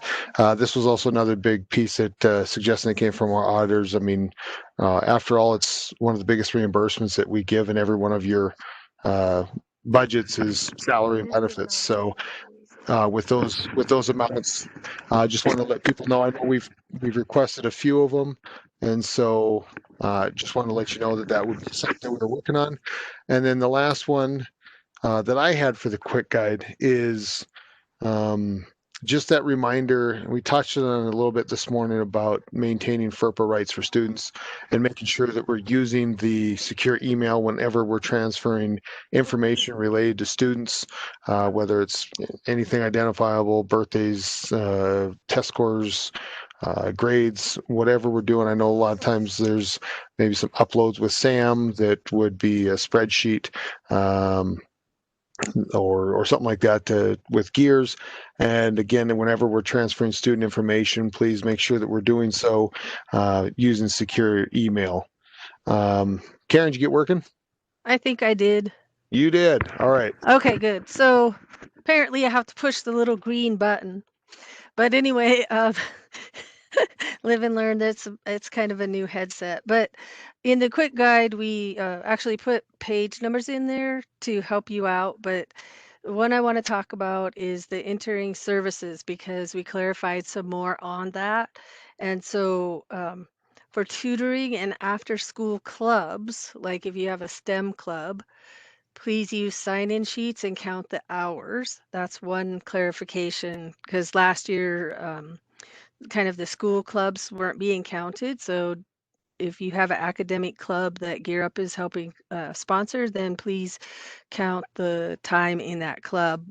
And then there's page 15 is new, and I sent out the quick guide with the zip folder full of stuff, but page 15 talks about how to document if Gear Up funds an in-class position. So if we're paying half of somebody's wages to be in class as a Read 180 person or something like that, there's specific directions on how to document that. Basically, you're going to take each student and give them 15 minutes a quarter so that we're not accumulating like 400 hours for that student, but we're reflecting that the service is happening and that that they're there all 3 quarters. And the same thing if Gear Up funds an alternative school position. So that's in page 15 of the quick guide. All the other updates should be self-evident, but on the list of updates to the TAM at the very bottom, I stuck in all the changes to the quick guide itself. So that should be helpful for you to locate whatever is new. But this has been it gained about 8 or 9 pages. So you'll want to take a look at it. And we had put in the order to get these printed and shipped out to you in August. It's running behind, but each school should get a set of handouts and probably, I think we said 5 quick guides so that each of your team members can have a quick guide to help get them acclimated to Gear Up, and you can share it as you wish to. So that's all I had to say about the quick guide.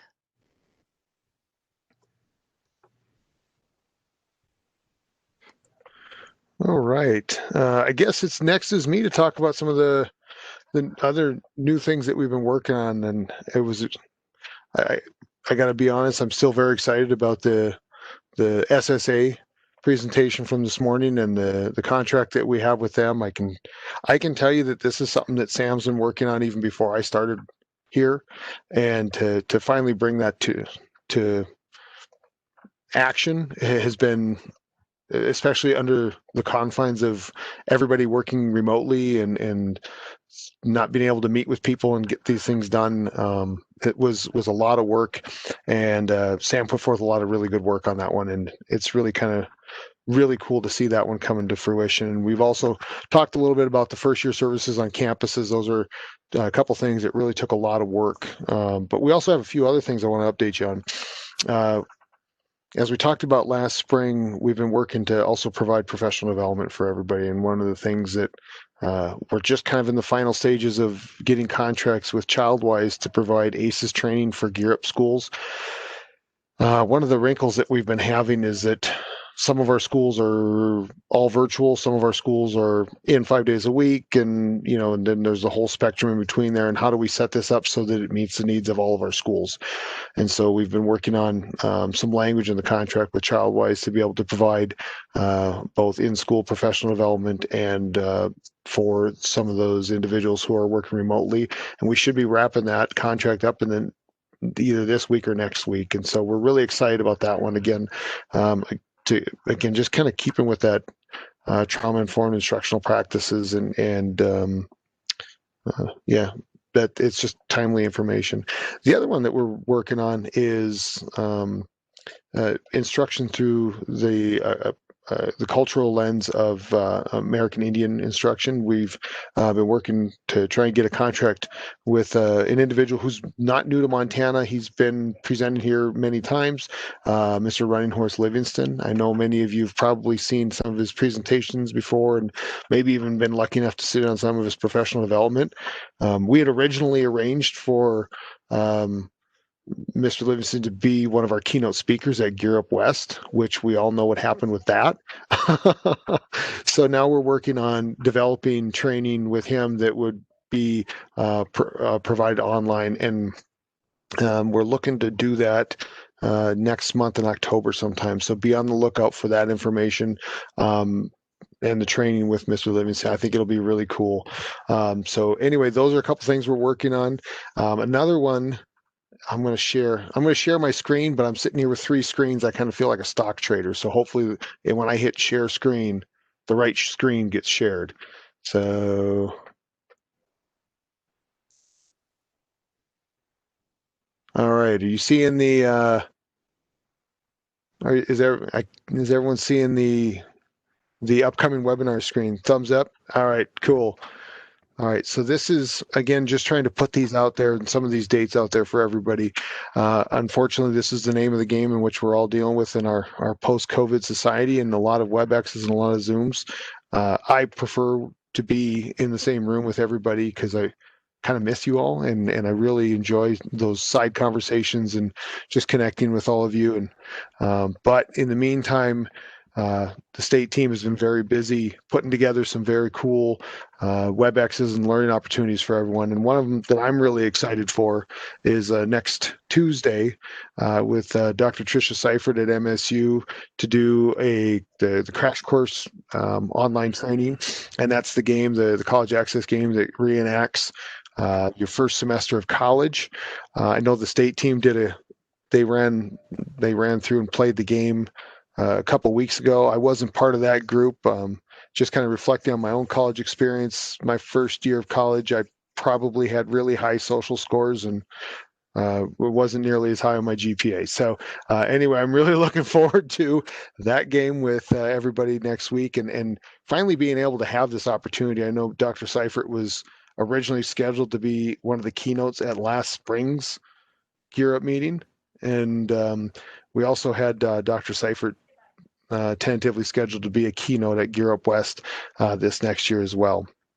A couple other things I'm really excited about is just the some of the trainings that we're putting forth, but one of them that I thought was a really fantastic idea that Sam and Karen came up with. And if you look, they'll just a drop in with Karen and a drop in with Sam. And this is one of the ideas for upcoming webinar that came from the summer NCEP summer school, and just having monthly office hours basically where it's the last Tuesday of the month. Karen's on at 10 a.m. from 10 a.m. to 11. And if anyone has questions that they'd like to log on to the Zoom and visit with her about it, she's in there and she's available. If nobody logs on, the meeting will be open and she's listening if someone logs in and needs help on something. And likewise for Sam, the last Wednesday of the month, he's open. Has open office hours. If somebody has questions about entering information into gears or whatever, that's just an hour that he's got a Zoom meeting open and somebody can log on and ask him questions that they may need to ask. So I think that's incredibly exciting that Sam and Karen took that from that summer meeting and are running with it. So it's really cool. Now let's see here. How do I get out of... Now I got to get out of the share screen thing.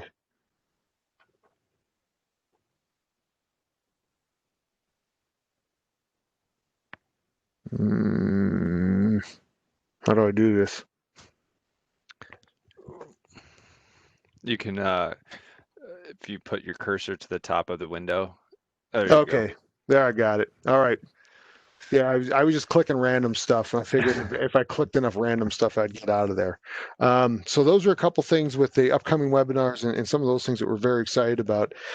The other piece I wanted to just again remind everybody of is that the fall ACT. I know we had that information. We had the spring ACT.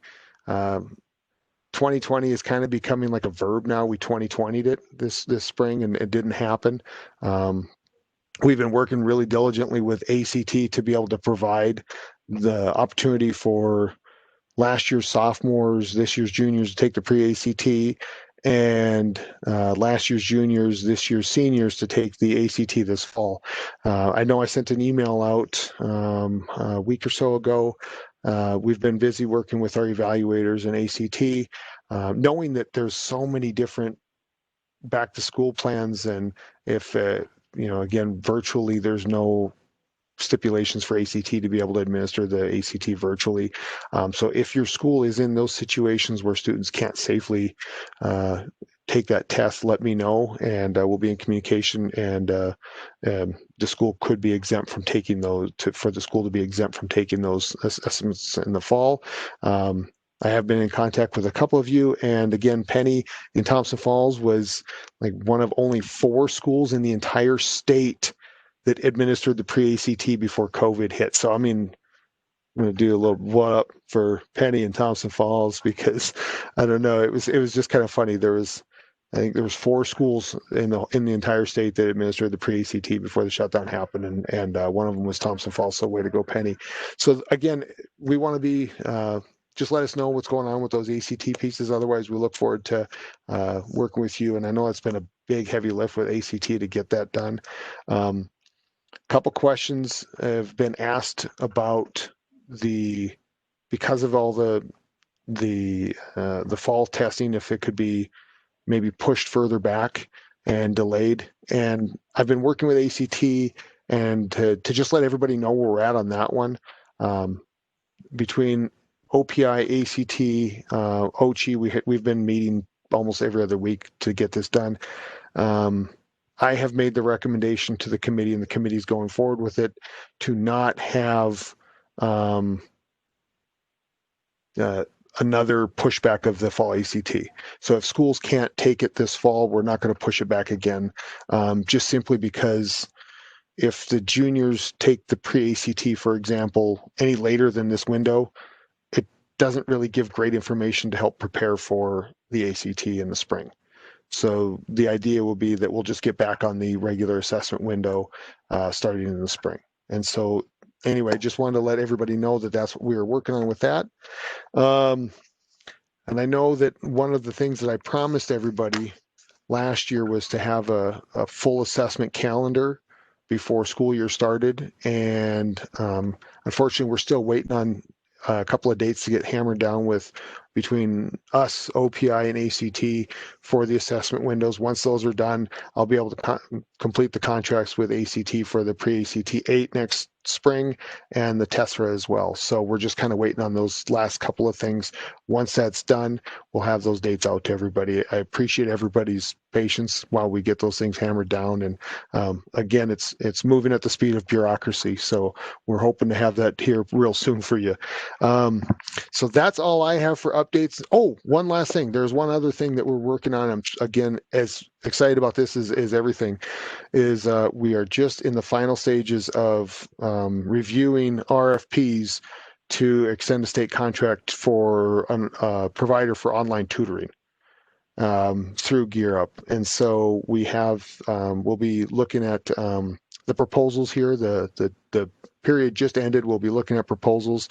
And so it's one of those things that we're also really excited about, just being able to provide more opportunities for students to get some of those academic supports, whether they're virtual or whether they're in class.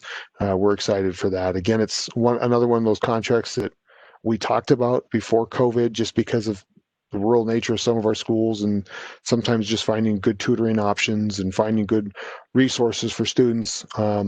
Definitely wish we had this one in place last spring. So anyway, I look forward to updating everybody on the outcome of that process when it's all said and done.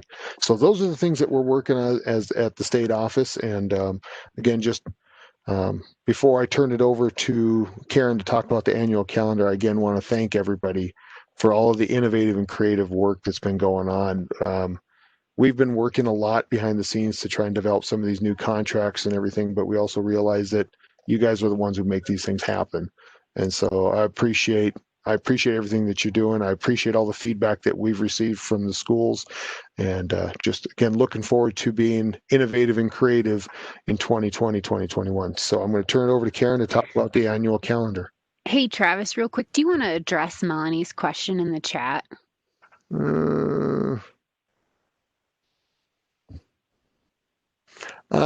Melanie, let me just, there's also word that scores may be lower than normal as students aren't getting the same types of academic rigor. Are you referring to like the ACT, pre-ACT? Travis, I had more questions if you scroll back, but we may be a school that's exempt, and so there's concern about what that will actually mean, as we have parents that are concerned about their child, if they're planning on going to college, being able to take the test, and also concerned that the scores may be lower just because of us being virtual instead of in person, and how universities are looking at that. That's a good question. I'm not going to get too much into the exempt portion of it because, again, by the email, you'll have to email me, Melanie, and why don't you just email me later and we can work through that part of it.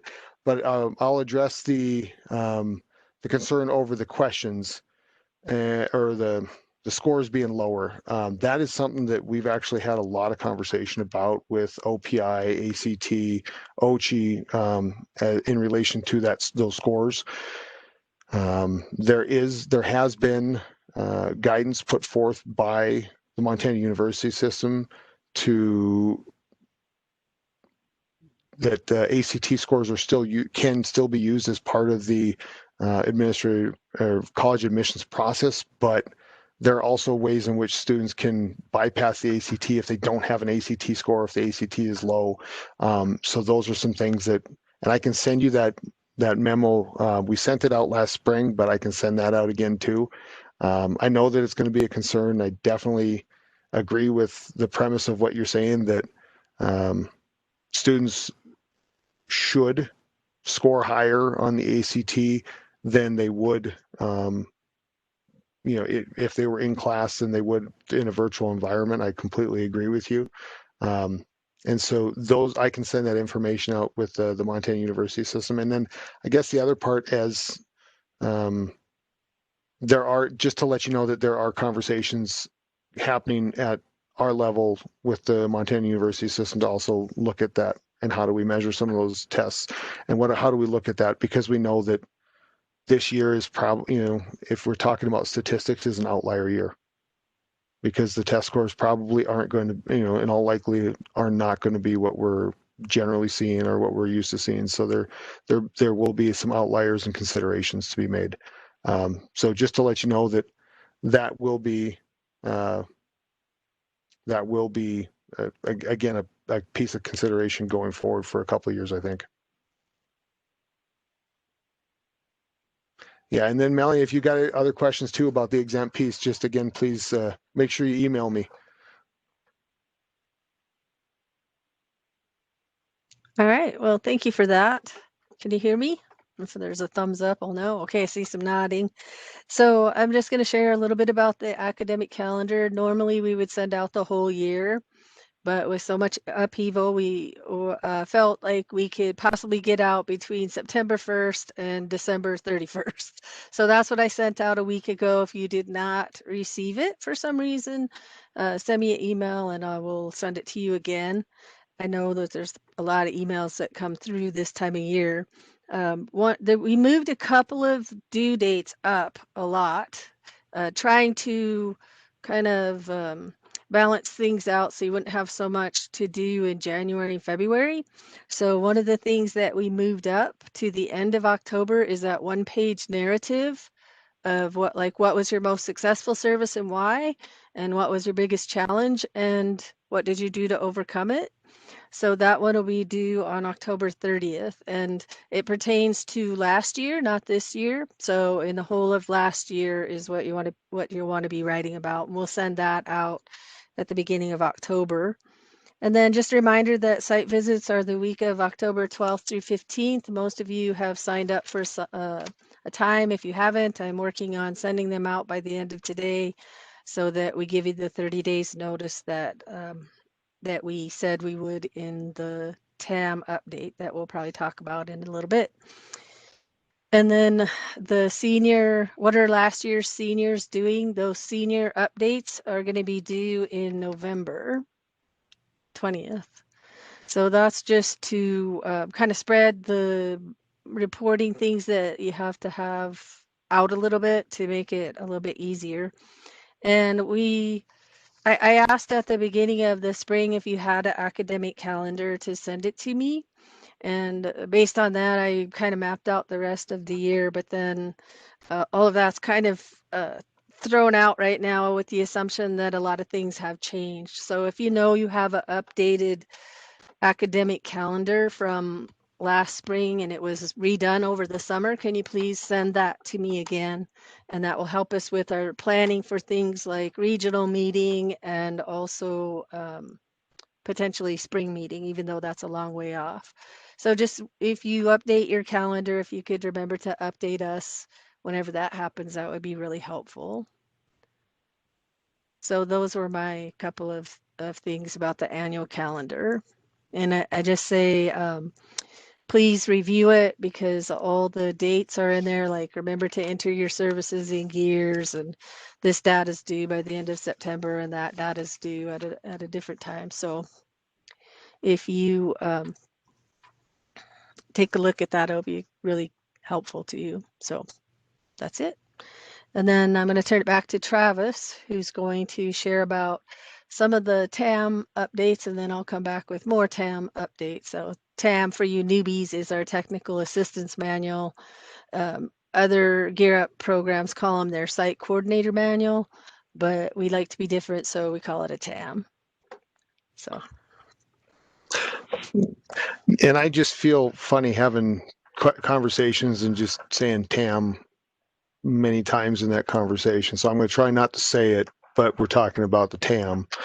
So anyway, couple things that we've made updates on in our compliance measures is section 171 compliance. And again, if you remember back to spring of 2019, OCHI received an audit and Gear Up was featured in that audit. And one of the things that, one of the findings and one of the recommendations was that to have some additional measures of compliance. There were some things in the Gear Up procedures that were pretty good for compliance, or maybe were incompletely stated. And one of them was in the past, we always had schools, whether the monthly reporters or quarterly reporters, and what did that mean? And really, were they high risk schools, low risk schools? And there was really no delineation as to how a school got on that status, and more importantly, how a school would correct those matters and then get back to a quarterly reporting status, which is where we want everyone to be. And so we worked pretty diligently as a state staff to come up with those measures of having those compliance pieces in place. So some schools received, gosh, I went blank on the risk assessment reduction plans, the risk reduction action plans. And that was basically schools were either low risk, medium risk, high risk, or extreme risk. And we outlined the methods in which those schools were placed on that. We developed the rubric to score schools, action plan, yes. And then more importantly, developed a roadmap for those schools to get back to compliance. And again, that was something that wasn't there before, and it took a lot of work. Actually, was certainly easier said than done to make sure that we developed something that ultimately supported schools, because and not so much the hammer. We wanted to develop these pieces as more of a support for schools and not just, you know, a lot of times people think of compliance and it's just kind of like this, you know, again, the hammer we're going to punish. And we didn't want to do that. We wanted to always come with these compliance measures as a source of support for schools and not so much a punishment. So again, a lot of work, a lot of conversations. And so again, those risks would be basically evaluated whether or not they're quarterly reporting, monthly reporting, and how do we help schools get back on track for quarterly reporting. The other thing that we talked about is in section 172, and those are site visits. And one of the things that what we figured out with site visits last year, and just, you know, Karen and I got to every school except one. Sorry, Hardin, we didn't get there before COVID hit. It was the only school we didn't get to this year, and we put over almost 4,000 miles on the state vehicle, getting all the site visits in. In the past, one of the things that we realized when we did the site visits last year, we realized that there wasn't really a good structure, and we kind of showed up and we were happy to see everybody, and it was super great to go around, and I know I see all the pennants in Tony's office, and that was like one of the highlights, was seeing all the pennants in Tony's office and seeing what everybody was doing in all of their schools, and I really enjoyed that aspect of it, and that was fantastic. But we also, again, looking at those, how do we support schools and how do we use this visit as a means of supporting schools? And so what we did was to put together some things that we could send out to schools and conduct the site visits again from, hey, let's check out the sign-in sheets for your after-school tutoring program. Let's check out your Gear Up monthly team meeting notes. How are those coming? Again, to just try and help support schools the best that we can as they're implementing these processes.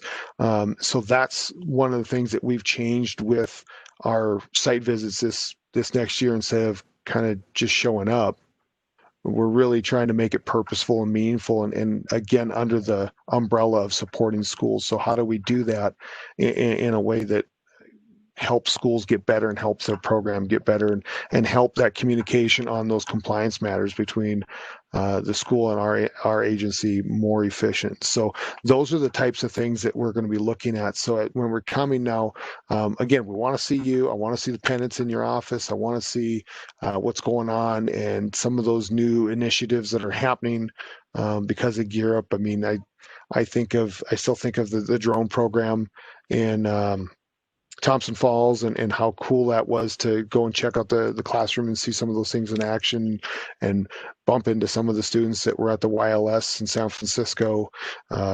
Gosh, seems like 15, 20 years ago, but it wasn't that long ago. We still want to do those pieces and visit with your administration and those, but we also want to develop these processes that help support schools. So I guess as I'm just real quickly talking about site visits, I know Karen sent out a sign-up sheet about site visits. The state agency, we have been told that not to expect any travel, at least until after, for the remainder of 2020. And so to make sure that we're, again, helping with and consistent with trying to make sure these site visits are happening, we're going to set up virtual site visits again this fall. And we may be contacting schools to ask for some of the documentation related to, tutoring sign-in sheets, or Gear Up monthly team meetings, your local team meetings, or some of those agendas, or some of those pieces that we may have. And what we will do is we'll email you beforehand so that you can prepare some of the documentation or get some of those things, or also formalize some of those questions in your own mind so that it's a productive meeting. So that's one of the other things that a couple big compliance things that we've changed in the technical assistance manual to help, again, support schools as we move toward that different direction. So I'm going to let Karen take section 2 and 4 of the technical assistance manual and those updates.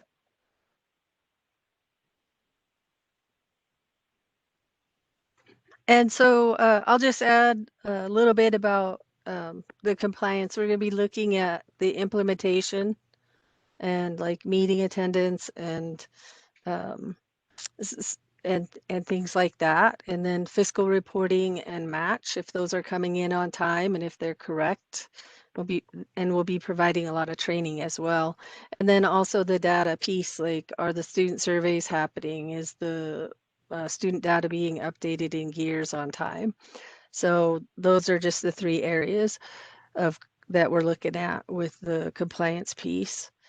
So I just want to start out by talking about SEL. There was nothing in the TAM last year to address social emotional learning. We kind of brought it up, and in order to help schools know what Gear Up would fund or not fund, we came up with some guidelines, and those are under the section 2 of the TAM on page 28. And so, oh, sorry, 26. But what we recognized through having conversations around this and doing research is that every school could be at a different place with how it's approaching SEL.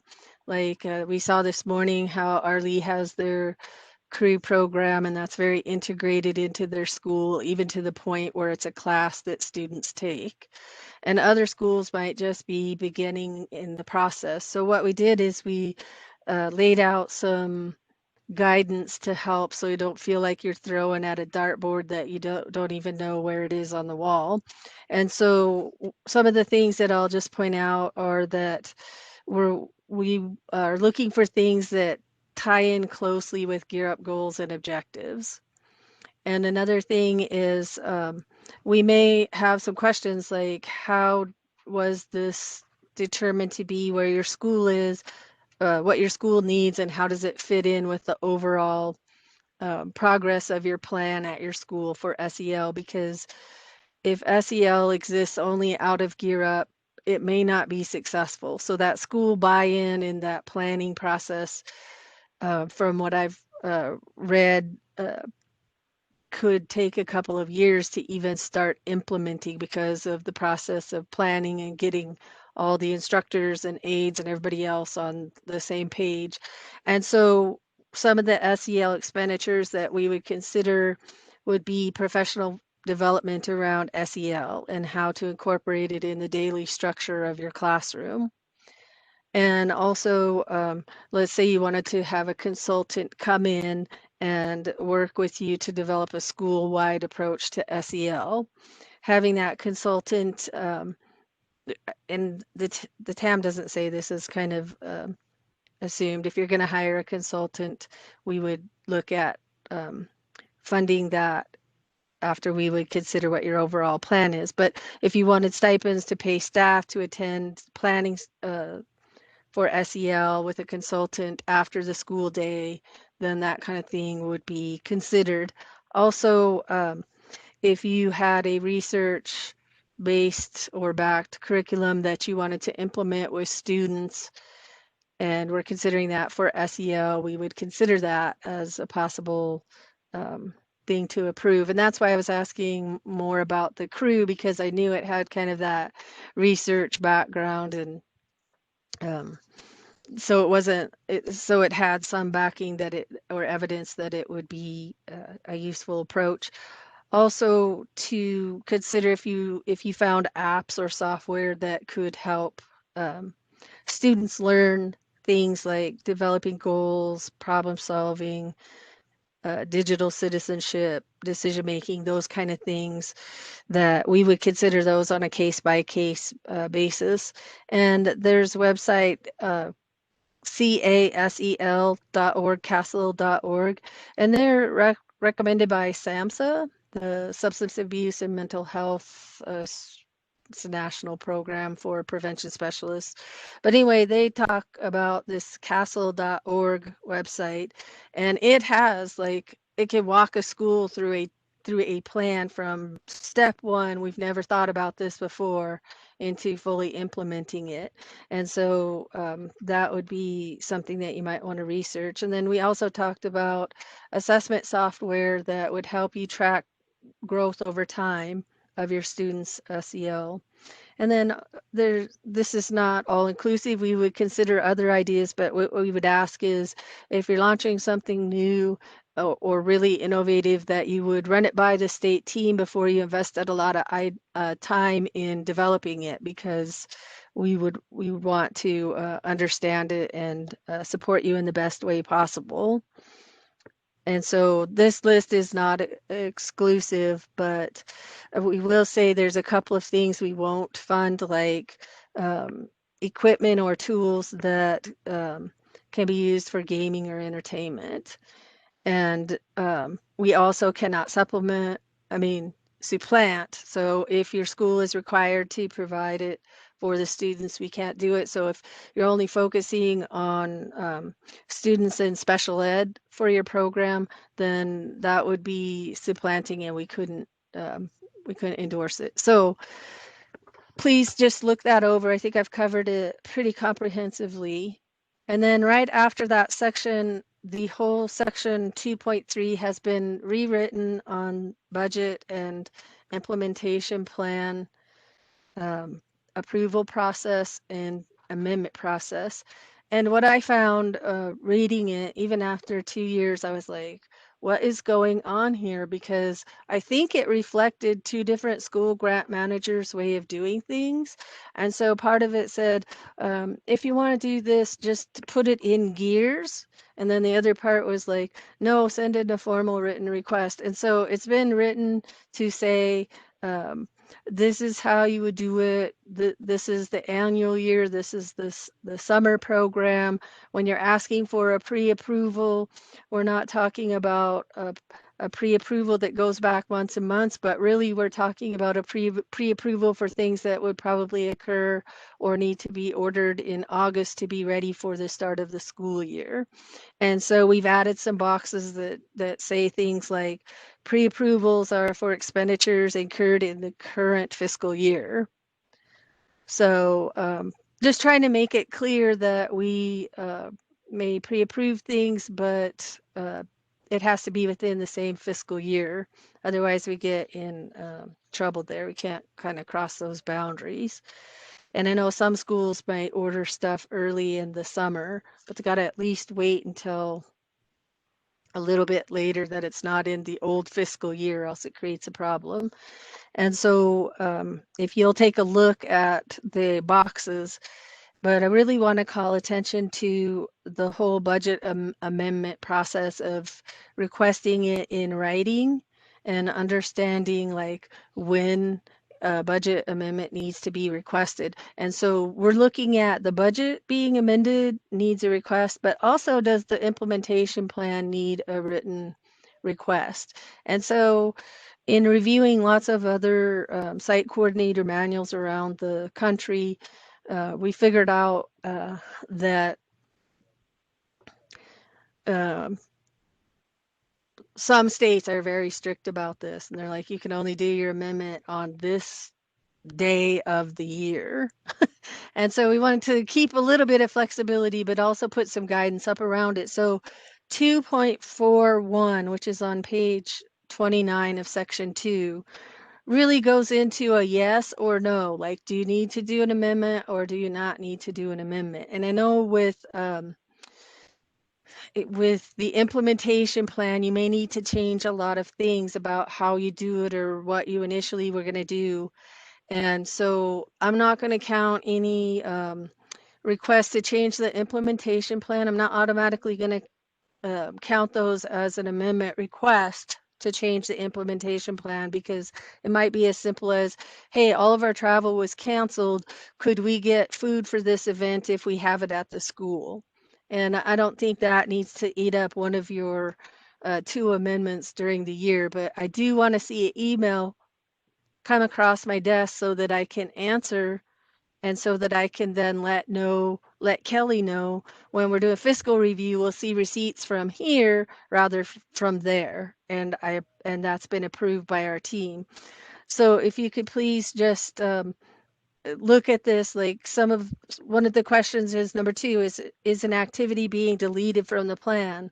Then yes, we need it in writing, because this is your agreement with Gear Up of what you're going to try to accomplish during this year. And what I saw a lot of in my previous years here has just been like services not implemented and nothing being stated about why they weren't implemented.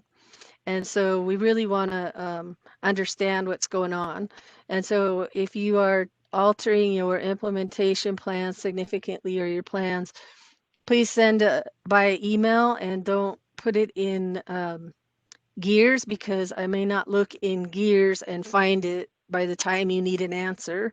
And what I've been doing lately is I got an email the other day and it said, we thought we would do dual enrollment through this school, but we're actually going to do it through this school. That didn't require an amendment, but I needed to know that so that I could put a note. I'll put the note into Gears saying this has been approved to be from these schools rather than that school. And that way, when we're doing fiscal review, it kind of tips us off that there have been some changes that have been gone through the approval process. So this whole section has been rewritten about the amendment and the pre-approval process and the approval process. So I encourage you to review like pages 26 through 30 of section 2. And if anyone has questions, I'll pause for a minute.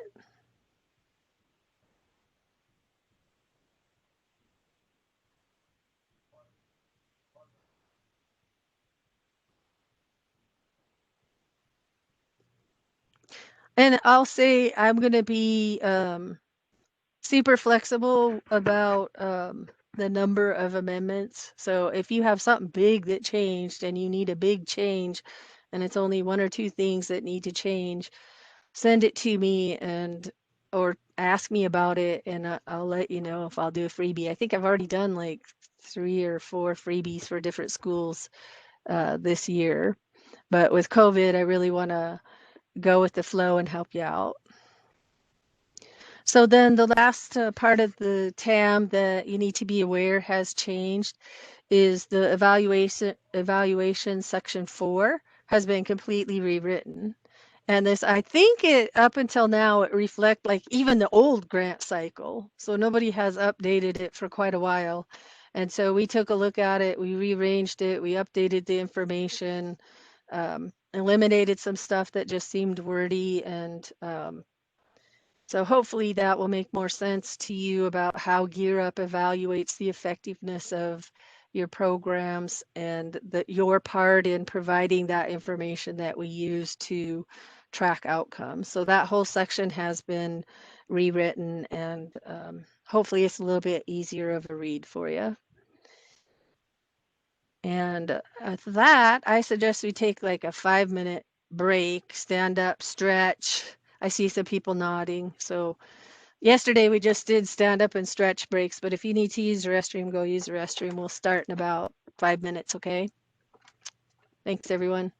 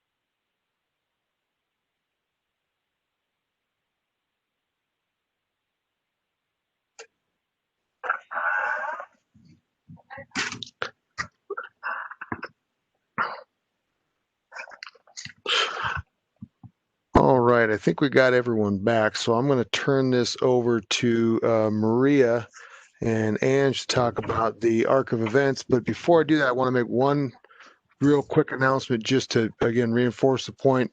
I just sent out the memo that came from Dr. Tessman, Deputy Commissioner, regarding ACT and college application enrollment process. That memo came out April 23rd. That's the most recent memo that we have. I sent that out to the liaisons again for your information. So that should be in your inbox now. Please let me know if you have any other questions related to that document. Additionally, as we receive more information related to the topic, we will be sure to send that out to you.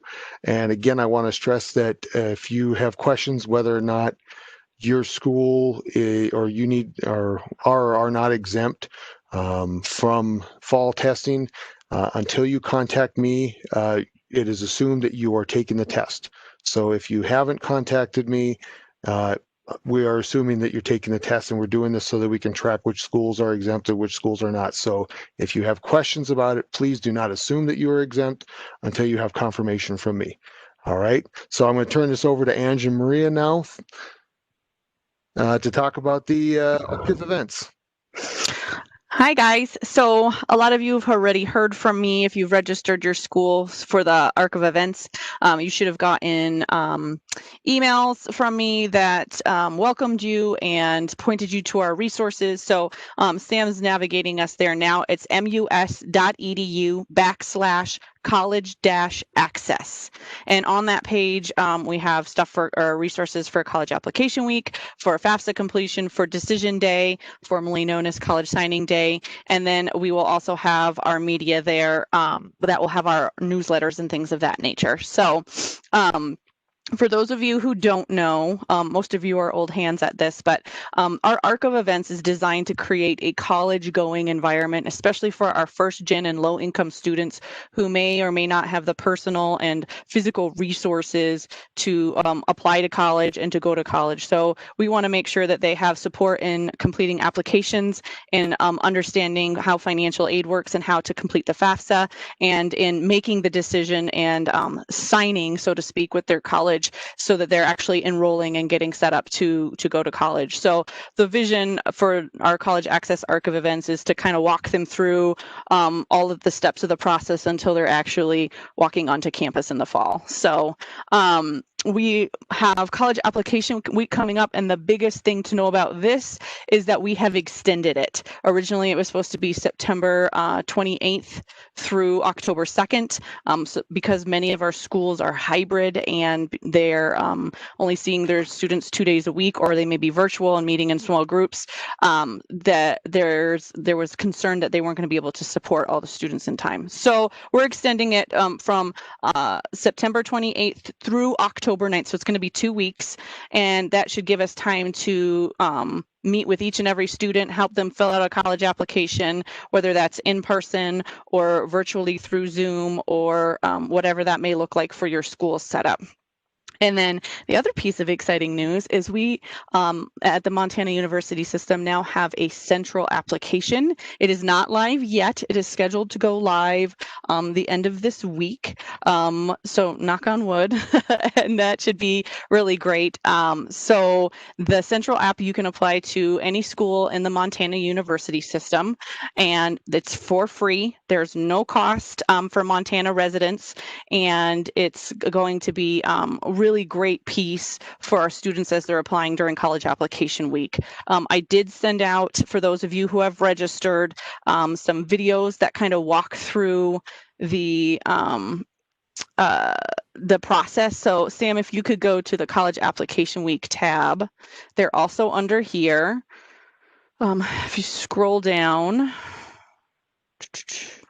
to our support. So under virtual support, hybrid support, or in person, they're all there. But those very first one says video 1 and video 2, and then the Apply Montana walkthrough. The one thing that's a little bit it can be confusing for students is it looks like you have application fees. So like, let's say I'm applying to 3 universities within the Montana University system. It'll tally it up 30 times 3, that $90 you owe. And it looks like you owe $90, and it can be intimidating for students. But once you follow through and click submit application, it will zero that out if you're a Montana resident. And so that Apply Montana walkthrough that's listed there under the Utilize Application Walkthrough, that will walk you through how to what that process will look like, so it doesn't freak the students out. You don't owe $90 or $150 if you're applying to 5 different universities. You will owe nothing as a Montana resident.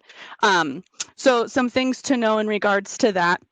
We are hosting a College Application Week Q&A session webinar on this Friday, September 18th at noon. And the link is on that main page with the calendar. So you can just click right there where it says Zoom webinar on the 18th. There's the link. You can join us there. And we will answer any questions that you may have about hosting your College Application Week. If you have questions about Apply Montana, you can ask us those too, and we'll do the best we can to answer them.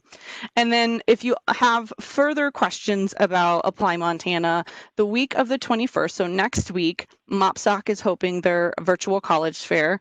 And on Wednesday morning of that week, the 23rd at 8 a.m., we have a whole entire session for OCHI that will be our new Director of Admissions and Recruitment, who will be answering questions about Apply Montana and kind of explaining the process of how that works. So you can make sure if you're registered for the MOPSOC virtual college fair to come and see us there, and we'll answer questions regarding College Application Week there also. Is there any questions so far about any of that? It's a lot.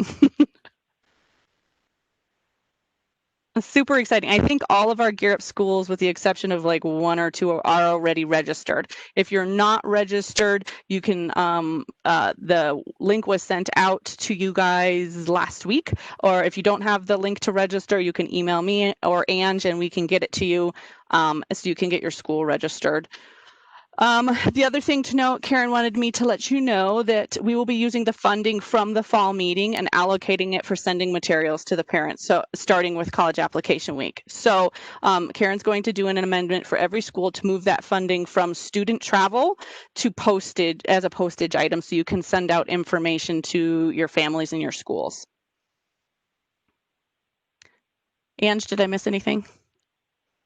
No, I think that was great. Sam, thanks for scrolling through the page. You'll notice we still had October 2nd on here. I just made a note to get that changed, but we that's a new development to move that to October 9th. Yes. But one thing we just want to highlight is that these events are for all schools regardless of delivery. So if you'll notice at the bottom, we put virtual, hybrid, in person. We will continue to update each ARC of event with these different types of tools and as we find them and hopefully develop them. But please know if you are a virtual school, we still want you, and we're here to support trying to navigate that. So yeah, but One further thing to note is that Friday is also Why Apply Day, and you'll notice in the tools and supports drop down there's the hashtag Why Apply campaign. That's something that is a national campaign through our partner, the American College Application Campaign, and it's kind of our lead up to College Application Week. Why should students apply? So it's a social media campaign. You'll be seeing posts from us. We took our pictures the other day about why we think students should apply, and we invite you to participate as liaisons and as school resource teams, but also to get your students to participate. Why are they going to college? And so they can fill out the form and take their picture and share it on social media with the hashtag Why Apply. So that pretty much sums it up for me, unless I missed anything else. Any questions?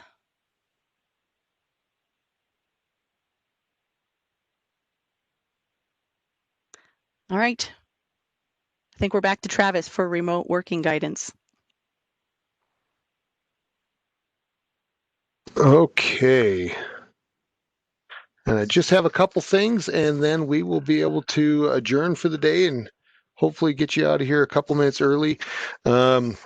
And again, remote working guidance, and I'm going to share my screen.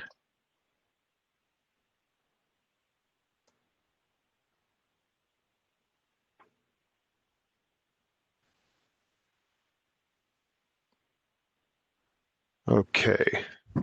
All right. And this was something that we put together, again, just because of the contract. The IP is a contract between OCHI and your district and the agreed upon services that liaisons would be conducting. Now, we understand that last spring there were a lot of things that happened in relations to duties that got shifted around, or things like that happened with liaisons. Everything from helping deliver meals, helping deliver homework packets, to cleaning classrooms, to doing all kinds of things. And we understand that those are still going to be happening. But what we want to do, again, just to kind of keep up with everybody and make sure that districts are honoring the agreement and that we're keeping track of what those duties are as we go, we've prepared this remote working guidance. And what we did was we put in there that here's some of the specific logs that we want to have happen in gears. And again, to try and be as specific as we can so that we're making sure that we're tracking those pieces and we're properly reporting those outcomes to our evaluators, the Department of Education, but also so that auditors, when they come in and look at our paperwork, they can see that we're definitely tracking all of these expenditures appropriately. And we did put in the stipulation up here that if you see that further clarification may be requested if 20% of the time is spent in remote work status is used for completion of non-GEARP related activities. So again, if you think about it, 20% of 1 week would be 1 day. So 20% of a 40-hour work week would be 1 8-hour day. So we put that in there that we may request clarification. I think one of the really good clarification pieces that we asked for, and again, sometimes we understand that oftentimes gear up liaisons, gear ups, none of us are wearing single hats when we're working in schools. I get that. I mean, we all understand that. We just have to make sure that things are being appropriately documented. I'll use one COD example from last spring, and I'm going to jump out of that. And one of the COD examples that we use was last spring. One of the schools reported that the liaison was just delivering lunches. Now, we know that it wasn't just delivering lunches. When we asked for further clarification what was going on before the reimbursement, the liaison wasn't just delivering lunches. They were also delivering homework packets. They were visiting with students about how their homework was going. They were relaying notes from the school, from the teachers. They were visiting with parents. They were doing all of those other connecting pieces that are valuable gear up resources, valuable sources of outreach. So we just want to make sure that as we're tracking these things that we're getting the documentation recorded appropriately. And so if you have any questions on remote working guidance, visit with us. I'll visit with you. We'll visit with your school administration so that we can come up with a solution. One, so that things can be properly documented, and two, so that things are happening. And I guess before I turn it over for any questions, the last thing I want to say about remote working guidance is that we really want to start being proactive with some of these things. We understand that, and again, I know that many of you definitely can relate to this, that the shutdown that happened last spring caught everybody by surprise. Nobody was prepared to deliver services. Nobody was prepared to just kind of make some of the day-to-day workings of school happen. I mean, it was definitely an all hands on deck, and things were very much a hodgepodge. And I think that was common everywhere. What we want to do, and we want to encourage schools to do, is kind of get more proactive. We understand that there are schools that are in virtual. How can we help you facilitate these services so that those gear up services and those pieces are happening, even if they must happen in a virtual environment. And so if you have questions, or if you have any ideas, or if you want to just bounce ideas off us or ask us for what we're doing, or use this opportunity to collaborate amongst yourselves on some of these things, I will definitely hand this over to you. What I'd like to do is just address any last minute questions, and then we will be on the line as long as there are questions or people that want to talk about any of these pieces that regards some remote work guidance. But again, thank you for everything that you're doing. Thank you for being innovative and creative and delivering these services, and the college access piece, and that reality. The work is definitely important, and more so now than ever before. And so I appreciate those efforts. Looking forward to a good year, and I'll turn it over for any questions or anything else anyone has to visit about. So I forgot to say something when I was presenting on service entries. And this morning when I sent out the information for logging for this meeting, I included a handout on remote meetings and also on remote services. And part of that talks about how to document your outreach efforts. So you'll want to look at that handout on how to document your outreach efforts. And because of everybody doing outreach to try to make sure people know about the services, we had a change made in gears. So before it was like in person, remote, and I think telephone. Now we've added 3 more categories like texting, email, or regular mail as a form of your outreach. So that's under the, when you're entering a service, it says modality, and under the modality, there are more options. So I just wanted you to be aware of that because I neglected to mention it earlier.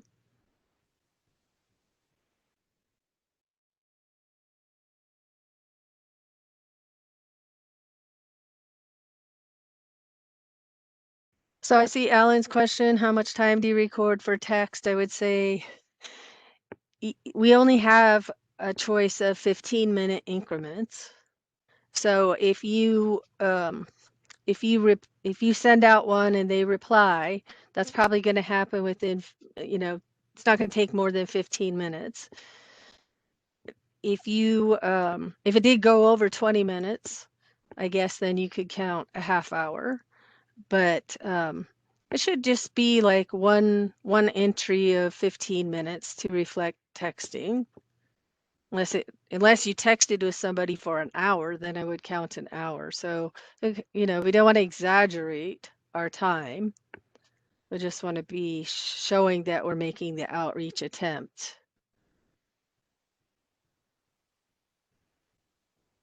I have a quick question. Has anybody registered like for the virtual visits on like University of Montana to know what they look like or what they're doing?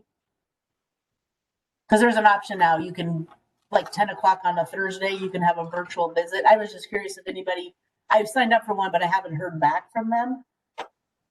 Because I'm trying to figure out what we're going to do here in Libby on like October 8th was our day to go to Missoula. So I'm trying to figure out what, we're going to do. I've got some scavenger hunts done and a Kahoot done and that type of thing. But I'm just trying to think if anybody knows what the university itself is doing in its virtual visits. I can tell you that. Oh, hang on, I'll get me video on. So I'm sort of playing phone tag with MSU Northern, and I'm with their liaison officer, and I'm kind of trying to organise. I've got this weird plan running in my head in terms of a virtual tour. They have a virtual tour online there at the university, and I'll use little bits and pieces of that for different levels of classes. But then I want to talk to real people and being able to sort of work out how to coordinate some people to come and talk to us live. And obviously for us, one of the things that was asked by the principal was to talk to some of our students. They're actually at MSU Northern as well. So that's kind of so I'm going through the liaisons, I guess, and that's kind of the first one. But once again, just playing phone tag at the moment, but hopefully I'll get them the next day or two. Yeah, because I think they mentioned something like they might have student panels, or they could have like an admissions talk, that there'll be like a Zoom type thing that you register for. But they're very vague as to what it says. So I just didn't know if anybody else had tried or heard anything.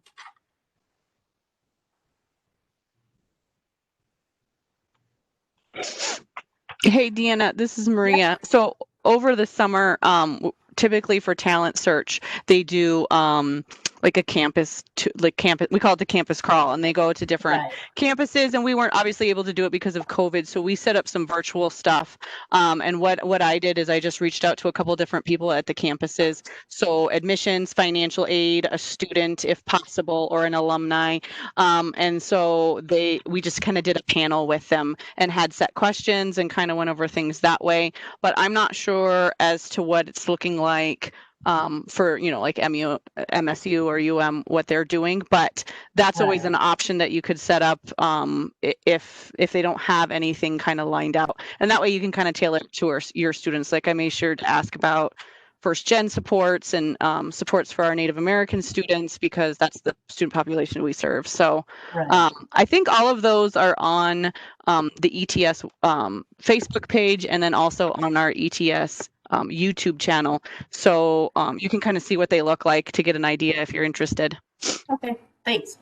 Uh-huh.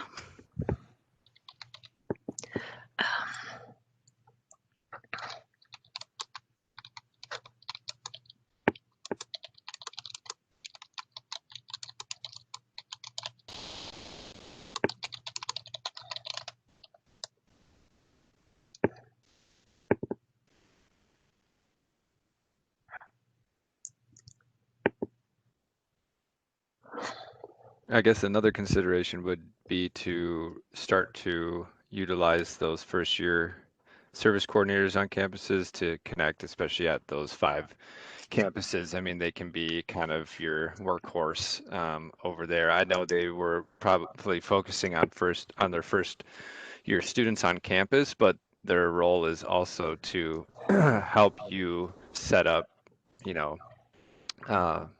virtual tours or connect their knowledge to your student base. So yeah, I would work with them too.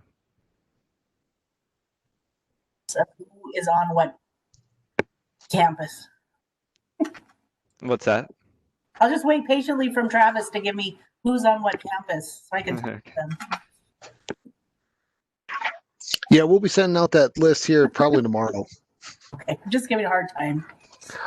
Hey, I'd be surprised if I didn't get a hard time from you. I actually start getting worried when you don't give me a hard time, Deanna. That's when I know that it's about to go down. I was just saving it all up, That's good. That's good. Yeah. And you had a really good question too. I did one of the virtual tours this summer for Northern, but it wasn't an interactive one. It was at your own pace where you could kind of scroll through the campus. And I have not done one of the live virtual. Yeah, because they've added just in the last maybe 3 weeks, I've noticed on their page. Yeah. Yeah. Because I'm sure they're scrambling to figure out how to reach out and increase their enrollment also. Because half of getting someone to Montana is to see this beautifulness of it. Right. Especially students that are, again, with Montana, there's several hours away for driving just to get to Missoula, let alone out-of-state students. So I'm sure that they're scrambling to get something going with it.